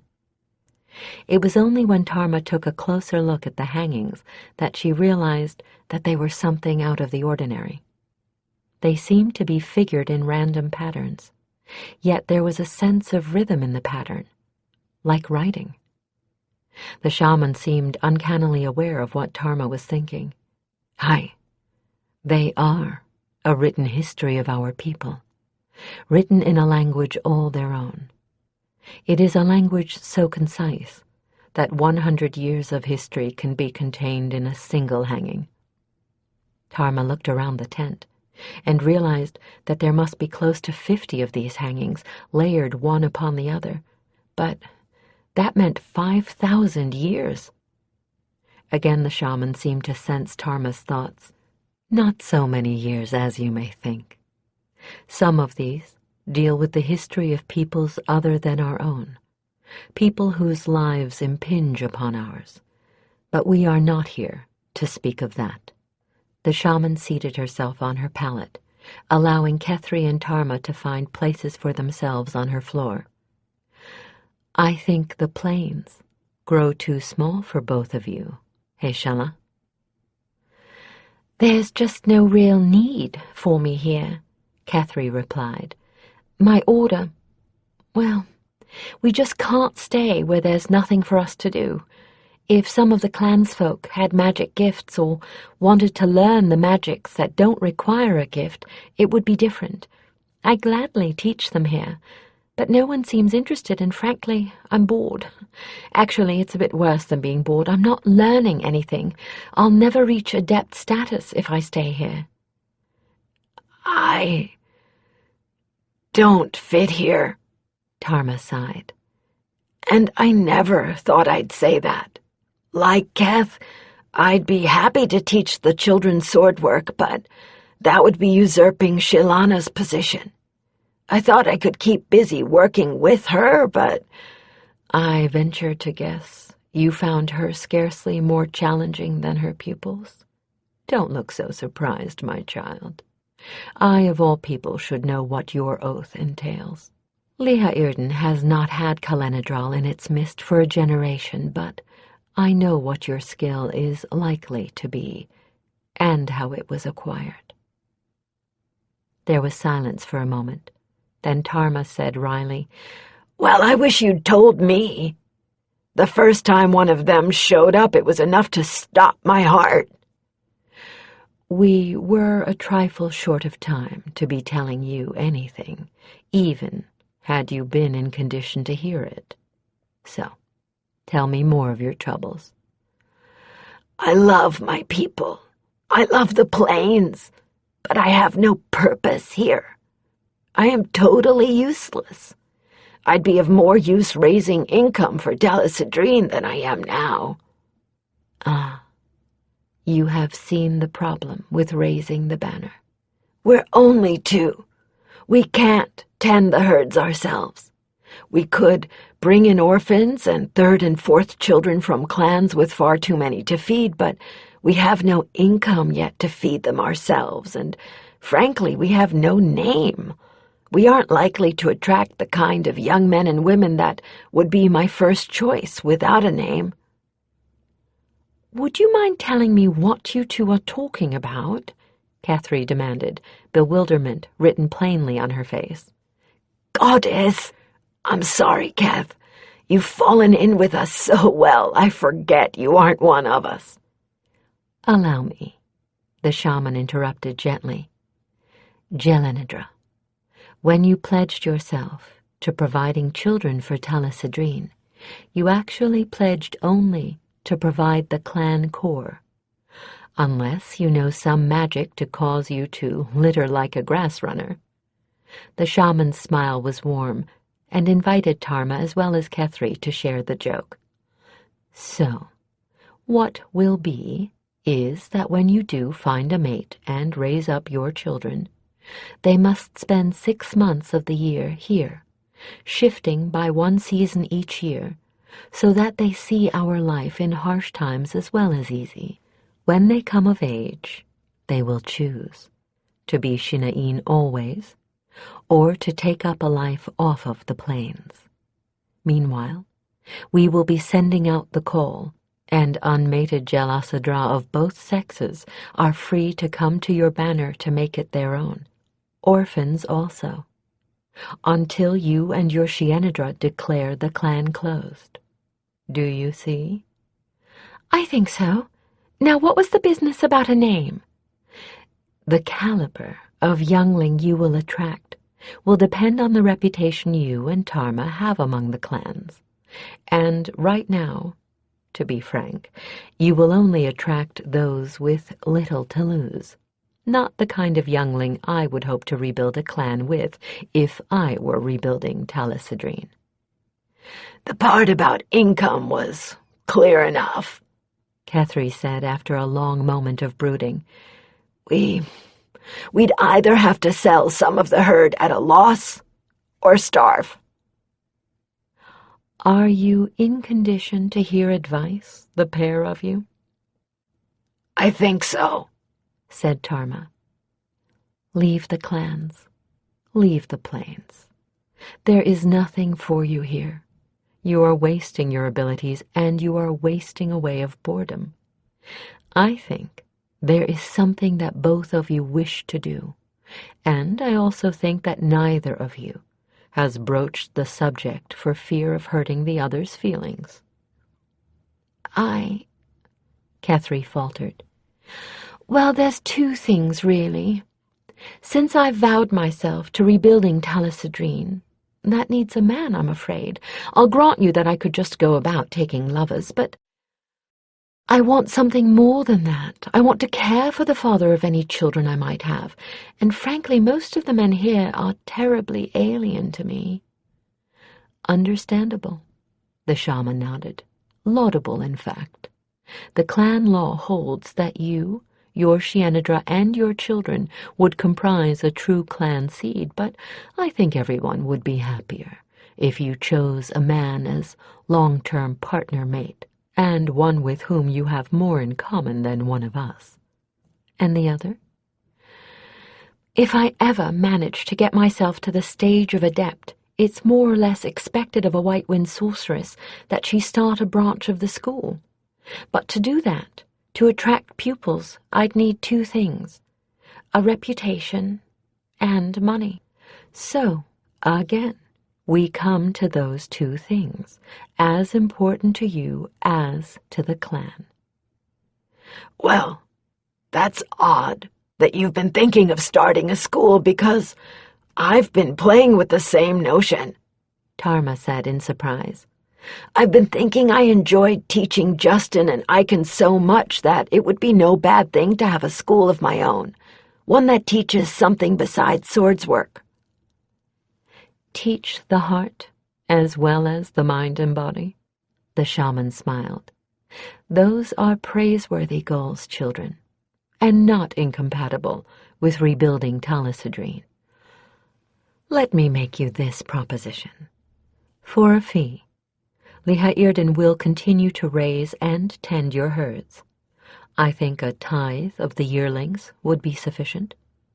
Do you go out before the snows close us in and see if you cannot raise both the reputation and the gold to build your schools and your clan. If you do not succeed, you may always return here, and we will rebuild the harder way. But if you do, well, the clan is where the people are. There is no reason why Talasadrine should not first ride in out-clan lands until the children are old enough to come raise the banner themselves. Will that satisfy your hungers? Aye, and then some. Tarma spoke for both of them, while Kethri nodded, more excitement in her eyes than had been there for weeks. Cassira and Rhodey remained behind with the herds when they left 2 weeks later. Now that they were to pursue their avocation of mercenary in earnest, they rode a matched pair of the famed Shinain battle steeds, horses they had picked out and had been training with since spring. Battle steeds were the result of a breeding program that had been going on for as long as the Shinain had existed as nomadic horse breeders. Unlike most horse breeding programs, the Shinain had not been interested in looks, speed, or conformation. They had bred for intelligence above all else, and, after intelligence, agility, strength, and endurance. The battle steeds were the highly successful result. Both horses they now rode were mottled gray. They had thick necks and huge, ugly heads with broad foreheads. They looked like unpolished statues of rough granite and were nearly as tough. They could live very handily on forage even a mule would reject. They could travel sunrise to sunset at a ground-devouring lope that was something like a wolf's tireless tracking pace. They could be trusted with an infant, but would kill on signal or on a perceived threat.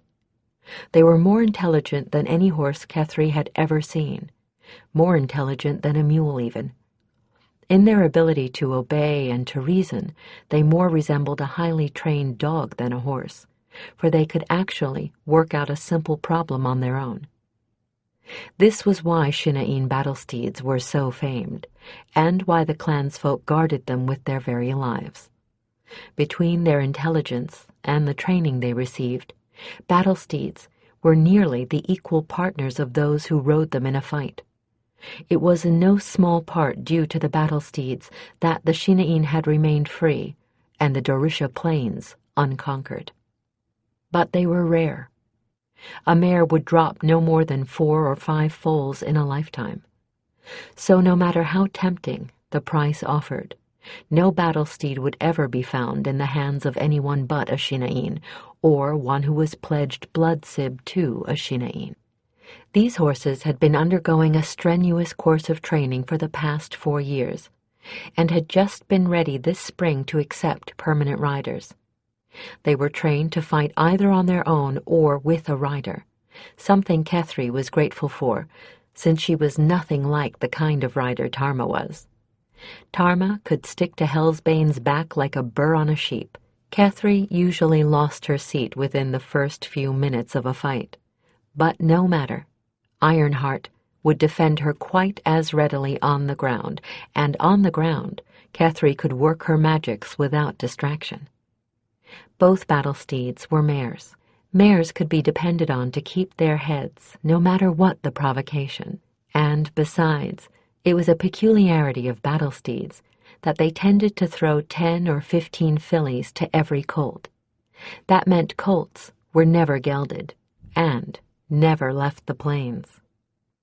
This time when Tarma left the Lihairden encampment, it was with every living soul in it outside to bid her farewell. The weather was perfect, crisp and cool without being too cold. The sky was cloudless, and there was a light frost on the ground. "No regrets?" Kethri said in an undertone as she tightened Ironheart's girth. "Not many," Tarma replied, squinting into the thin sunlight, then mounting with an absent-minded ease Kethri envied. "Certainly not enough to worry about."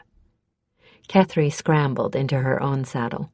Ironheart was nearly 16 hands high, the tallest beast she'd ever ridden, and settled her robes about herself.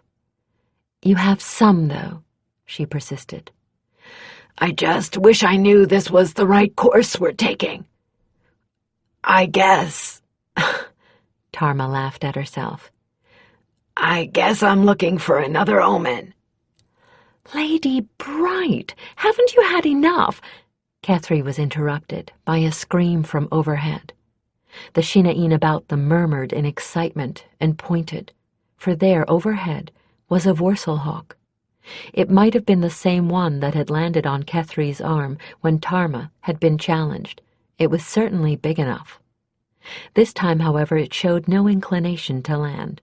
Instead, it circled the encampment overhead 3 times. Then it sailed majestically away northward, the very direction they had been intending to take. As it vanished into the ice-blue sky, Kethri tugged her partner's sleeve to get her attention. "Do me a favor, she said, in a voice that shook a trifle. "Stop asking for bloody omens." "Why I ever let you talk me into this?" Tarma stared about them uneasily. "This place is even weirder than they claim." They were deep into the Pelagier Hills, the true Pelagiers. There was a track they were following. Dry paved, it rang under their mares' hooves, and it led ever deeper into the thickly forested hills, and was arrow flight straight. To either side of them lay the landscape of dreams, or maybe nightmare. The grass was the wrong color for fall. It should have been frost-seared and browning. Instead, it was a lush and juicy green. The air was warm. This was fall. It should have been cool, but it felt like summer. It smelled like summer. There were even flowers. Tarma disliked and distrusted this false, magic-born summer. It just wasn't right. The other plants, besides the grass, well, some were normal, or at least they seemed normal, but others were not.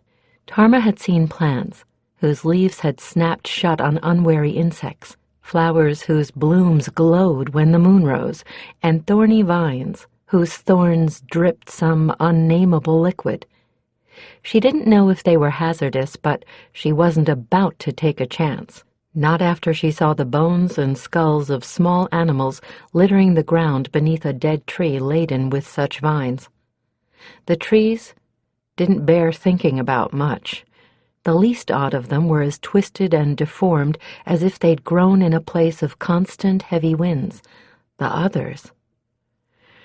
Well, there was a grove they'd passed of lacy things that sang softly to themselves in childlike voices, and the ones that pulled away from them as they passed, or worse, actually reached out to touch them, feeling them like blind and curious old women, and the sapling that had torn up its roots and shuffled away last night when Tarma thought about how nice a fire would feel. And, by no means least, the ones like they'd spent the night in, though only after Kethri repeatedly assured her nervous partner that it was perfectly harmless. It had been hut-sized and hut-shaped, with only a thatch of green on the roof, and hollow, and inside had been odd protrusions that resembled stools, a table, and bed platforms to a degree that was positively frightening. A lovely little trap it would have made. Tarma slept restlessly that night, dreaming about the door growing closed and trapping them inside, like those poor bugs the flowers had trapped. "I'm at the stage where I could use a familiar," Kethri replied. "I've explained all this before. Besides, a familiar will be able to take some of the burden of night watch off both of us, particularly if I can manage to call a Kyrie." Tarma sighed. "It's only fair. I came with you to the plains. I took a battle steed at your insistence." Agreed. But I don't have to like this place. Are you sure there's anything here you can call?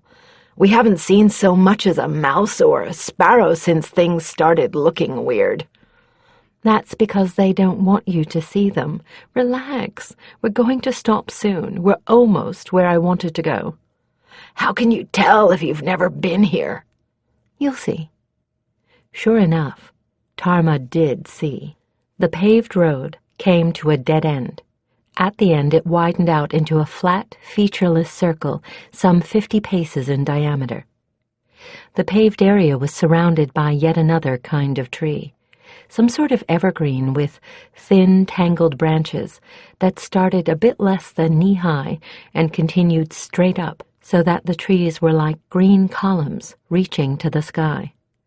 They had grown so closely together that it would have been nearly impossible for anything to force its way between them. That meant there was only one way for anything to get into the circle, via the road. Now what? Find someplace comfortable and make yourself a camp wherever you feel safest, although I can guarantee that as long as you stay inside the trees, you'll be perfectly safe. Myself? What about you? Oh, I'll be here, but I'll be busy.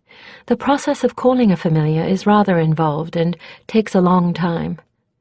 Kethri dismounted in the exact center of the pavement and began unloading her saddlebags from Ironheart's back.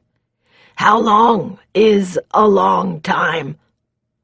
The paved area really took up only about half of the circular clearing.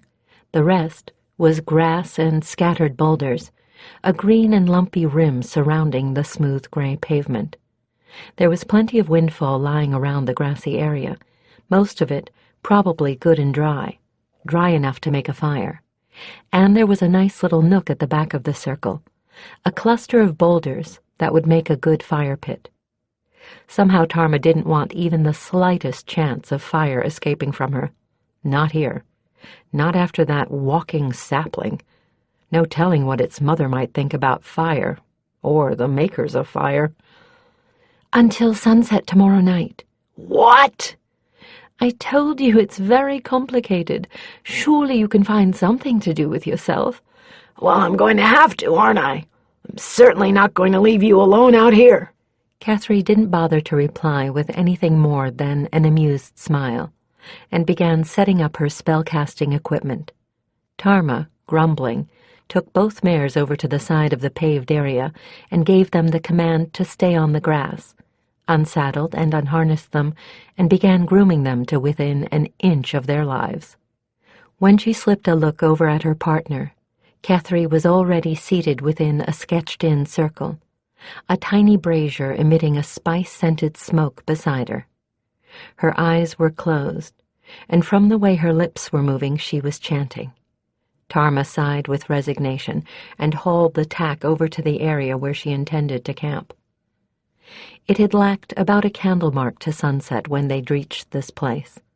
By the time Tarma finished setting up camp to her liking, the sun was down, and she was heartily glad of the fire she'd lit. It wasn't that it was cold. No, it was the things outside that circle of trees that made her glad of the warm glow of the flames. The warm, earthly glow of the flames. There were noises out there. Sounds like she'd never heard before. The mares moved over to the fireside of their own volition and were not really interested in the handfuls of grain Tarma offered them. They stood, one on either side of her, in defensive posture, ears twitching nervously. It sounded like things were gathering just on the other side of the trees. There was a murmuring that was very like something speaking, except that no human throat ever made burbling and trilling sounds quite like those Tarma heard. There were soft little whoops and watery chuckles. Every now and then, a chorus of whistlers exchanged responses, and as if that weren't enough, through the branches, Tarma could see amorphous patches of glow, patches that moved about. As the moon rose above the trees, she unsheathed her sword and dagger and held them across her lap. "Child," Tarma screeched and jumped nearly out of her skin. She was on her feet without even thinking about rising and whipped around to face her instructor, who had come with the first moonlight. You sadist!" she gasped, trying to get her heart down out of her throat. "You nearly frightened me to death!" "There is nothing for you to fear. What is outside the trees is curious, no more." "And I'm the Queen of Valdemar!" "I tell you truly, this is a place where no evil can bear to tread. Look about you, and look to your Shienedra." Tarma looked again, and saw that the mares had settled, their heads down, nosing out the last of the grain she'd given them. She saw that the area of the pavement was glowing, that what she'd mistaken for a soft, silver reflection of the moonlight was, in fact, coming from within the paving material. Nor was that all. The radiance was brighter where Kethri sat oblivious within her circle, and blended from the silver of the pavement into a pale blue that surrounded her like an aura. And the trees themselves were glowing, something she hadn't noticed, being intent on the lights on the other side, a healthy, verdant green. All three colors, she knew from Kethri's chance-made comments, were associated with life magic, positive magic. And now the strange sounds from outside their enclosure no longer seemed so sinister, but rather like the giggling and murmuring of a crowd of curious small children. Tarma relaxed and shrugged. "Well, I still don't exactly like this place." "But you can see it is not holding a threat, hi?"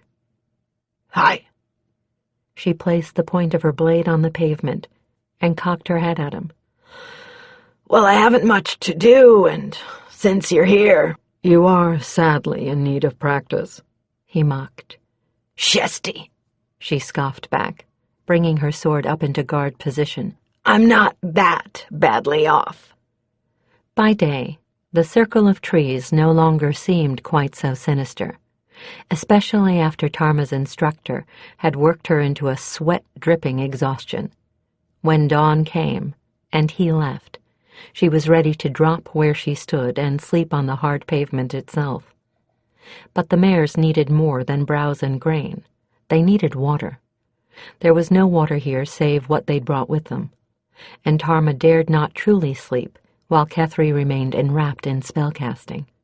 So when the first hint of the sun reddened the sky, she took Hellsbane with her and cautiously poked her nose out of the sheltered area, looking for a hint of water. There was nothing stirring outside the circle of trees. The eerie landscape remained quiet. But when Tarma looked at the dirt at the foot of the trees, she saw tracks, many tracks, and few of them were even remotely identifiable. "Kulath itaven," she said softly to her mare. "Find water." Hellsbane raised her head and sniffed, then took 2 or 3 paces to the right. Tarma placed one hand on the mare's shoulder. Hellsbane snorted, rubbed her nose briefly against Tarma's arm, then proceeded forward with more confidence. She headed for a tangle of vines, none of which moved or had bones beneath them, and high, rank bushes, all of which showed the familiar summer verdancy. As the pair forced their way in past the tangle, breaking twigs and bruising leaves, Tarma found herself breathing in an astringent, mossy scent with a great deal of pleasure. The mare seemed to enjoy the odor too, though she made no move to nibble the leaves. There was a tiny spring at the heart of the tangle, and Tarma doubted she'd have been able to locate it without the mare's help. It was hardly more than a trickle, welling up from a cup of moss-covered stone and running a few feet, only to vanish again into the thirsty soil. The mare slurped up the entire contents of the cup in a few swallows, and had to wait for it to fill again several times before she'd satisfied her thirst.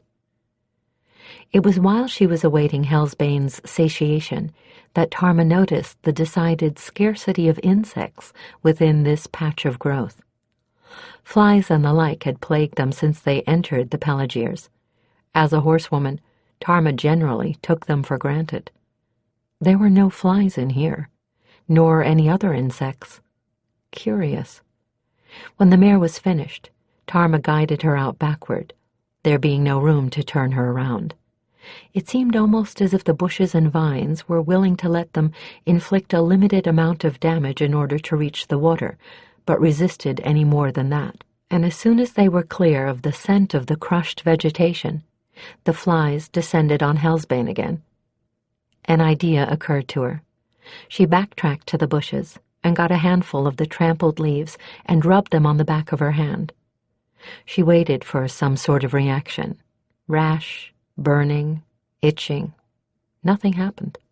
Satisfied that the vegetation at least wasn't harmful, she rubbed it into the mare's shaggy hide.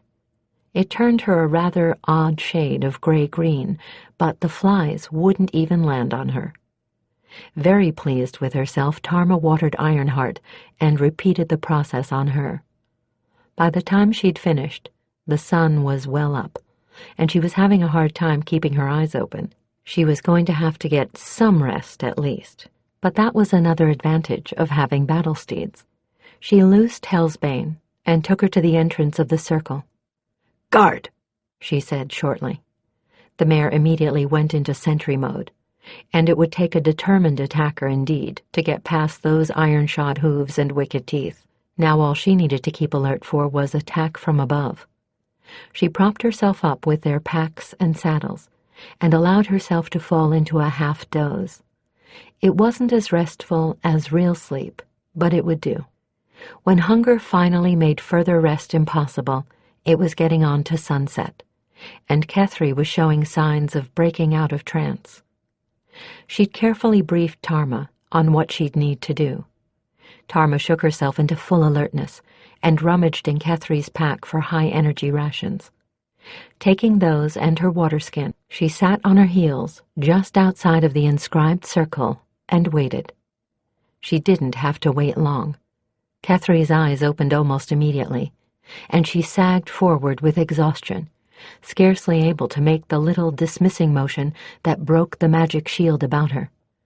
Tarma was across the circle the instant she'd done so, and supported her with one arm while she drank. Kethri looked totally exhausted, mentally as well as physically.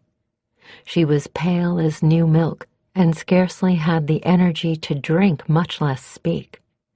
Tarma helped her to her feet, then half-carried her to the tiny campsite and her bedroll. Kethri had no more than touched her head to her blankets than she was asleep. She slept for several hours, well past moonrise, then awoke again with the first appearance of the lights and noises that had so disturbed Tarma the night before. "They seem to be harmless," Tarma began. "They are. That's not what woke me. Tarma croaked from her raw throat. It's coming. What I called. What did you call, anyway?" After a swallow or two of water, Kethri was better able to speak. "A Kyrie. They're a little like wolves, only bigger. They also have some of the physical characteristics of the big grass cats, retractile claws, that sort of thing. They're also like Gervais's folk. They're human smart and have some gift for magic. They'd probably do quite well for themselves if they had hands instead of paws. Well, that's one reason why some of them are willing to become mage familiars. Another is gender, or lack of. Ketke. Kyrie throw 3 kinds of cubs: male, female, and neuter. The neuters really don't have much to do in pack life, so they're more inclined to wander off and see the world. Kethri broke off, staring over Tarma's shoulder. Tarma turned. In the opening of the tree circle where the road turned into the paved court was something. It looked lupine. It had a wolf-type head, anyway, but it was so damn big. Kethri pulled herself to her feet and half-stumbled to the entrance. "If you come, in the name of the powers of light, enter freely," she croaked. "If not, be you gone." The thing bowed its head gravely and padded into the circle. There it stood, looking first at Kethri, then at Tarma, deliberately, measuringly. "I bond to you," said a deep voice in the back of Tarma's head. Once again she nearly jumped out of her skin. "Lisa, here!" she choked, backing a few paces away from the thing. "What?" "I bond to you, warrior. We are alike, we two. Both warriors for the light. Both celibate." The voice in her head had a feeling of amusement about the choice of the last word. "It is fit we be soul-bonded. Besides, Lady of Power." He turned to look at Kethri. "You do not need me. You have the spirit sword. But you," he turned his huge eyes back to Tarma, "you need me." "Shianadra," Tarma said tightly, keeping a firm grip on her nerves. "What in hell am I supposed to do? He says he wants me."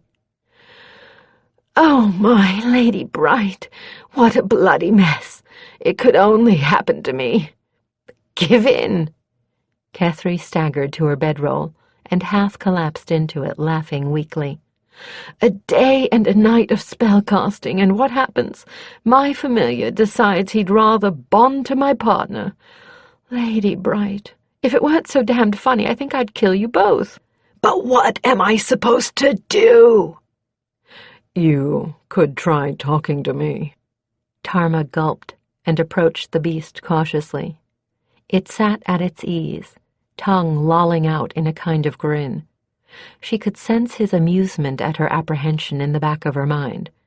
Curiously, that seemed to make her fear vanish. "Well," she said at last, after several long moments of trying to think of something appropriate. "I'm Tarma." "And I am Worrell." The creature lay down on the pavement and cocked its head to one side. His. It might have been a neuter, but there was a distinctly masculine feeling to him. His eyes caught the moonlight and reflected greenishly. I'm not quite sure what I should do about you, she confessed. I mean, I'm no mage. What's the next move? You might start by offering me something to eat, Worrell said. I've come a long way, and I'm hungry. Do I smell meat bars? There was something in his mental sending that was so like a child begging for a sweet that Tarma had to laugh. You do, my friend, she replied, rising to get one for him. And if you like them as much as I dislike them, I have the feeling we're going to suit each other very well indeed. Chapter 6. They were fortunate. Almost as soon as they emerged from the Pelagiers, they were able to find a short-term job as escorts. A scrawny, middle-aged man sought them at their inn within hours of when they had posted themselves at the Mercenaries Guild and paid their fees. You'll be providing protection for my new bride, their employer, an hereditary knight who didn't look capable of lifting his ancestral blade, much less using it, told Tarma. I will be remaining here for a month or more to consolidate my interests with Darthella's father, but I wish her to make the journey to Fromish now, before winter sets in. Are we to be the only guards? Tarma asked, a little doubtfully.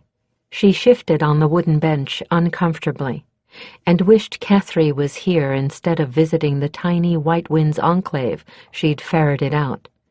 She could have used the sorceress's quick wits right now. I'm afraid so, he replied with a sheepish smile. To be brutally frank, Sword Lady, my house is in rather impoverished condition at the moment. I couldn't afford to take any of my servants away from the harvesting to serve as guards for her, and I can't afford to hire more than the two of you. And, before you ask, my bride's retinue is confined to one handmaiden. Her dower is to be in things less tangible, but ultimately more profitable than immediate cash. Tarma decided that she liked him. The smile had been genuine, and his frankness with a pair of hirelings rather touching.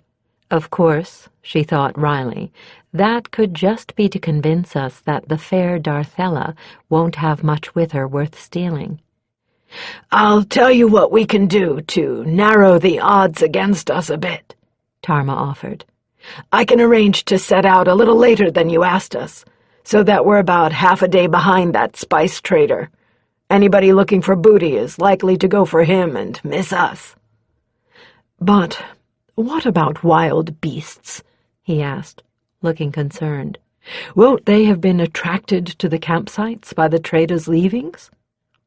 Tarma's estimation of him rose a notch. She had been picturing him as so likely to have his nose in a book all the time that he had little notion of the realities of the road. Wild beasts are the one problem we won't have, she replied. You're getting a bargain, you know. You aren't actually getting 2 guards. You're getting 3. At her unspoken call, Worrell inched out from under the bar where he'd been drowsing, stretched lazily, and opened enormous jaws in a yawn big enough to take in a whole melon. Sir Scolty regarded the Kyrie with astonishment and a little alarm. "Bright Lord of Hosts!" he exclaimed, inching away a little. "What is that?" "My partner calls him a Kyrie, and his name is Worrell." "A Pelagia Hills Kyrie? No wonder you aren't worried about beasts." The knight rubbed a hand across his balding pate and looked relieved. "I am favored by your acquaintance, Sir Wall, and grateful for your services." Worrell nodded graciously and returned to his resting place beneath the bar.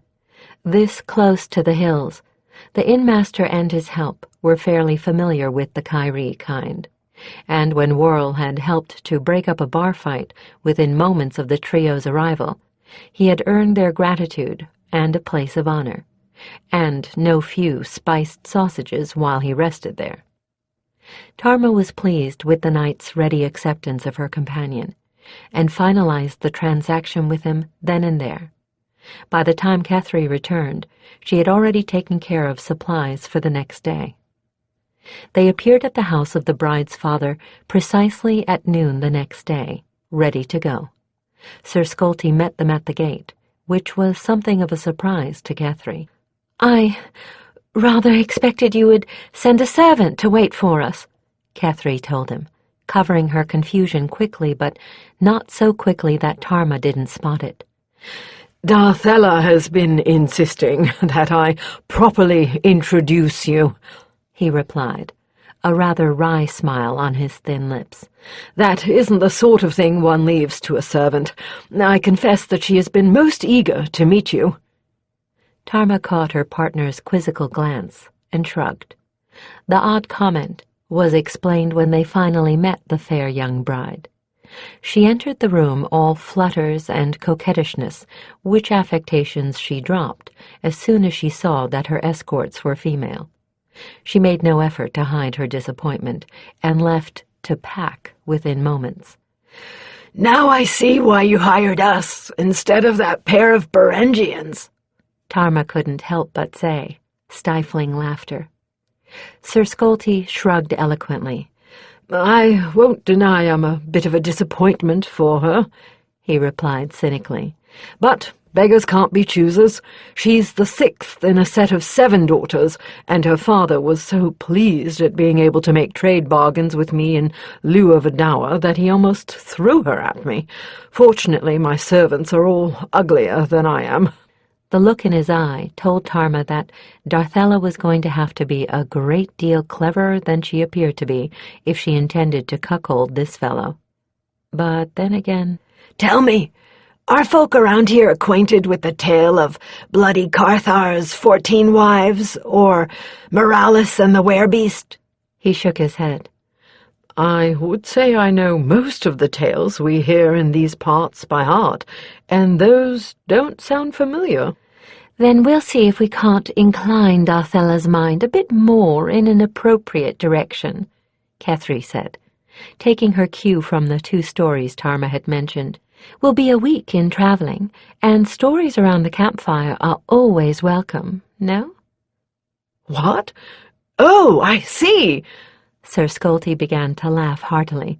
"Now more than ever, I am very glad to have met you. Ladies, if you are ever looking for work again, I shall give you the highest recommendations, especially to aging men with pretty young wives." That took them from Lythcare to Fromish on the eastbound roads. In Fromish they ran into old friends, Icon and Justin. "Hey, la! Look who we have here!" Tarma would have known that voice in a mob. In the half-empty tavern, it was as welcome as a word from the tents. She leapt up from her seat to catch Justin's forearm in a welcoming clasp, and not more than a pace behind him came Icon. They got themselves sorted out, and the 2 newcomers gave their orders to the serving boy before settling at Tarma's table. "Well, what brings you ladies to these benighted parts?" Icon asked, shaking hair out of his guileless eyes. "Last we saw you were headed south." "Looking for work," Tarma replied shortly. "We did get home, but, well, we decided, what with one thing and another, to go professional. Even got our guild tags." She pulled the thong holding the little copper medal out of her tunic to display it for them. "I thought you 2 didn't work in winter," Catherine said in puzzlement. "It isn't winter yet, at least not according to our employers. Last caravan of the season. Say, we might be able to do each other a favor, though." Justin eyed the 2 women with speculation. "You say you're guild members now. Lord and Lady, the luck is with us for certain." "Why?" "We've got 2 guards down with flux, and it does not look good. We want out of here before the snows close in, but we daren't go short-handed, and I don't trust the scum that's been turning up hoping to get hired on in their places, but you 2... 3, Tarma corrected, as Worrell shambled out of the kitchen, where he'd been enjoying meat scraps and the antics of the innkeeper's 2 children. Hey, la! A Kyrie! Iken exclaimed in delight. Even better! Shield, brother? Justin lounged back in his chair with an air of complete satisfaction. I will never doubt your conjuring of the luck again, and tonight the drinks on me. The nervous jewel merchants were only too pleased to find replacements that could be vouched for by their most trusted guard chiefs. They were even happier when they learned that one of the two was Shinain and the other a mage. Kethri more than earned her pay on that trip, preventing a thief mage from substituting bespelled glass for the rubies and sapphires they had just traded for. They left the merchants before they returned to Morndelth, Kethri not particularly wanting to revisit quite yet. Iken and Justin did their best to persuade them otherwise, but to no avail. You could stay at the Broken Sword. Tama could keep drilling us like she did last year, Justin coaxed. And Kat would dearly love to see you. She set herself up as a weapons merchant. No, I want things to cool down a little more, Kethri said. And frankly, we need to earn ourselves a reputation and a pretty good stake, and we won't do that sitting around in Morndelth all winter. You, Iken put in, a speculative gleam in his eyes, have got more in mind than earning the kind of cozy docket we have. Am I right or no? You're right, Tarm admitted. So, what have you got in mind? Schools, or rather, a school with both of us teaching what we're best at. You'll need more than a good stake and a rep. You'll need property. Some kind of big building, stables, maybe a real indoor training area, and a good library, warded research areas, and neighbors who aren't too fussy about what you conjure. Gods, I hadn't thought that far, but you're right, Tarma said with chagrin. Sounds as if what we want is on the order of a manor house. Which means you'd better start thinking in terms of working for a noble with property to grant once you get that rep. A crowned head would be best. Justin looked at both of them soberly. That's not as unlikely as you might think. A combination like you two is rare, even among men. Sword and magic in concert are worth any 10 straight swordsmen, however good. Add to it that you're female. Think about it. Say you've got a monarch needing bodyguards. Who'd check out his doxy and a servant? There's a lot of ways you could parlay yourself into becoming landed, and Keth's already ennobled. But for now, Kethri said. For now, you've got to earn that rep. Just bear in mind that what you're going after is far from impossible. Can we ask you for advice now and again? Kethri asked. Justin, you sound to me as if you figured some of this out for yourselves. He did, his partner grinned. Or rather, we did, but we decided that it was too big a field for the two of us to hope to plough. So we settled for making ourselves indispensable to the Jewel Merchants Guild. Fact is, we've also been keeping our eyes out for somebody like you two. We aren't going to be young forever, and we figured on talking somebody into taking us on at their new school as instructors before we got so old our bones creaked every time we lunged. He winked at Kethri. Tarma stared. You really think we have a chance of pulling this off? More than a chance, Nomad. I'd lay money on it. I'm sure enough that I haven't even tried luring your lovely little partner into my bed. I don't make love to prospective employers. Well, Tarma was plainly startled. I will be damned. I hope not, Justin chuckled. Or I'll have to find another set of prospects. They got a commission with another caravan to act as guards, courtesy of their friends. On their way, they detoured briefly when need called them to rid a town of a monster, a singularly fruitless effort, for the monster was slain by a would-be hero the very day they arrived. After that, they skirmished with banditti and a magician's half-trained ex-apprentice who thought robbing caravans was an easier task than memorizing spells. Kethri slapped his hands, as she put it, and left him with a gesh to build walls for the temple of Sunlord Residin until he should learn better.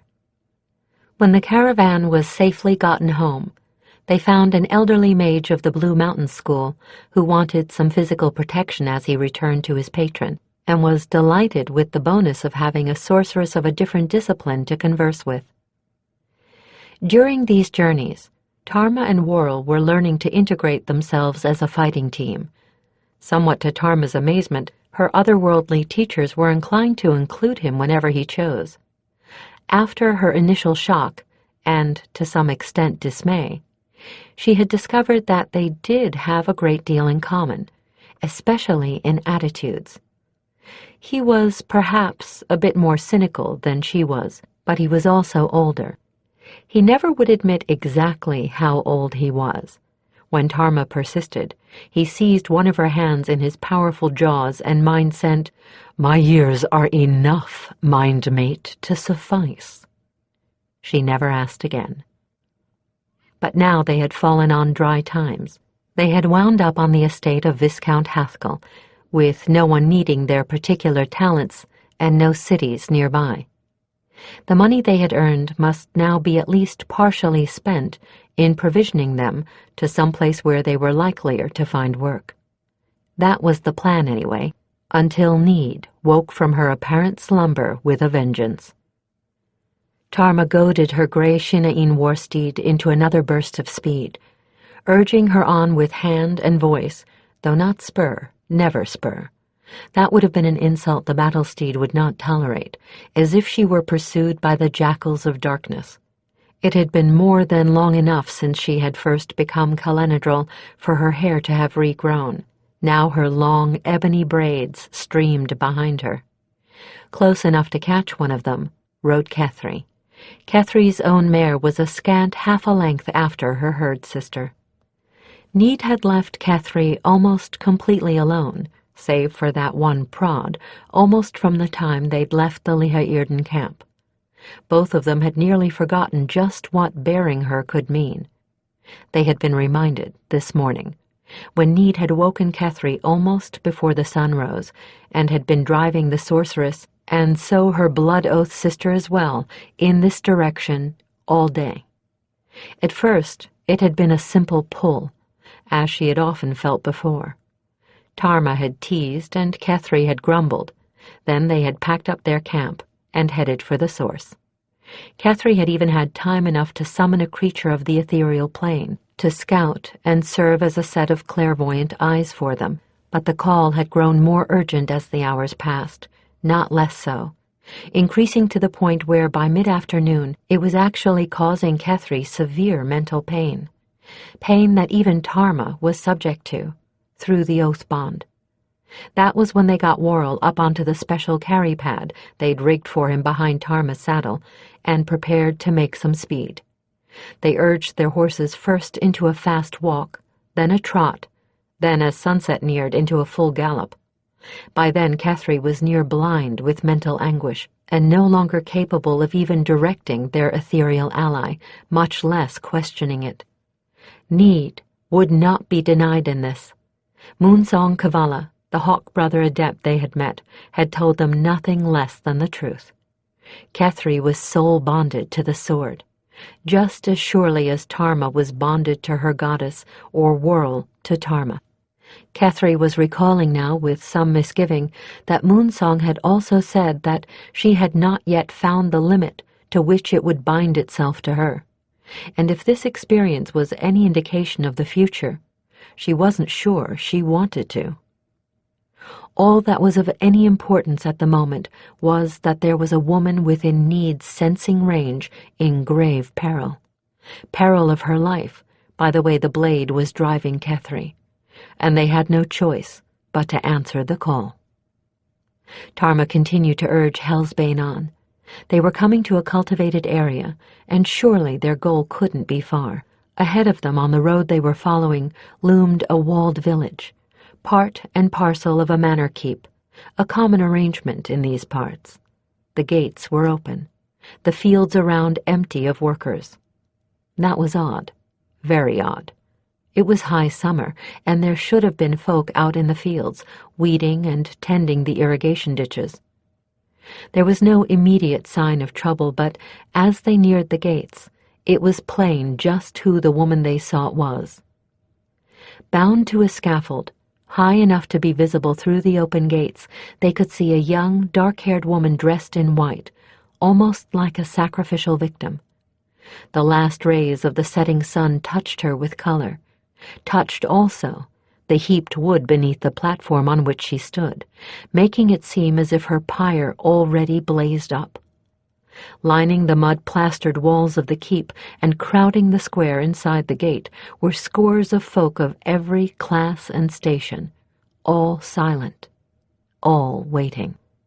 Tarma really didn't give a fat damn about what they were waiting for, though it was a good bet that they were there for the show of the burning.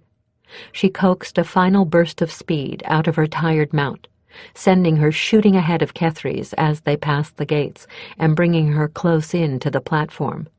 Once there, she swung Hellsbane around in a tight circle and drew her sword, placing herself between the woman on the scaffold and the men with the torches to set it alight.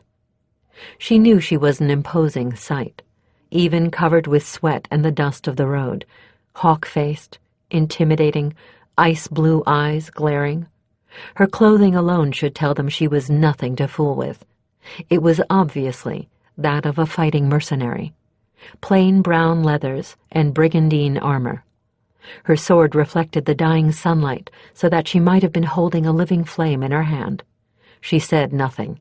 Her pose said it all for her. Nevertheless, one of the men started forward, torch in hand. "I wouldn't." Kethri was framed in the arch of the gate, silhouetted against the fiery sky, her mount rock still, her hands glowing with sorceress energy. "If Tarma doesn't get you, I will." "Peace!" A tired, gray-haired man in plain, dusty black robes stepped forward from the crowd, holding his arms out placatingly, and motioned the torchbearer to give way. "Istan, go back to your place. Strangers, what brings you here at this time of all times?" Kethri pointed. A thin strand of glow shot from her finger and touched the ropes binding the captive on the platform. The bindings loosed and fell from her, sliding down her body to lie in a heap at her feet. The woman swayed and nearly fell, catching herself at the last moment with one hand on the stake she had been bound to. A small segment of the crowd, mostly women, stepped forward as if to help, but fell back again as Tarma swiveled to face them. "I know not what crime you accuse this woman of, but she is innocent of it," Kethri said to him, ignoring the presence of anyone else. "That is what brings us here." A collective sigh rose from the crowd at her words. Tarma watched warily to either side, but it appeared to be a sigh of relief rather than a gasp of arousal. She relaxed the white-knuckled grip she had on her sword hilt by the merest trifle. "The Lady Myria is accused of the slaying of her lord," the robed man said quietly. "She called upon her ancient right to summon a champion to her defense when the evidence against her became overwhelming. I, who am priest of Fellweather, do ask you, strangers, will you champion the lady and defend her in trial by combat?" Kethri began to answer in the affirmative, but the priest shook his head negatively. "No, Lady Mage. By ancient law, you are bound from the field. Neither sorcery nor sorceress weapons such as I see you bear may be permitted in trial by combat." "Then—" "He wants to know if I'll do it, Shianadra," Tarma croaked, taking a fiendish pleasure in the start the priest gave at the sound of her harsh voice. "I know your laws, priest. I've passed this way before. I ask you in my turn, if my partner, by her skills, can prove to you the lady's innocence, will you set her free and call off the combat, no matter how far it has gotten?" "I so pledge, by the names and the powers," the priest nodded, almost eagerly. Then I will champion this lady." About half the spectators cheered and rushed forward. 3 older women edged past Tarma to bear the fainting woman back into the keep. The rest, except for the priest, moved off slowly and reluctantly, casting thoughtful and measuring looks back at Tarma. Some of them seemed friendly. Most did not. "What was that all about?" That was as far as Tarma got before the priest interposed himself between the partners. "Your pardon, mage lady, but you may not speak with the champion from this moment forward. Any message you may have must pass through me." "Oh no, not yet, priest." Tarma urged Hellsbane forward and passed his outstretched hand. "I told you I know your laws, and the ban starts at sundown. Green Eyes, pay attention, I have to talk fast. You're going to have to figure out just who the real culprit is. The best I can possibly do is buy you time. This business is combat to the death for the champion. I can choose just to defeat my challengers, but they have to kill me. And the longer you take, the more likely that is." "Tarma, you're better than anybody here." "But not better than any 20 or 30. Tarma smiled crookedly. "The rules of the game, Shienedra, are that I keep fighting until nobody is willing to challenge me. Sooner or later they'll wear me out and I'll go down." "What?" "Shush, I knew what I was getting into. You're as good at your craft as I am at mine. I've just given you a bit of incentive. Take Whirl." The tall lupine creature jumped to the ground from behind Tarma, where he'd been clinging to the special pad with his retractile claws. "He might well be of some use. Do your best, Veshtacha. There are 2 lives depending on you." The priest interposed himself again. "Sunset, champion," he said firmly, putting his hand on her reins. Tarma bowed her head and allowed him to lead her and her horse away, Kethri staring dumbfounded after them. "All right, let's take this from the very beginning." Kethri was in the Lady Miria's bower, a soft and colorful little corner of an otherwise drab fortress. There were no windows. No drafts stirred the bright tapestries on the walls or caused the flames of the beeswax candles to flicker. The walls were thick stone, covered with plaster, warm by winter, cool by summer. The furnishings were of light yellow wood, padded with plump feather cushions. In one corner stood a cradle, watched over broodingly by the lady herself. The air was pleasantly scented with herbs and flowers. Kethri wondered how so pampered a creature could have gotten herself into such a pass. "It was 2 days ago. I came here to lie down in the afternoon. I was tired. I tire easily since Certain was born. I fell asleep." Close up, the lady proved to be several years Kethri's junior, scarcely past her mid-teens. Her dark hair was lank and without luster, her skin pale. Kethri frowned at that and wove a tiny spell with a gesture and 2 whispered words while Miria was speaking. The creature of the ethereal plane who'd agreed to serve as their scout was still with her. It would have taken a far wilder ride than they had made to lose it. And now that they were doing something about the lady's plight, need was quiescent, leaving Kethri able to think and work again. The answer to her question came quickly, as a thin voice breathed whispered words into her ear. Kethri grimaced angrily. "Lady's eyes, child. I shouldn't wonder that you tire. You're still torn up from the birthing. What kind of a miserable excuse for a healer have you got here anyway?" "We have no healer, lady." One of the 3 older women, who had borne Miria back into the keep, rose from her seat behind Kethri and stood between them, challenge written in her stance. She had a kind but careworn face. Her gray and buff gown was of good stuff, but old-fashioned in cut.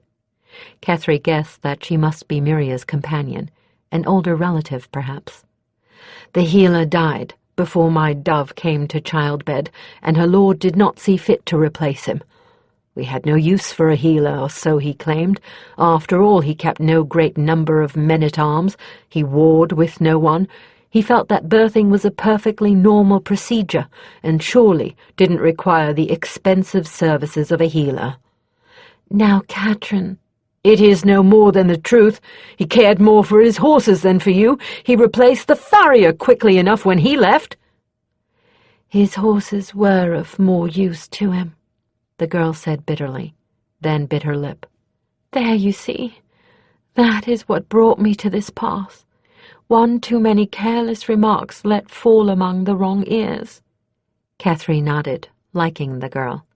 The child was not the pampered pretty she had first thought. No windows to this chamber, only the one entrance. A good bit more like a cell than a bower, it occurred to her. A comfortable cell, but a cell still.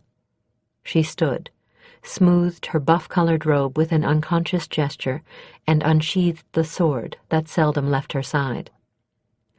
"Lady, what—" Katrin stood, startled by the gesture. "Peace. I mean no ill. Here," Catherine said, bending over Miria and placing the blade in the startled girl's hands. "hold this for a bit." Miria took the blade, eyes wide, a puzzled expression bringing a bit more life to her face. "But women's magic, child. For all that blades are a man's weapon, need here is strong in the magic of women. She serves women only. It was her power that called me here to aid you, and given an hour of your holding her, she'll heal you. Now go on. You fell asleep." Miria accepted the blade gingerly, then settled the sword somewhat awkwardly across her knees and took a deep breath. "Something woke me. A sound of something falling, I think. You can see that this room connects with my lord's chamber, that in fact the only way in or out is through his chamber. I saw a candle burning, so I rose to see if he needed anything. He was slumped over his desk. I thought perhaps he had fallen asleep." "You thought he was drunk, you mean?" the older woman said wryly. "Does it matter what I thought? I didn't see anything out of the ordinary because he wore dark colors always. I reached out my hand to shake him, and it came away bloody." "And she screamed fit to rouse the household," Katrin finished.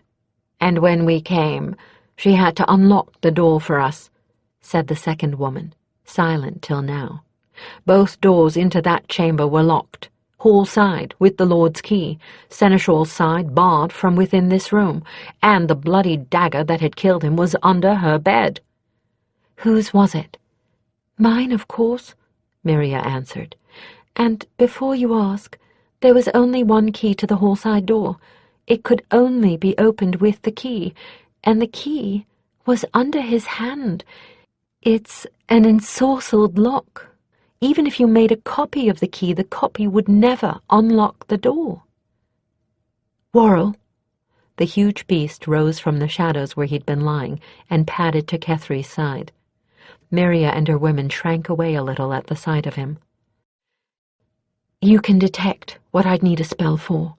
See if the bar was bespelled into place on the other door, would you? Then see if the spell on the lock's been tampered with." The dark gray, nearly black beast trotted out of the room on silent paws, and Miria shivered. "I can see where the evidence against you is overwhelming, even without misheard remarks." "I had no choice in this wedding," Miria replied, her chin rising defiantly, "but I have been a true and loyal wife to my lord." "Loyal past his deserts, if you ask me," Katrin grumbled. "Well, that's the problem, Lady Mage. My lady came to this marriage reluctant, and it's well known. It's well known that he didn't much value her. And there's been more than a few heard to say they thought Miria reckoned to set herself up as keep ruler with the Lord gone. Worrell padded back into the room and flopped down at Kethrie's feet. "Well, Fur Brother?" He shook his head negatively, and the women stared at this evidence of like-human intelligence. "Not the bar, nor the lock, And how do you get into a locked room without a key? Still. Lady, is all as it was in the other room?" "Yes. The priest was one of the first in the door, and would not let anyone change so much as a dust mote. He only let them take the body away." "Thank the goddess!" Kethri gave the exclamation something of a prayerful cast. She started to rise herself, then stared curiously at the girl. "Lady, why did you choose to prove yourself as you did?" "Lady Mage," Kethri was surprised at the true expression of guilt and sorrow the child wore.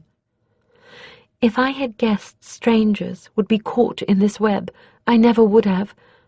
I thought that my kin would come to my defense. I came to this marriage of their will. I thought at least one of them might, at least, try. I don't think anyone here would dare the family's anger by killing one of the sons, even if the daughter is thought worthless by most of them." A slow tear slid down one cheek, and she whispered her last words. "My youngest brother, I thought at least was fond of me." The spell Kethri had set in motion was still active. She whispered another question to the tiny air entity she had summoned. This time, the answer made her smile, albeit sadly. "Your youngest brother, child, is making his way here afoot, having ridden his horse into foundering trying to reach you in time. He is swearing by every god that if you have been harmed, he will not leave stone on stone here." Miria gave a tiny cry and buried her face in her hands. Katrin moved to comfort her as her shoulders shook with silent sobs. Kethri stood and made her way into the other room. Need's magic was such that the girl would hold the blade until she no longer required its power. While it gave Kethri an expertise in sword work a master would envy, it would do nothing to augment her magical abilities, so it was fine where it was. Right now there was a mystery to solve, and 2 lives hung in the balance until Kethri could puzzle it out. As she surveyed the outer room, she wondered how Tarma was faring. Tarma sat quietly beneath the window of a tiny, bare, rock-walled cell. In a few moments, the light of the rising moon would penetrate it, first through the eastern window, then the skylight overhead. For now, the only light in the room was that of the oil-fed flame burning on the low table before her. There was something else on that table, the long, coarse braids of Tarma's hair. She had shorn those braids off herself at shoulder length, then tied a silky black headband around her forehead to confine what remained. That had been the final touch to the costume she'd donned with an air of robing herself for some ceremony, clothing that had long stayed untouched, carefully folded in the bottom of her pack. Black clothing, from low, soft boots to chainmail shirt, from headband to hose, the stark, unrelieved black of a Shina'in's sword sworn about to engage in ritual combat or on the trail of blood feud. Now she waited, patiently, seated cross-legged before the makeshift altar, to see if her preparations received an answer. The moon rose behind her, the square of dim white light creeping slowly down the blank stone wall opposite her until at last it touched the flame on the altar.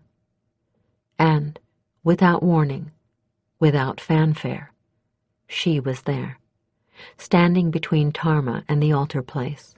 Shina'in, by her golden skin and sharp features, clad identically to Tarma, only her eyes revealed her as something not human. Those eyes, the spangled darkness of the sky at midnight, without white, iris, or pupil, could belong to only one being, the Shina'in goddess of the south wind, known only as the Star-Eyed, or the warrior. Child, I answer. Her voice was melodious. Lady, Tarma bowed her head in homage. You have questions, child? No requests? no requests, Star-Eyed. My fate does not interest me. I will live or die by my own skills, but Kethri's fate, that I would know. The future is not easy to map, child, not even for a goddess. I must tell you that tomorrow might bring your life or your death. Both are equally likely. Tarma sighed. Then what of my Shienedra? Should it be the second path? The warrior smiled. Tarma felt the smile like a caress. You are worthy, child. Here then.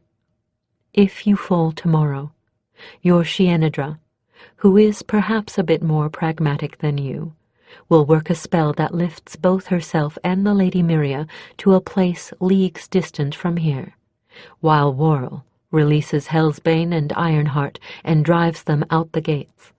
I fear she allows you this combat only because she knows you regard it as touching your honor to hold by these outclan customs.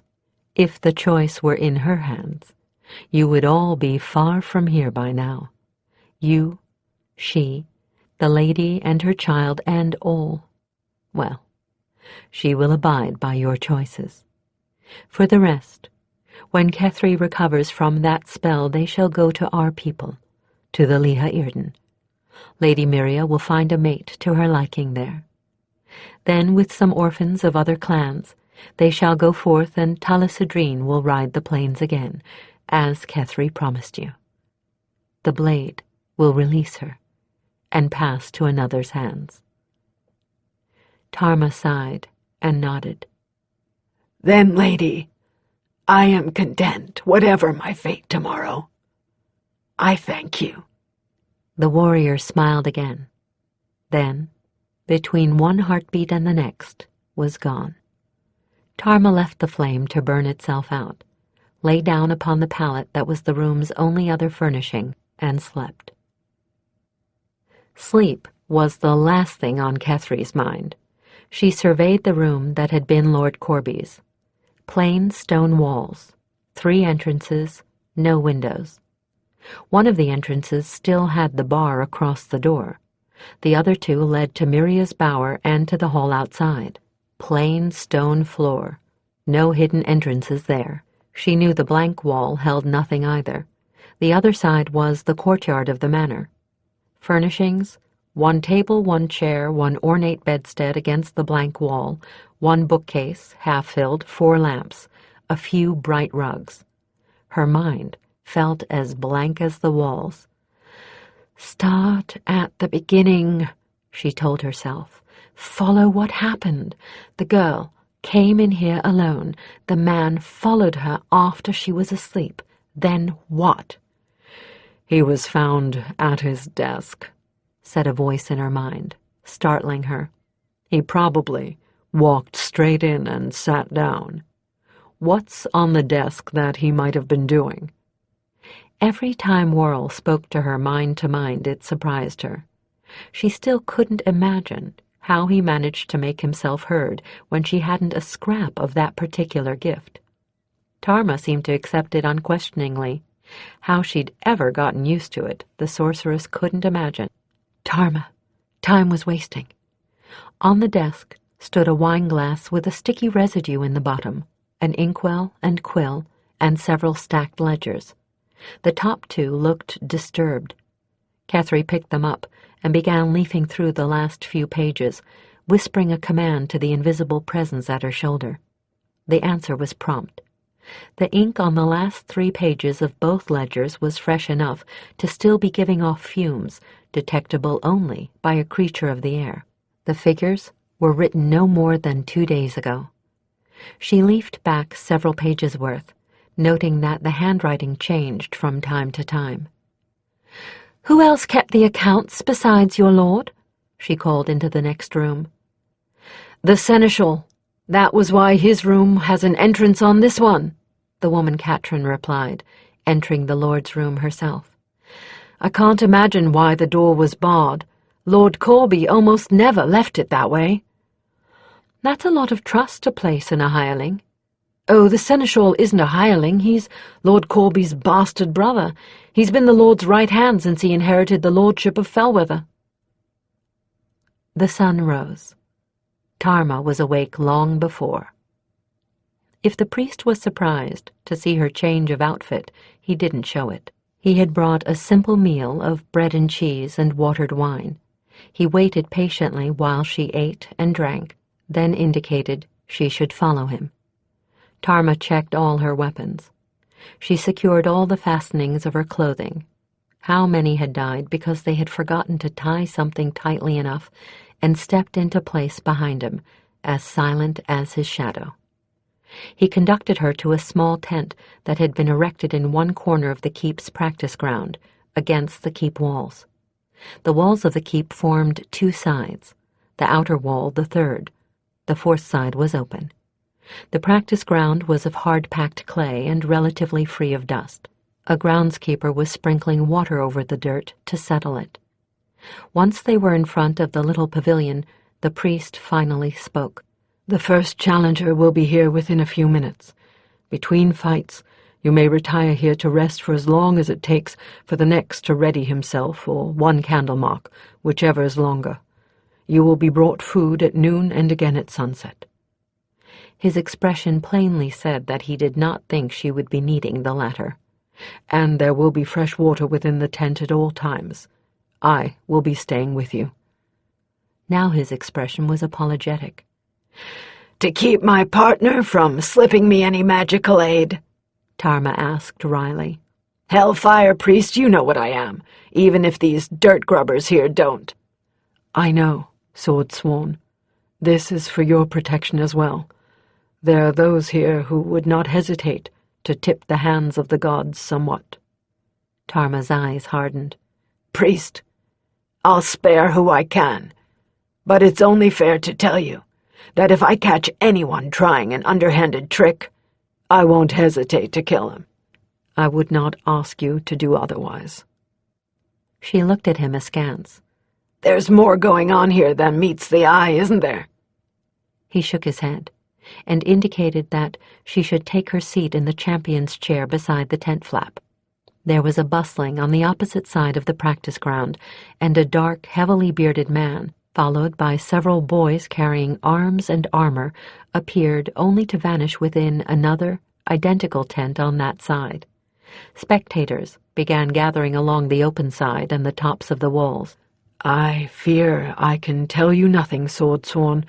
I have only speculations, nothing more, but I pray your little partner is wiser than I. Or I'm going to be cold meat by nightfall, Tarma finished for him, watching as her first opponent emerged from the challenger's pavilion. The priest winced at her choice of words, but did not contradict her. Circles within circles. Kethri had not been idle. The sticky residue in the wineglass had been more than just the dregs of drink. There had been a powerful narcotic in it. Unfortunately, this just pointed back to Myria. She'd been using just such a potion to help her sleep since the birth of her son. Still, it wouldn't have been all that difficult to obtain, and Kethri had a trick up her sleeve, one the average mage wouldn't have known, one she would use if they could find the other bottle of potion. More encouraging was what she had found perusing the ledgers. The seneschal had been siphoning off revenues, never much at a time, but steadily. By now it must amount to a tidy sum.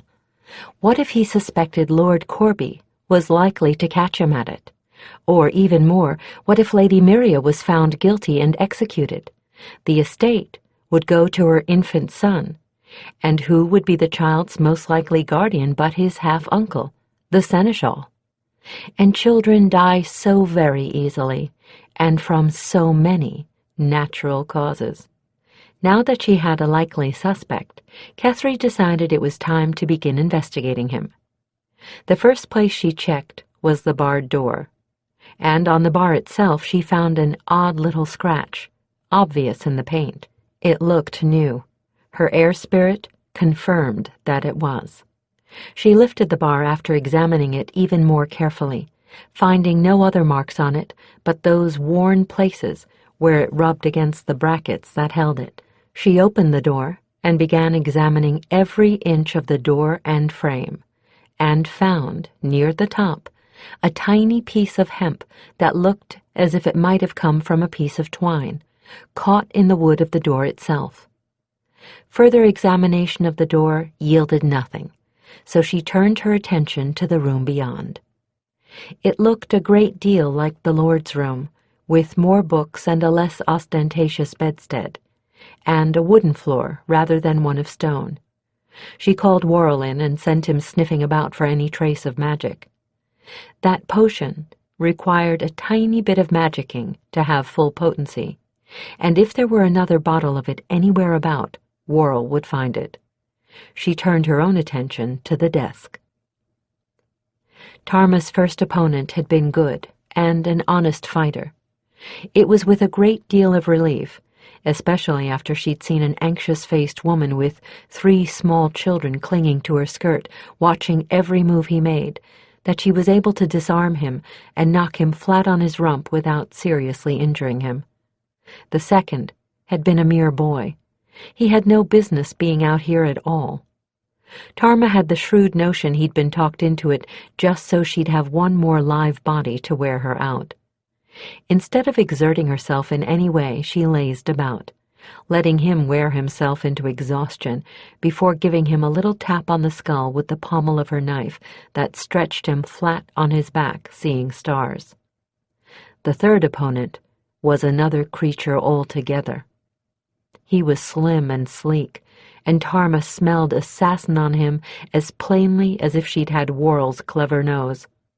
When he closed with her, his first few moves confirmed her guess.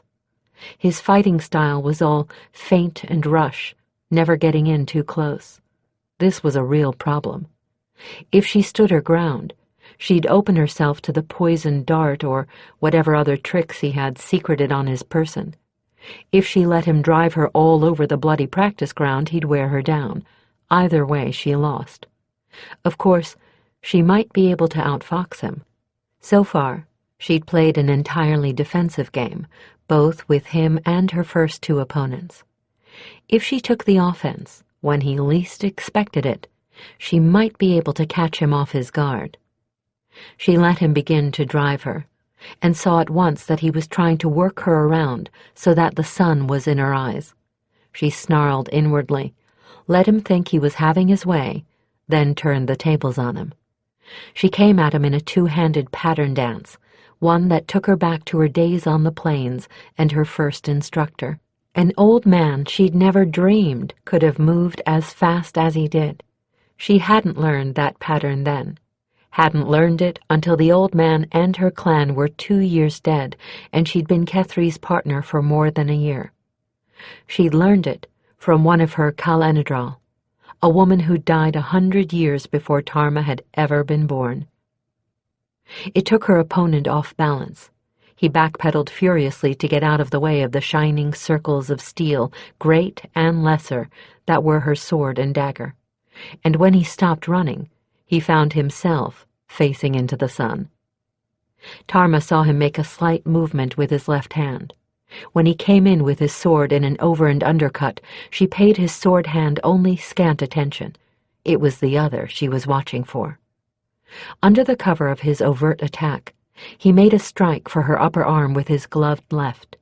She avoided it barely in time, a circumstance that made her sweat when she thought about it later, and executed a spin and cut that took his hand off at the wrist at the end of the move. While he stared in shock at the spurting stump, she carried her blade back along the arc to take his head as well. The onlookers were motionless, silent with shock. What they'd seen from her up until now had not prepared them for this swift slaughter. While they remained still, She stalked to where the gloved hand lay and picked it up with great care. Embedded in the fingertips of the gloves, retracted or released by a bit of pressure to the center of the palm, were 4 deadly little needles. Poisoned, no doubt. She decided to make a grandstand move out of this. She stalked to the challenger's pavilion, where more of her would-be opponents had gathered, and cast the hand down at their feet. "Assassin's tricks, noble lords," she spat, oozing contempt. "Is this the honor of Fellwether? I'd rather fight jackals. At least they're honest in their treachery. Have you no trust in the judgment of the gods and their champion?" That should put a little doubt in the minds of the honest ones, and a little fear in the hearts of the ones that weren't. Tarma stalked stiff-legged back to her own pavilion, where she threw herself down on the little cot inside it and hoped she'd get her wind back before they got their courage up. In the very back of one of the drawers, Kethri found a very curious contrivance. It was a coil of hempen twine, 2 cords really, at the end of which was tied a barbless, heavy fishhook, the kind sea fishers used to take shark and the great sea salmon. But the coast was weeks from here. What on earth could the seneschal have possibly wanted with such a curious souvenir? Just then Worrell barked sharply. Kethri turned to see his tail sticking out from under the bedstead. "There's a hidden compartment under the boards here," he said eagerly in her mind. "I smell gold and magic and fresh blood." She tried to move the bed aside, but it was far too heavy, something the seneschal probably counted on. So she squeezed in beside Worrell, who pawed at the place on the board floor where he smelled strangeness. Sneezing several times from the dust beneath the bed, she felt along the boards. Carefully, it could be booby-trapped. She found the catch, and a whole section of the board floor lifted away, and inside, gold, yes, packed carefully into the bottom of it, but on top, a wadded-up tunic and an empty bottle. She left the gold, but brought out the other things. The tunic was blood-stained. The bottle, by the smell, had held the narcotic potion she was seeking. "Hey la," she whispered in satisfaction. Now if she just had some notion how he could have gotten into a locked room without the proper key. There was no hint or residue of any kind of magic, and no key to the door with the bar across it. How could you get into a locked room? "Go before the door is locked," Worrell said in her mind. And suddenly she realized what the fishhook was for. Kethri wriggled out from under the bed, replacing tunic and bottle, and leaving the gold in the hidden compartment untouched. "Katrin!" she called. A moment later Miria's companion arrived, quite nonplussed to see the sorceress covered with dust beside the seneschal's bed. "Get the priest," Kethri told her, before she had a chance to ask any question. "I know who the murderer is, and I know how he did it and why." Tarma was facing her first real opponent of the day, a lean, saturnine fellow who used twin swords like extensions of himself. He was just as fast on his feet as she was, and he was fresher. The priest had vanished just before the beginning of this bout, and Tarma was fervently hoping this meant Kethri had found something. Otherwise, this fight bid fair to be her last. Thank the goddess this one was an honest warrior. If she went down, it would be to an honorable opponent. Not too bad, really, if it came to it. Not even many sword-sworn could boast to having defeated 12 opponents in a single morning, even if some of them had been mere babes. She had a stitch in her side that she was doing her best to ignore, and her breath was coming in harsh pants. The sun was punishing hard on someone wearing head-to-toe black. Sweat was trickling down her back and sides. She danced aside, avoiding a blur of sword, only to find she was moving right into the path of his second blade. Damn! At the last second she managed to drop and roll, and came up to find him practically on top of her again. She managed to get to one knee and trap his first blade between dagger and sword, but the second was coming in. From the side of the field came a voice like a trumpet call. "Hold!" And miracle of miracles, the blade stopped, mere inches from her unprotected neck. The priest strode onto the field, robes flapping. "The sorceress has found the true murderer of our Lord, and proved it to my satisfaction," he announced to the waiting crowd. "She wishes to prove it to yours." Then he began naming off interested parties as Tarma sagged to her knees in the dirt, limp with relief, and just about ready to pass out with exhaustion. Her opponent dropped both his blades in the dust at her side and ran off to his side of the field, returning in a moment with a cup of water. And, before handing it to her, he smiled sardonically, saluted her with it, and took a tiny sip himself. She shook sweat-sodden hair out of her eyes and accepted the cup with a nod of thanks. She downed the lukewarm water and sagged back onto her heels with a sigh. "Swordsworn, shall I find someone to take you to your pavilion?" The priest was bending over her in concern. Tarma managed to find one tiny bit of unexpended energy. "Not on your life, priest. I want to see this myself." There were perhaps a dozen nobles in the group that the priest escorted to the Lord's chamber. Foremost among them was the seneschal, the priest most attentive on him. Tarma was too tired to wonder about that. She saved what little energy she had to get her into the room and safely leaning up against the wall within. "I trust you will all forgive me if I am a bit dramatic, but I wanted you all to see exactly how this deed was done." Kethri was standing behind the chair that was placed next to the desk. In that chair was an older woman in buff and grey. "Katrin has kindly agreed to play the part of Lord Corby. I am the murderer. The Lord has just come into this chamber. In the next is his lady.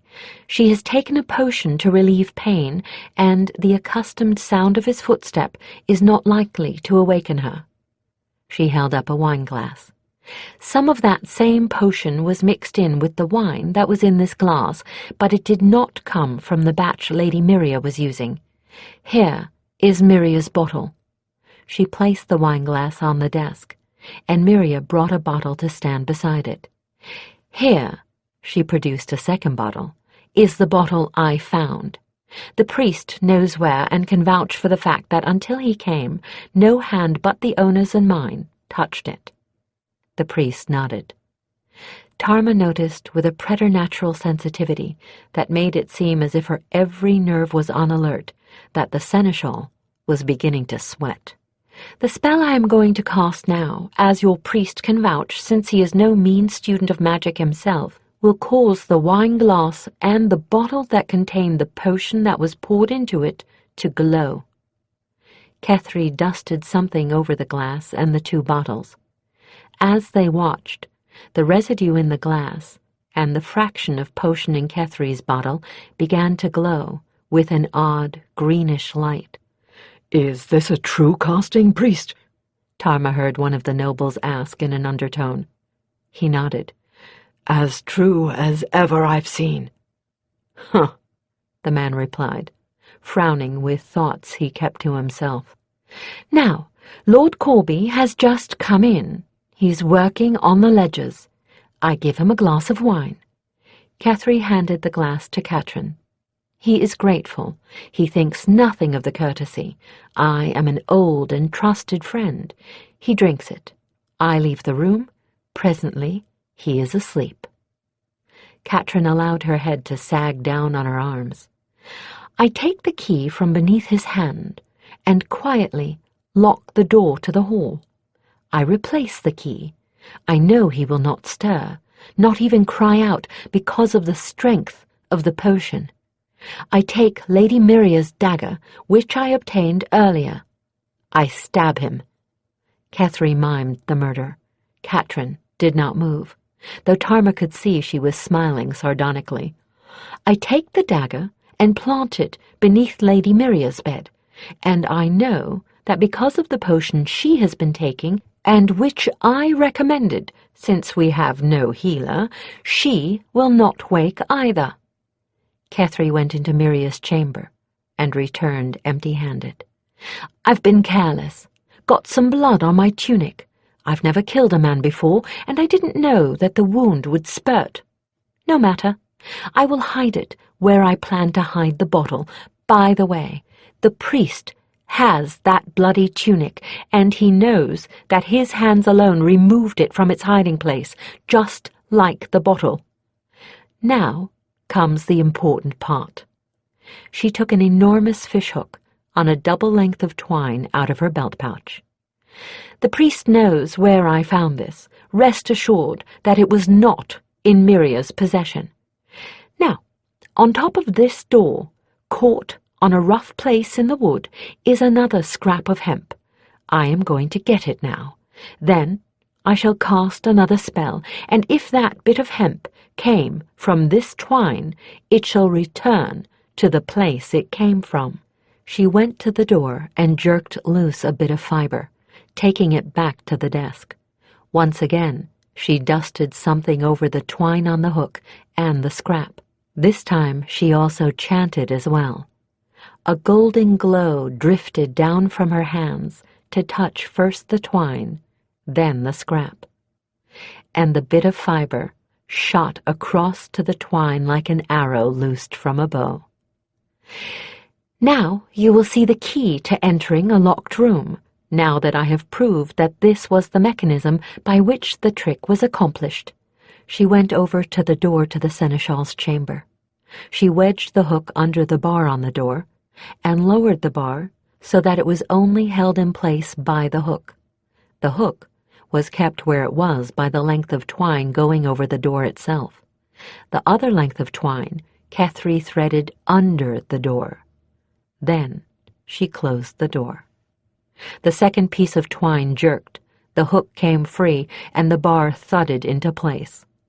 And the whole contrivance was pulled up over the door and through the upper crack by the first piece. All eyes turned toward the seneschal, whose white face was confession enough. "Lady Miria was certainly grateful enough." "If we'd let her, she'd have stripped the treasury bare," Kethri replied, waving at the distant figures on the keep wall. "I'm glad you talked her out of it." "Green eyes. They don't have it to spare, and we both know it. As it is, she'll have to spend most of the seneschal's hoard in making up for the shortfalls among the hirelings that his skimmings caused in the first place." "Will she be all right, do you think?" "Now that her brother's here, I don't think she has a thing to worry about. She's gotten back all the loyalty of her lord's people, and more besides. All she needed was a strong right arm to beat off unwelcome suitors, and she's got that now. Warrior's oath.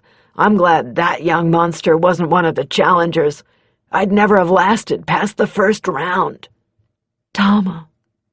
The swordswoman raised an eyebrow at Kethri's unwontedly serious tone.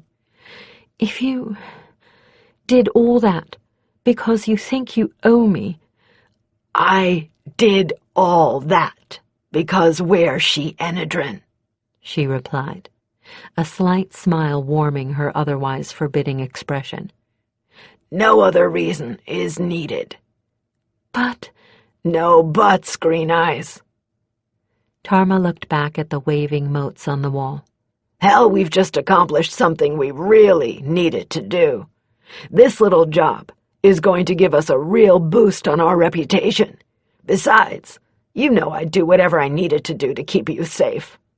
Kethri did not reply to that last, not that she wasn't dead certain that it was true. That was the problem. Tarma had been stepping between Kethri and possible danger on a regular basis, often when such intercession wasn't needed. At all other times she treated Kethri as a strict equal, but when danger threatened, she tried to keep the sorceress wrapped in a protective cocoon spun of herself and her blades. She probably doesn't even realize she's doing it, but she's keeping me so safe, she's putting herself in more risk than she needs to. She knows I can take care of myself. Then the answer occurred to her. Without me, there will never be a Talasadrine. She is protecting not just me, but her hopes for a new clan. But she's stifling me, and she's going to get herself killed. She glanced over at Tarma, at the distant, brooding expression she wore. I can't tell her. She might not believe me. Or worse, she might believe and choke when she needs to act. I wonder if Worrell has figured out what she's doing. I hope so. She glanced again at her partner. Or she's going to end up killing all three of us. Or driving me mad.